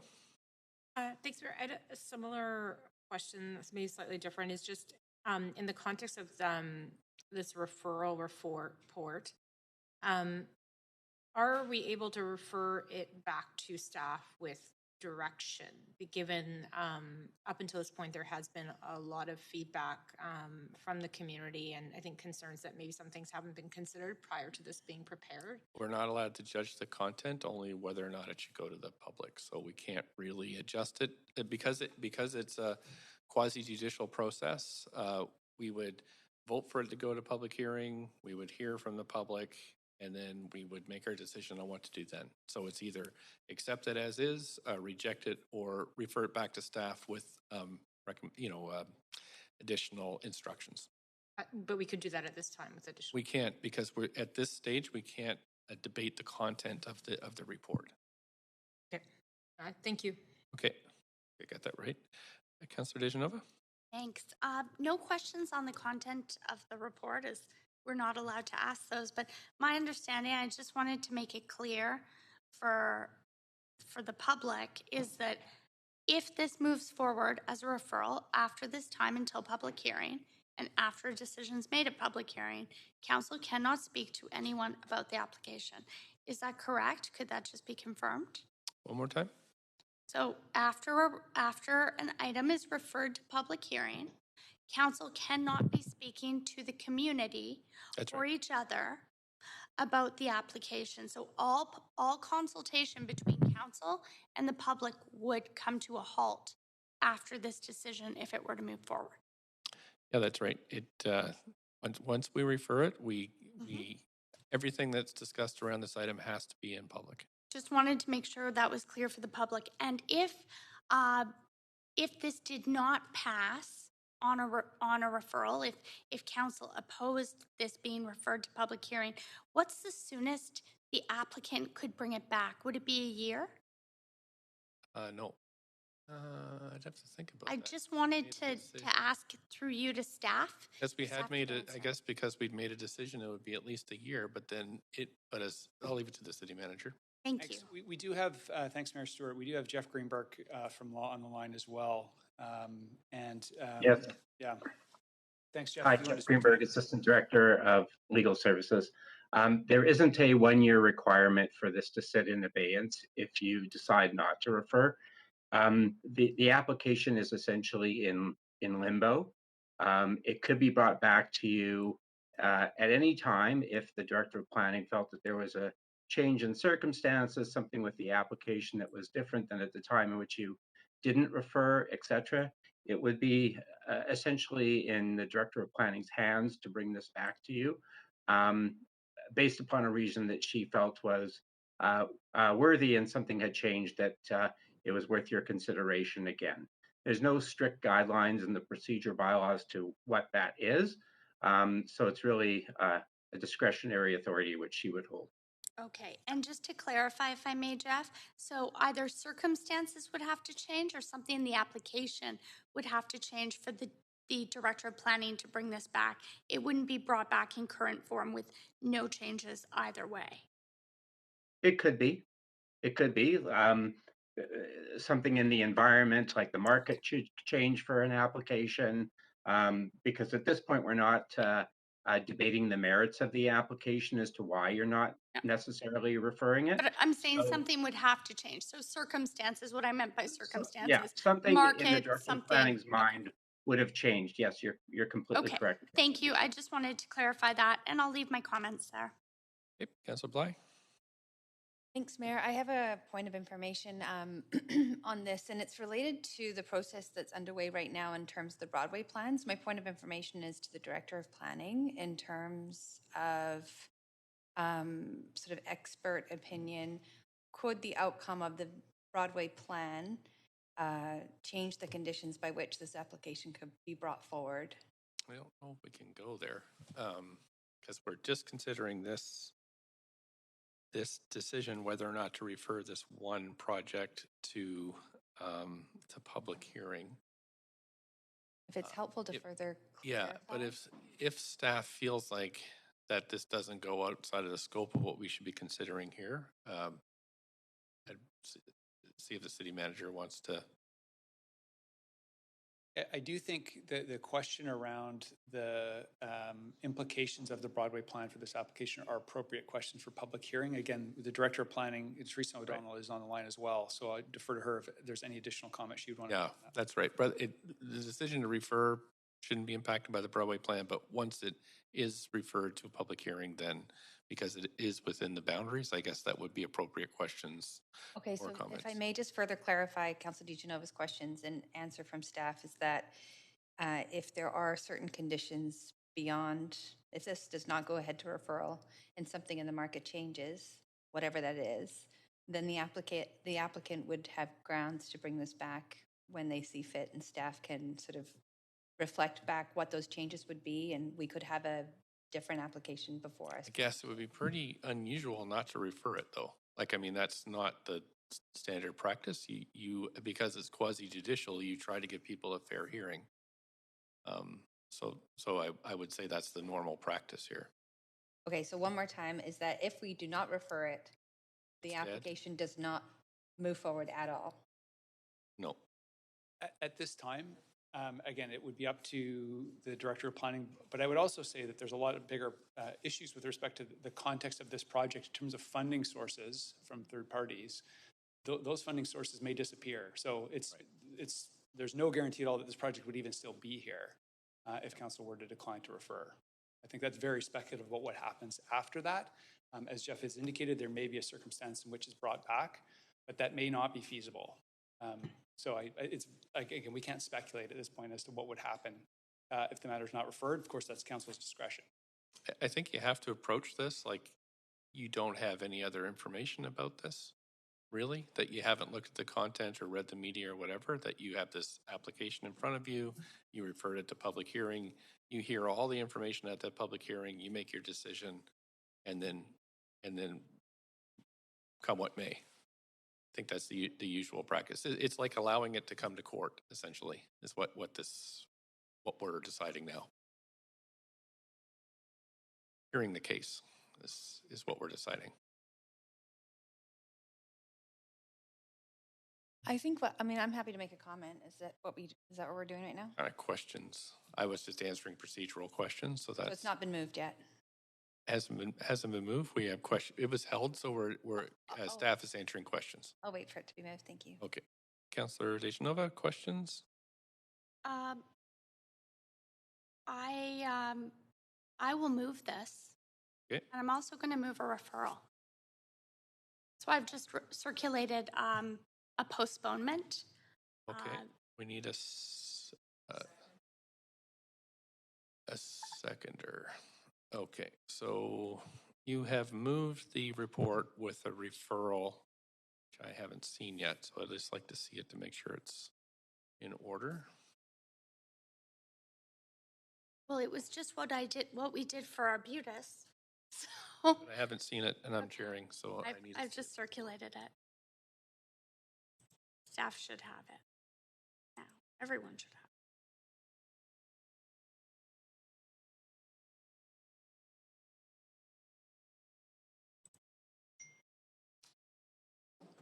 I'll have to check this because, again, public hearing is different than a report.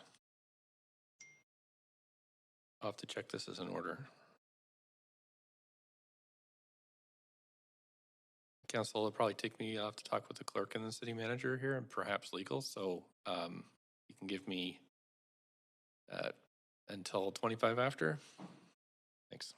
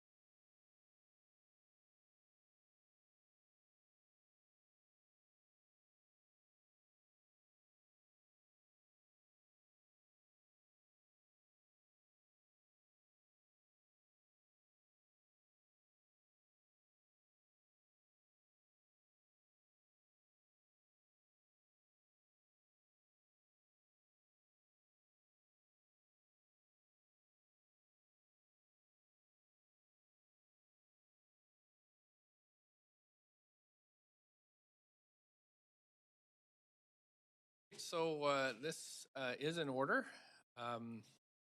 Really just because you're looking at the address in the referral report and the address of the area plan, it seems it's a reasonable thing to consider whether or not. So we'll allow it. Do we have a seconder for it? Yes, sorry, I heard it. Councillor Hardwick, thanks. Okay, I'm going to clear this queue. So wait, we've moved, this is a report moved with this amendment. So that's what we're considering. I have Councillor Swanson on the queue. Councillor Swanson? Point of privilege. 1 second, Councillor Swanson. Yes? Mayor Stewart, I was very clear, you can roll back the tape, that I'd move the report and then I'd sent an amendment. So it was very clear that it was separate to the actual motion. You said you moved it with, not rolling back the tape, you said you moved it with the amendment. No, I moved it and then I said, I'll move this so I can move an amendment. So that's what I did. And just as our practice always is to do that. Oh, we often do both ways. And I heard that you were moving it with an amendment. That is not what I said. That's why I was ruling on your amendment, because you moved it with the amendment. Otherwise, I wouldn't have ruled on it. So it's moved with the amendment. Councillor Swanson. Councillor Swanson? Yeah, I would just like to remind the other councillors that while we're spending all kinds of time trying to delay this project, and that if this amendment goes through, it will be delayed even more. There's over 500 people who are sleeping literally on the streets who would think that they'd won the lottery if they could move into this building, and it would totally probably transform their lives. So I'm definitely going to vote against the amendment, and I think we should get on with referring this to the public hearing. Thanks, Councillor Swanson. Just 1 second, Council.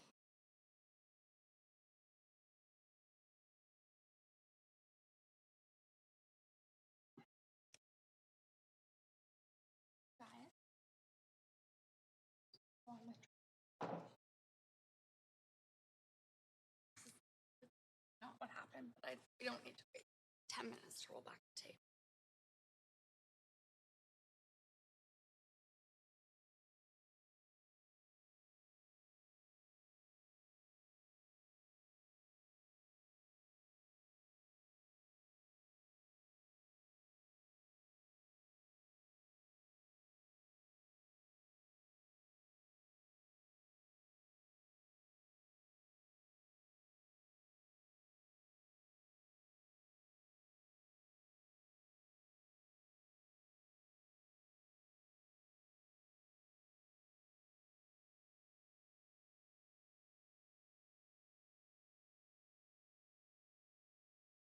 Okay, thanks. Anything else, Councillor Swanson? Nope. Councillor Carr. That's good, yeah. Yes, thanks, Mayor. I am going to be speaking against the referral, and I'm going to be speaking against it because I think the process of referring this project and the process of a public hearing itself can be a process through which change to projects can occur. We've seen it on a number of projects, so it's not that this is the only.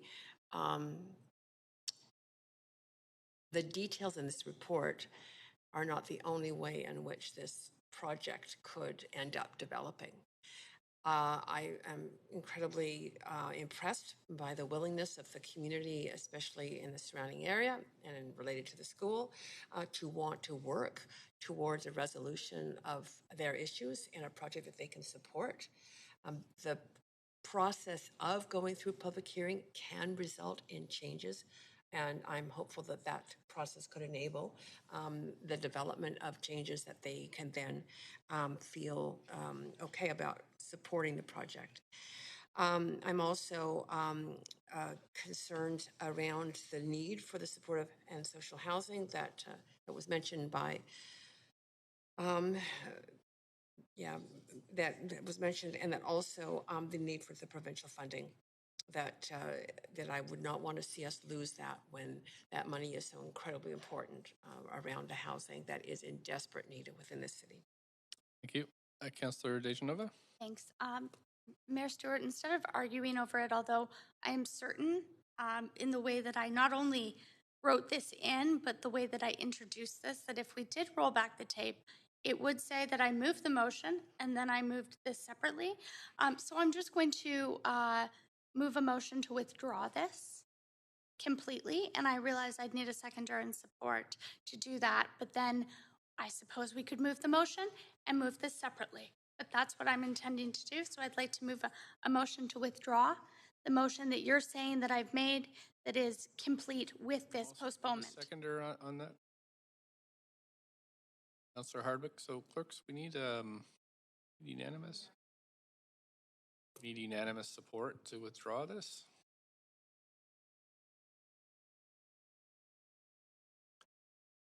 Yep, unanimous. Okay, so all in favor, let's do verbal first. Say yay. Yay. Yay. Opposed, nay. Okay, so we're back to the question queue. Councillor Dejanova, we're back on the queue. Well, I'm almost out of time, so I'll move this. Okay. I will move this. The report? Report. Okay. Thank you. Do we have a seconder? Thank you. Now we're on the main. And then I will. Okay. Councillor Dejanova, we have a report seconded by Councillor Carr. Thanks. And I will now move the postponement amendment separately, as I said I would before. Yeah, I'm going to just have to check to see if that's in order. 1 second, please.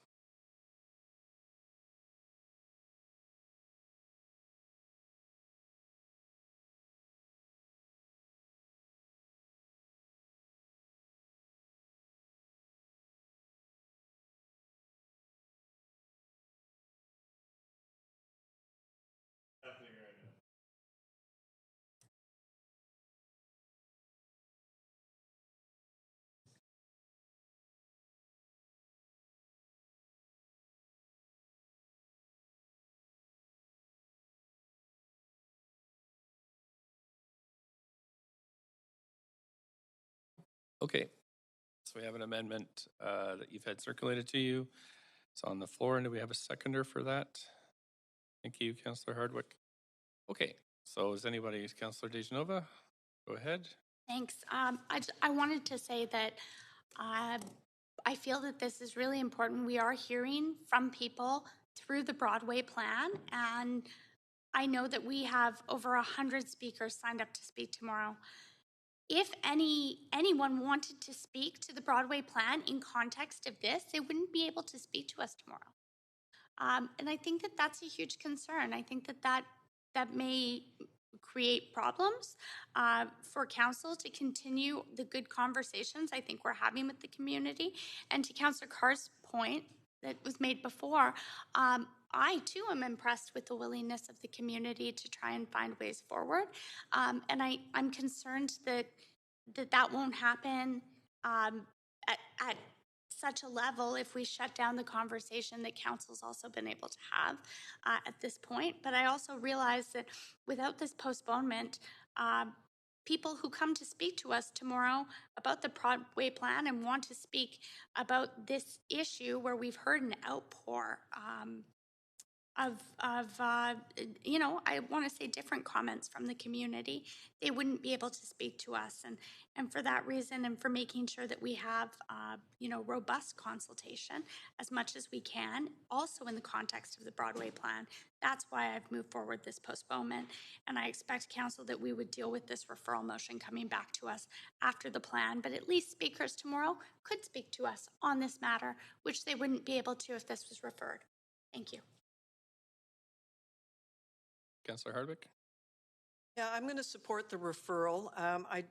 From my analysis and everything that I've seen coming from a variety of different directions, is that this is not ready for referral. The discussion around the Broadway plan is certainly germane to our evaluation of this. So, I mean, simply, I just don't think it's ready for prime time. So I would support a referral or postponement, but generally, I don't think it's ready for referral. Councillor Boyle?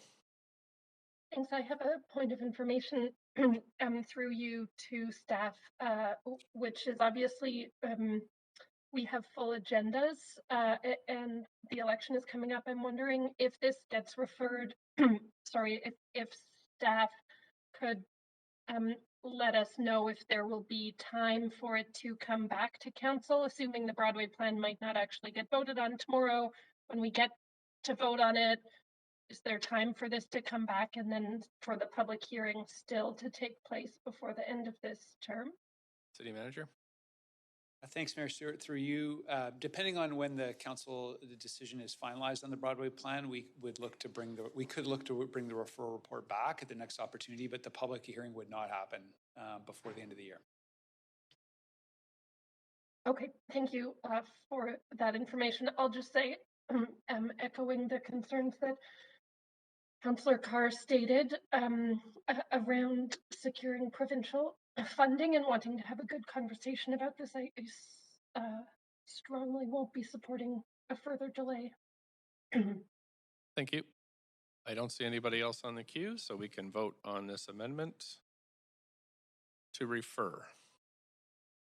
Vote yes if you want to refer, vote no if you don't want to refer. Sure. Amendment. We're voting on Councillor Dejanova's amendment, which is that council postpone a decision on the referral of the West 7th property until after council has made a decision on the Broadway plan. Vote assist opposed, please. Thank you, Councillor Fry. Councillor Kirby-Yung? That fails. Councillor Hardwick and Dejanova in, Councillor Kirby-Yung, Bly, Dominato, Boyle, Weeb, Swanson, Fry, Carr, and Stewart, myself, in opposition. Okay, so now we're back to the main queue. Councillor Dejanova, you still have the floor. That's a holdover. Okay, I don't see anybody else on the queue, so the unamended, we'll call a vote on the decision to refer this report to public hearing.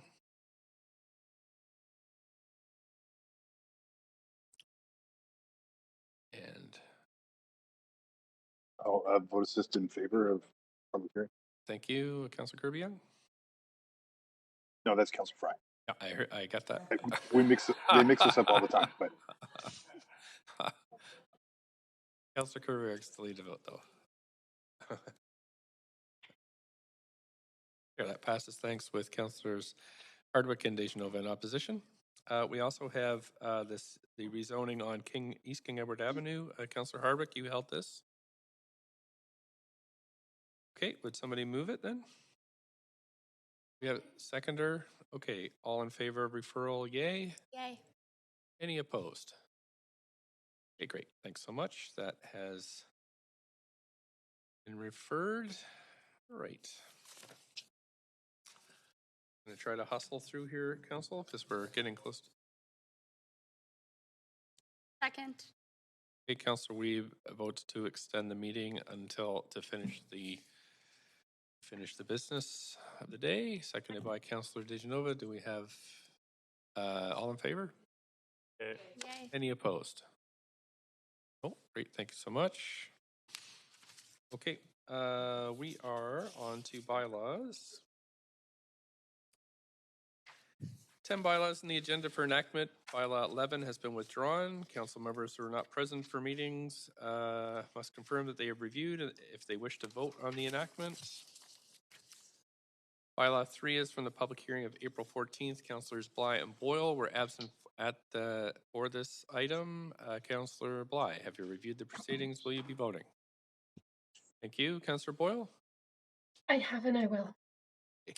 Oh, sounds painful. Bylaw 6 is from the public hearing of November 16th and 23rd. Councillor Bly and myself are absent for this item. Councillor Bly, have you reviewed and will you be voting? Thank you. I have and I will as well. Does any member wish to hold any of these bylaws for debate? Separate vote or conflict of interest? I have Councillor Swanson. I want to hold 6, please. Bylaw 6. Okay, I don't see anybody else on the queue, and so Of adoption of. yeah, let's do number 6 first. So somebody move. So moved. Thank you, seconder. It's Councillor Bly, I heard. I'm going to move us to the main queue. Any discussion on this one? Please put yourself on the queue. I don't see any discussion, so I'll call a recorded vote on this. Councillor Fry, vote assist. Yeah, in favor. Thank you. Councillor Dominato. Okay, that passes with Councillor Swanson and Hardwick in opposition. Somebody like to move a motion to adopt the remaining bylaws? I hear Councillor Dejanova. Thank you, Councillor Carr. We can do yeas and nays. All in favor, yay. Yay. Opposed, nay. Yay. Was that it? All, any nays? I don't hear any nays. That's passed unanimously. Thanks so much. The list of approved bylaws can be found on the city's website. There are 8 administrative motions on the agenda. Note that administrative motion number 5 has been withdrawn. The first one is regulating self-storage units in industrial districts. Anybody wish to declare a conflict of interest on this one? Questions? Move adoption. Okay, I've just got questions to staff first. Anybody have questions to staff? Councillor Dejanova has moved the motion. Do we have a seconder? Any discussion? Don't see any. All those in favor say yay. Yay. Opposed, nay. That's passed. Thanks. We have, Group procedure, Mayor. yes, Can we move? can't move them 2 all to. at once. Can we move 2 to 9, or do we have to No, do them? we have to do them Okay. individually. Move adoption for number 2. First, anybody wish to declare a conflict of interest? Nope. Questions to staff? Councillor Dejanova's moved adoption. Seconder. Councillor Kerr, thank you. Any discussion? None. All in favor, yay. Yay. Opposed, nay. That passes. Thank you. Next one's the closure and sale of a portion of land adjacent to 2685 Victoria Drive. Conflict of interest. Move adoption. Questions? I don't see any. Move adoption from Councillor Dejanova. Seconder. I heard Councillor Bly again. All in discussion? None. All those in favor, yay. Yay. Opposed, nay. Okay, 4, approval of form of development of 810 Kingsway. Conflicts? None. Move adoption. Questions? None. Move adoption, Councillor Dejanova, thank you. Seconder, Councillor Dominato, thank you. Any discussion? All in favor, yay. Yay. Any opposed? That passes, thank you. Number 5 was withdrawn. We have a resolution on 2022 tax levies for provincial schools. Conflict of interest on this one? None. Any Move questions adoption. of staff? Move adoption. Thanks, Councillor Dejanova, seconder. Thank you, Councillor Weeb. Any discussion? All in favor? Yay. Any opposed? None opposed. That passes unanimously. Thank you. Resolution, the 2022 tax levies for the South Coast British Columbia Transport Authority, TransLink. Conflict of interest on this? Move Questions? Mover, Councillor Dejanova, thank you. Seconder? Councillor Carr, thanks. Any discussion? All those in favor, yay. Yay. Opposed, nay. Thank you. Resolution, we're on number 8 now, 2022 tax levies for the BC Assessment Authority. Conflict of interest? None. Questions to staff? Move adoption. Thank you, Councillors Dejanova and Dominato. Any discussion? I see none. All those in favor, yay. Yay. Opposed, nay. That passes. Thanks. Number 9, 2022 tax levies for Municipal Finance Authority. Conflict of interests. Second. Questions? I don't see questions. I heard Councillor Kirby-Young move the motion, seconded by Councillor Dejanova. Any discussion? I see none. All those in favor, yay. Opposed, nay. That has passed. Thank you so much. Okay, Council, we are on to Council members' motions. We have a motion B1, request for leaves of absence at Councillor Fry for civic business for May 17th from 6 to 10 p.m. Do we have a mover? Adoption. Thank you very much. Seconder? Thank you, Councillor Bly. All in favor, yay. Yay. Opposed, nay. Great, that passes. Okay. Motion 2 is the changes to the June business license hearing panels. And the motion is that Councillor Boyle replace Councillor Bly as chair at the business license hearing be held June 14th, and further that Councillor Bly replaces Councillor Boyle at the June 15th meeting. Do we have a mover? So moved. Councillor Bly, thank you. Seconded, I heard Councillor Dejanova. All in favor, yay. Yay. Opposed, nay. Thanks very much. That's passed. Motions B3 and B4 have been withdrawn. So now we're on to motion B5, which is amendments to the procedure bylaw to enable council to hold meetings through the duration of council terms. Councillor, I'm going to clear the queue here. Councillor Dejanova, you have up to 2 minutes. Thanks so much. This is a motion that's co-submitted by Councillor Wiebe and myself. And in looking back at past practices of council, council has met up until the election date and actually until the inauguration of the new council. I think that it's really important that we consider the fact that our pay does not stop council, and we are not being paid to campaign. We're being paid to do the business of the City of Vancouver, which I think is very important. And we also are aware that we have heard from our staff that it's not like we have a shortage of work to come back to us. Staff have undertaken a number of different pieces of work and direction that council has given.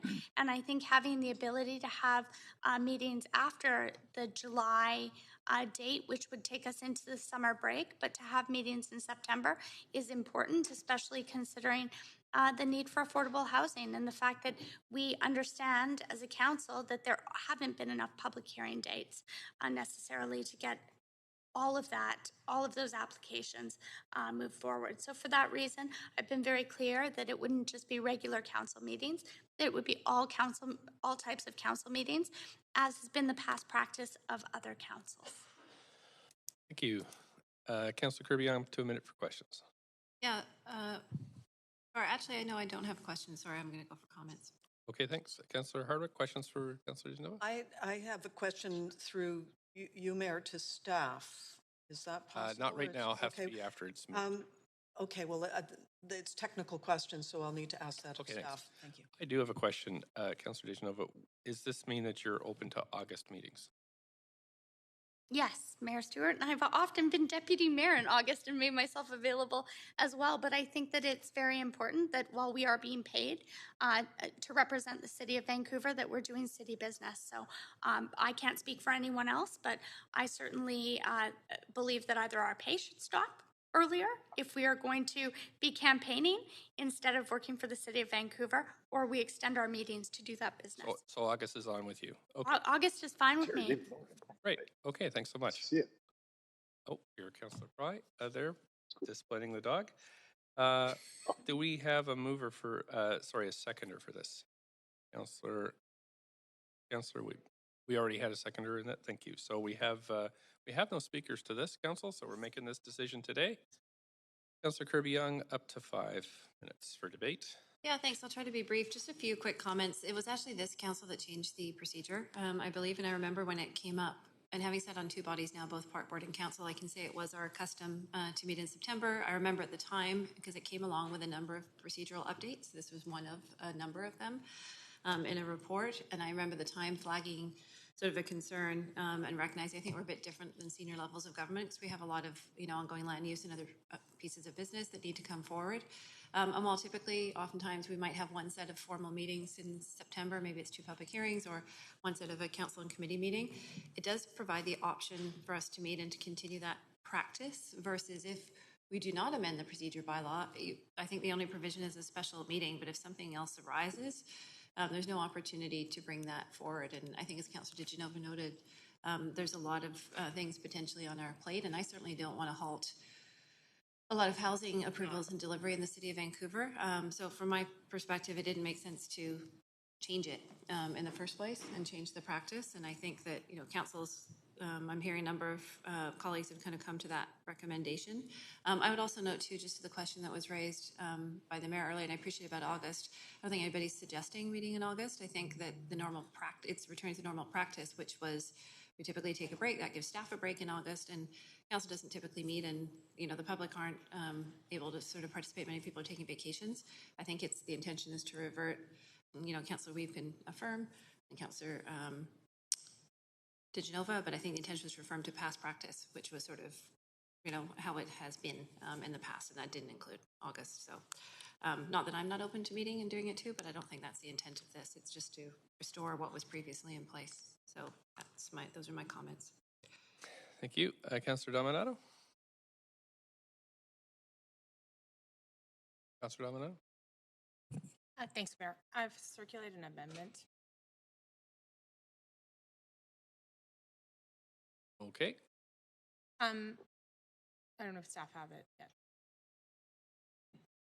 It's simply to actually address your point and the question. I'm happy to support meeting throughout the term.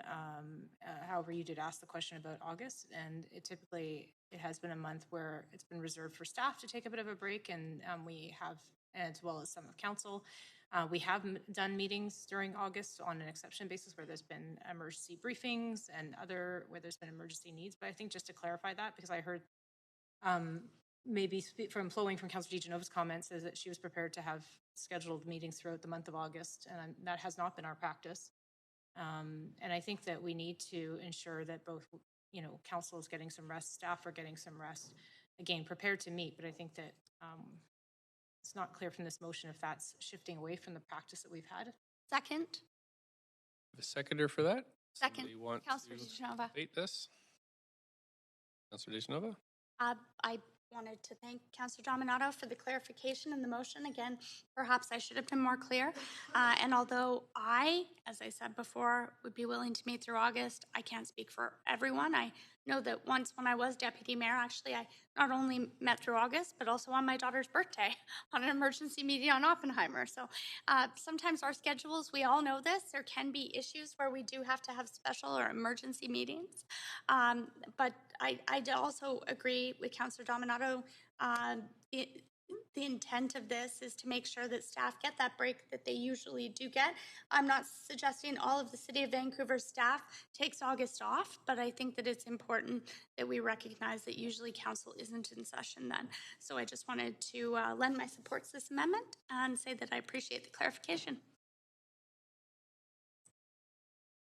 Thanks. That is it for comments on this, so we can vote on Councillor. Yeah, that's okay. It's on Councillor Dominato's amendment, saying that we wouldn't meet in August. That's what we're voting on now. Okay, we can trigger the vote.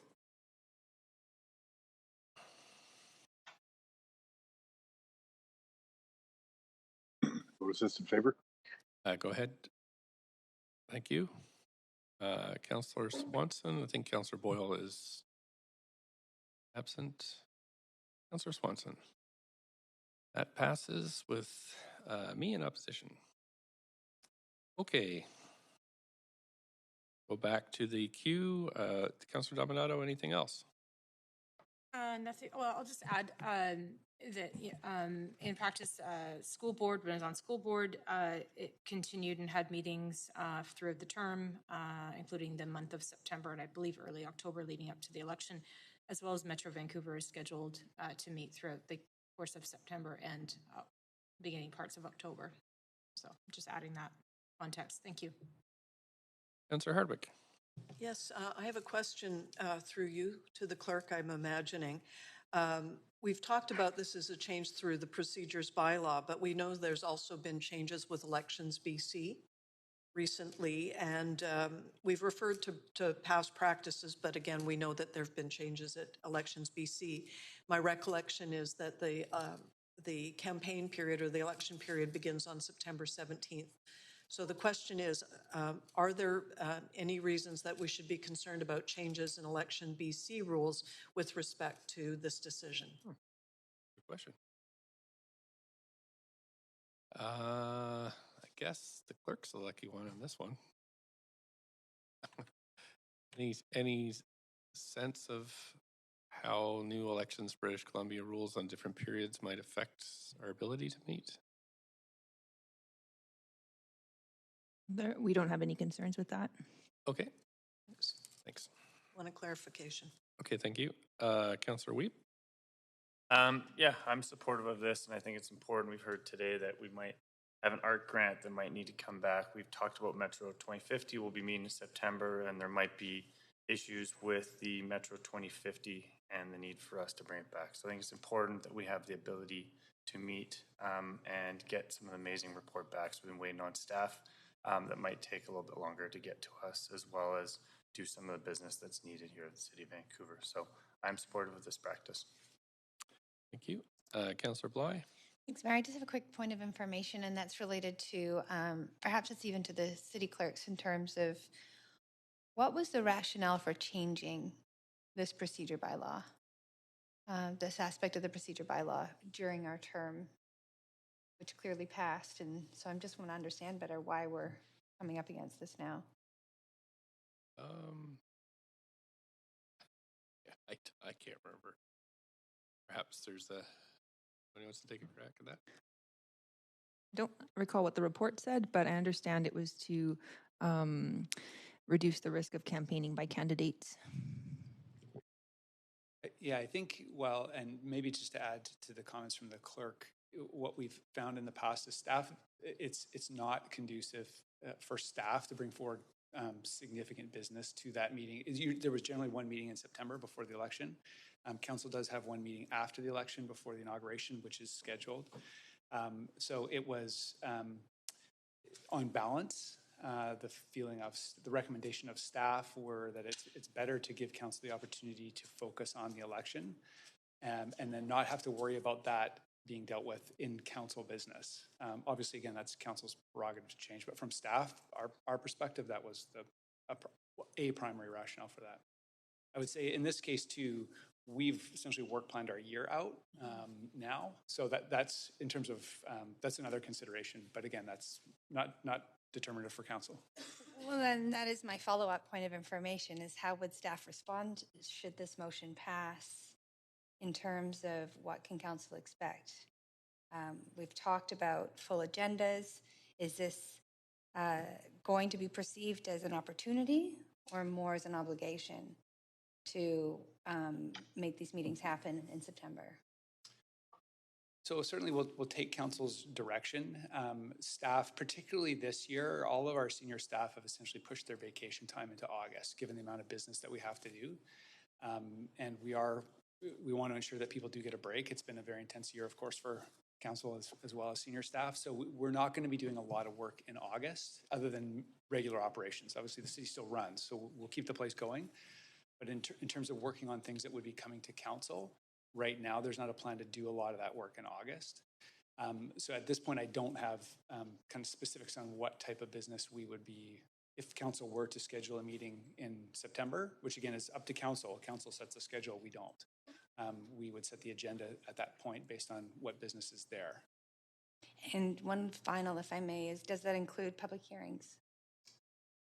So we'd have to look with planning around the kind of public hearing schedule to determine whether there are files that would be ready to go. Again, right now, our emphasis on getting the files referred through to public hearing for July, I should say. But so I'd have to take that back and talk to planning about if there is content for public hearings in September. Okay, I'll just hold my, thank you very much. I'll just hold my comments there. Councillor DiGenova? I'll close on the motion then. I just wanted to, first of all, thank Councillor Dominato for the amendment clarifying August would be a month that Big Council, just as we previously haven't had meetings unless there was an extraordinary reason. We wouldn't need to have a meeting then. But again, Council, I see this as, in line with many other municipal governments. I mean, many of us just attended the Lower Mainland Local Government Association Conference, where we heard that our colleagues do meet after the summer. We've heard that school board meets. I know that when I was on Park Board traditionally met. And I'd rather offer more opportunities than less. I mean, on the other side of it, I seem to recall there being so many changes to the procedure bylaw that this was just one of the many changes, and maybe this isn't one of the many changes where there were amendments to amendments, but it wasn't focused on because there were other pieces of the procedure bylaw that were. That's my recollection. But again, we are being paid all the way through until the election period and the inauguration. And I think that it's important that we are doing what we're being paid to do and what we've been elected to do by the people of Vancouver. And that includes sitting here in council and going through business. I'm not sure what will come to us on the agenda. I'm sure that it will be planned by staff. In September, as we've heard, we'd had meetings before in September. I seem to recall public hearings in between that campaigning period myself. But I do think that it's important, considering we have heard from staff that there aren't enough meetings to get all of the business decided on by council that they have ready to come back to us. So I'm not sure what that will be. I want to be very clear that it's not to get one item to us or another. But I do think it's important that while we're employed to do our jobs, we're doing them. And that's the reason for this motion. I'd like to thank Councillor Wiebe for co-submitting this with me and working on this together. Thank you. That's it. Okay, we can call a vote on this one.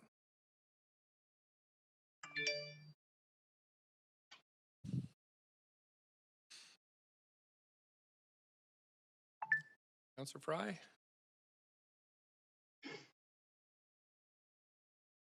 Councillor Fry? This is an LOA.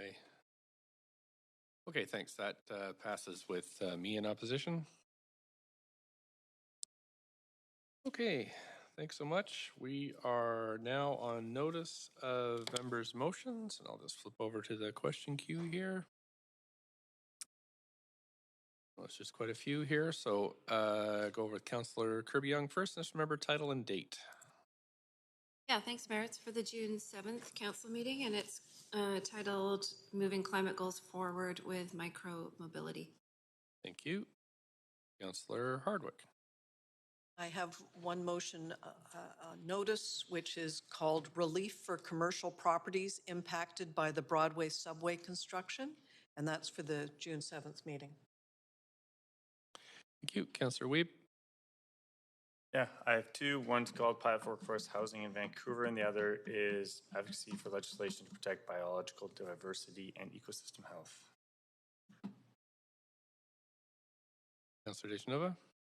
Thanks. I have two. The first is co-submitted by myself and Councillor Wiebe for June 7th, clear expectations and deadlines for permits and development. And number two is a motion that I will be, I'm calling notice on for June 7th, titled Expediting Affordable Homeownership. Councillor Swanson. I have two for June 7th. Emergency actions to protect SRO tenants from displacement to save lives, and urging the BC government to end its immigration detention contract with the Canada Border Services Agency for June 7th. Mr. Dominato. Thanks, Mayor. I'm giving notice for a motion in my name on behalf of the Civic Theatres, and it's the Vancouver Civic Theatres Visioning Roadmap. And I'm also calling notice for two motions on behalf of Councillor Fry. The first one is dual licenses, cocktail culture, and vibrant urban nightscapes. And the second one is scaling seniors' housing needs in False Creek South, co-submitted with Councillor Hardwick. All three motions are for June 7th. Thank you. Looks like that's it. So we're on to new business. Any new business? Going once, going twice, going three times? Okay. No new business. We'll move over to inquiries and other matters. Did I miss one? Sorry. Yeah, okay. Sorry, new business. One item of new business on the, which is request for leaves of absence. Councillor Boyle for meetings on, I'll just do them all at once. Councillor Boyle for meetings on July 27th, 29th from 9:30 to 1:30 p.m. for civic business. Councillor Boyle for meetings on May 17th from 6 to 10 p.m. for personal reasons. Councillor Hardwick for meetings on May 19th from 6 to 10 p.m. for civic business. Councillor Swanson for meetings on May 17th from 6 to 7 p.m. for personal reasons. Can somebody move this, please? Thank you. Seconder? Councillor Hardwick, thank you. Any discussion? All those in favor, yay? Yay. Opposed, nay? Thanks, that pass. Now, I didn't hear any other items of business, so we'll move on to new business. We'll move on to inquiries and other matters. I've got Councillor DeGenova for inquiries and other matters. Thanks very much. My first inquiry is specific to a report that was supposed to come back to the council-directed staff to report back with recommendations by May of 2022. And it was specifically about having an e-scooter share in the city of Vancouver. And I'm wondering if council could get an update from staff as to when that is slated to come back. Understanding that staff has a lot of work in front of them, but also understanding that I've received many inquiries about this, especially when it comes to equity and putting the lens on this that not everyone can afford to personally and privately purchase an e-scooter. Thanks, Councillor. I can follow up with engineering and we'll get you an update on kind of where the status of the work is at around e-scooters, the work that's been done and work that's pending. Okay, thank you very much. And also, I have another inquiry, and that's regarding very specifically our multi-residential, or I should say the policies that govern the City of Vancouver's multi-family residential development. And right now, what we allow if an applicant were to come to us with a proposal, but wanted to participate in the Affordable Home Ownership Program, very specific, that's the name that they've coined, Affordable Home Ownership Program for BC Housing. So I'm wondering, not to put the city manager on the spot, but also could that formally go on the record and could an answer come back to us on that? Thanks, Councillor. Just to make sure I'm clear, so you're just looking at what, if a developer were to come in with a project and was interested in participating in that program, what would our response be? Yes. Okay. Thank you. Thanks.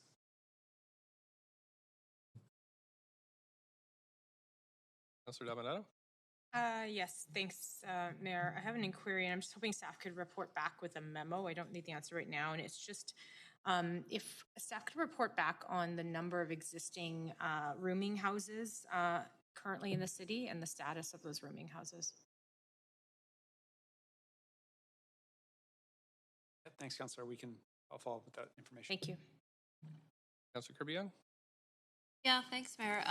Councillor DeGenova asked my first inquiry, so I appreciate that. And then my second one is with respect to the horrific accident that happened yesterday morning on Granville Street between 41st and 49th. I understand specifically around the intersections of 46th and 47th Avenues that did result in a loss of life and pretty horrific outcome, judging by some of the reports and footage. And I'm wondering if staff can advise if this automatically will trigger a review of that intersection, because I'm hearing that a lot of residents spoke to the fact that they've seen ongoing issues and a lot of near misses on this particular stretch around 46th and 47th on Granville Street. Yeah, They're looking for potentially some type of signal or other measure. Yeah, happy to follow up with VPD regarding their investigation of that accident and what the causes were, and I think that would dictate any remedial action or other steps coming out of that. What they have indicated early stages is that speed appears to be a significant contributing factor to that accident. and that the car that caused the accident was in the oncoming lanes. So that's the information that's been published to date, but we're happy to follow up with our team and report back on that. Okay, and then follow up on that. Is it also possible for, in that follow-up, for council getting information about whether or not we've had previous complaints or issues with respect to this particular intersection, just to get a fulsome picture? Yeah, I think yes, we'll get clarity around where, in fact, the intersection, the issue happened. It was, in any case, yeah, we'll follow up and determine whether there's, any kind of pattern here that would suggest a need for further either infrastructure design or anything like that. Okay, thank you very much. Councillor Bly? Thanks very much, Mayor. I'm just have one inquiry today, and that's related to the patio permit program for businesses along West 10th from Blanca to Dunbar. Actually, I believe it's Alma at that point. And I'm just curious if staff could follow up with council in terms of maybe a detailed memo would be appropriate here, related to the reasons why the patios have been, the patio program's not eligible for this particular area, what conditions have changed given that they were entitled to the patios last year, and just the challenges to understand why. Of course, we're still very much in a recovery as it pertains to our small business and restaurants, and it's, and further to if there are any alternatives that could be recommended, like sidewalk patios or other alternatives we could work with. Certainly, yeah. Happy to understand the issue, follow up on that. Great, thank you very much. Thank you. Councillor Swanson? Yeah, my understanding is that there's a report coming to TransLink on the 26th that where TransLink is planning to increase fares for the next 10 years, bus fares and transit fares. So I'm wondering if there's a way the city could work with them, remind them of our climate emergency action plan goals, and try to keep fares low and work towards free fares. We have passed motions in those directions in the past. Be nice if TransLink paid some attention. Councillor Swanson, so sorry, was that a question to me or? Yeah. So we have ongoing engagement with TransLink. Those are governance issues that will be decided kind of at the TransLink board. It's not something that staff, that we have significant influence on. We're happy to bring that up. I do know that TransLink has really, really significant operating funding challenges, and will continue to face those for a number of years coming out of COVID, given kind of the ridership levels where they are now relative to where they've been historically. So I think the continued financial viability of TransLink is a really, really serious challenge for the region overall. To take your point around fares, I don't have the detail on their proposed fare increases, but we can certainly follow up on that. But if there's a broader kind of policy direction or advocacy direction from council around that issue, that may be something that also would be appropriate for council to think about advocacy to TransLink. But yeah, at a staff level, happy to take that back and get more detail. Thanks. Councillor Carr? Yes, Mayor. I realized that I had missed the opportunity to move something forward under new business. I am so sorry. I really do believe that was a jet lag moment on my mind. There is a matter of urgency regarding the timing of this. And one of our fellow council members, I wonder if you would consider at an appropriate time for me to be able to table an item of new business. Is council okay with that? Okay, any objections? Go ahead, Councillor Carr. Thank you, I really appreciate that. As you know, the Councillor Bly has been the city's representative to FCM, the Federation of Canadian Municipalities. and done exemplary service there. She had put her name forward to run as a table officer at the FCM. It is uncontested, and the decision will be made shortly around that. The importance of having this motion now is to provide to the FCM executive and members this council's support for her appointment to a table officer position, and the coverage of any additional expenses that may be involved in that. Just so everybody knows, it's a real honor that that we would have the city represented on the FCM board as a table officer. Okay, so you've sent, I got a second from Councillor Weep. Any, let's clear the queue there. Anybody want to debate this? Don't see any, oh, Councillor Bly, go ahead. Just want to thank Councillor Carr for the consideration and moving this motion, and based on Councillor Carr's multiple terms on council, I think speaks from a very educated perspective in terms of the value of this work, and I hope to continue to do that as a table officer in the coming years. Great, thank you. Okay, so I'll just try a verbal vote on this. All in favor, yay. Any opposed? That's passed unanimously. Thanks so much. I'll go back to the Councillor Weep. I've got you inquiries and other matters. Yeah, and first inquiry, recognizing it's almost May long weekend, and that's normally the opening of our outdoor pools. I'm wondering what the City of Vancouver is doing to support the opening of Kids Pool.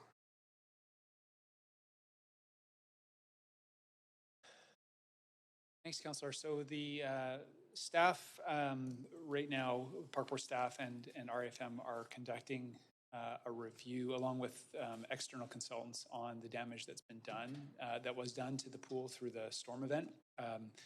At this point, I don't have the results of that assessment. So it's not clear at this stage the extent of the work that will be required to repair the pool. Our hope is that it's something that can be repaired relatively quickly, such that we would be able to open it this summer. There was a risk, at least initially, that the pool was damaged to the extent that it would require a major kind of rebuild, in which case it would not be open this year. So that's TBD. It's work that's ongoing right now. And again, if there's any way we can get it open this summer, that's what we're going to do. Do you need council direction to provide resources to make sure that happens, or is staff doing everything possible to open it up as soon as it can? Yeah, that's the objective. You know, in terms of funding for repairs and so on, that would be within Park Board's budget. So, you know, those are decisions that Park Board will have to make, and not council. But generally, yeah, I think we understand everybody's interest in getting the pool open as quickly as we can. Okay. I just think that it's a pool that's for the city, and if Park Board doesn't have the financial resources, I think it'd be something that would be great to bring up to council level, because I do think it's a huge community benefit. My next one is recognizing we're almost coming into spring here, and electric bikes were supposed to be launched coming into this year as an electric bike share program. I'm just wondering what the status is of when Citizens Vancouver can expect electric bikes. Sure, yeah, council, happy to follow up with a update on where we're at on the e-bike share. Okay, thank you very much. Thank you. I think that's it. I think we have a motion to adjourn. Second from Councillor Bly.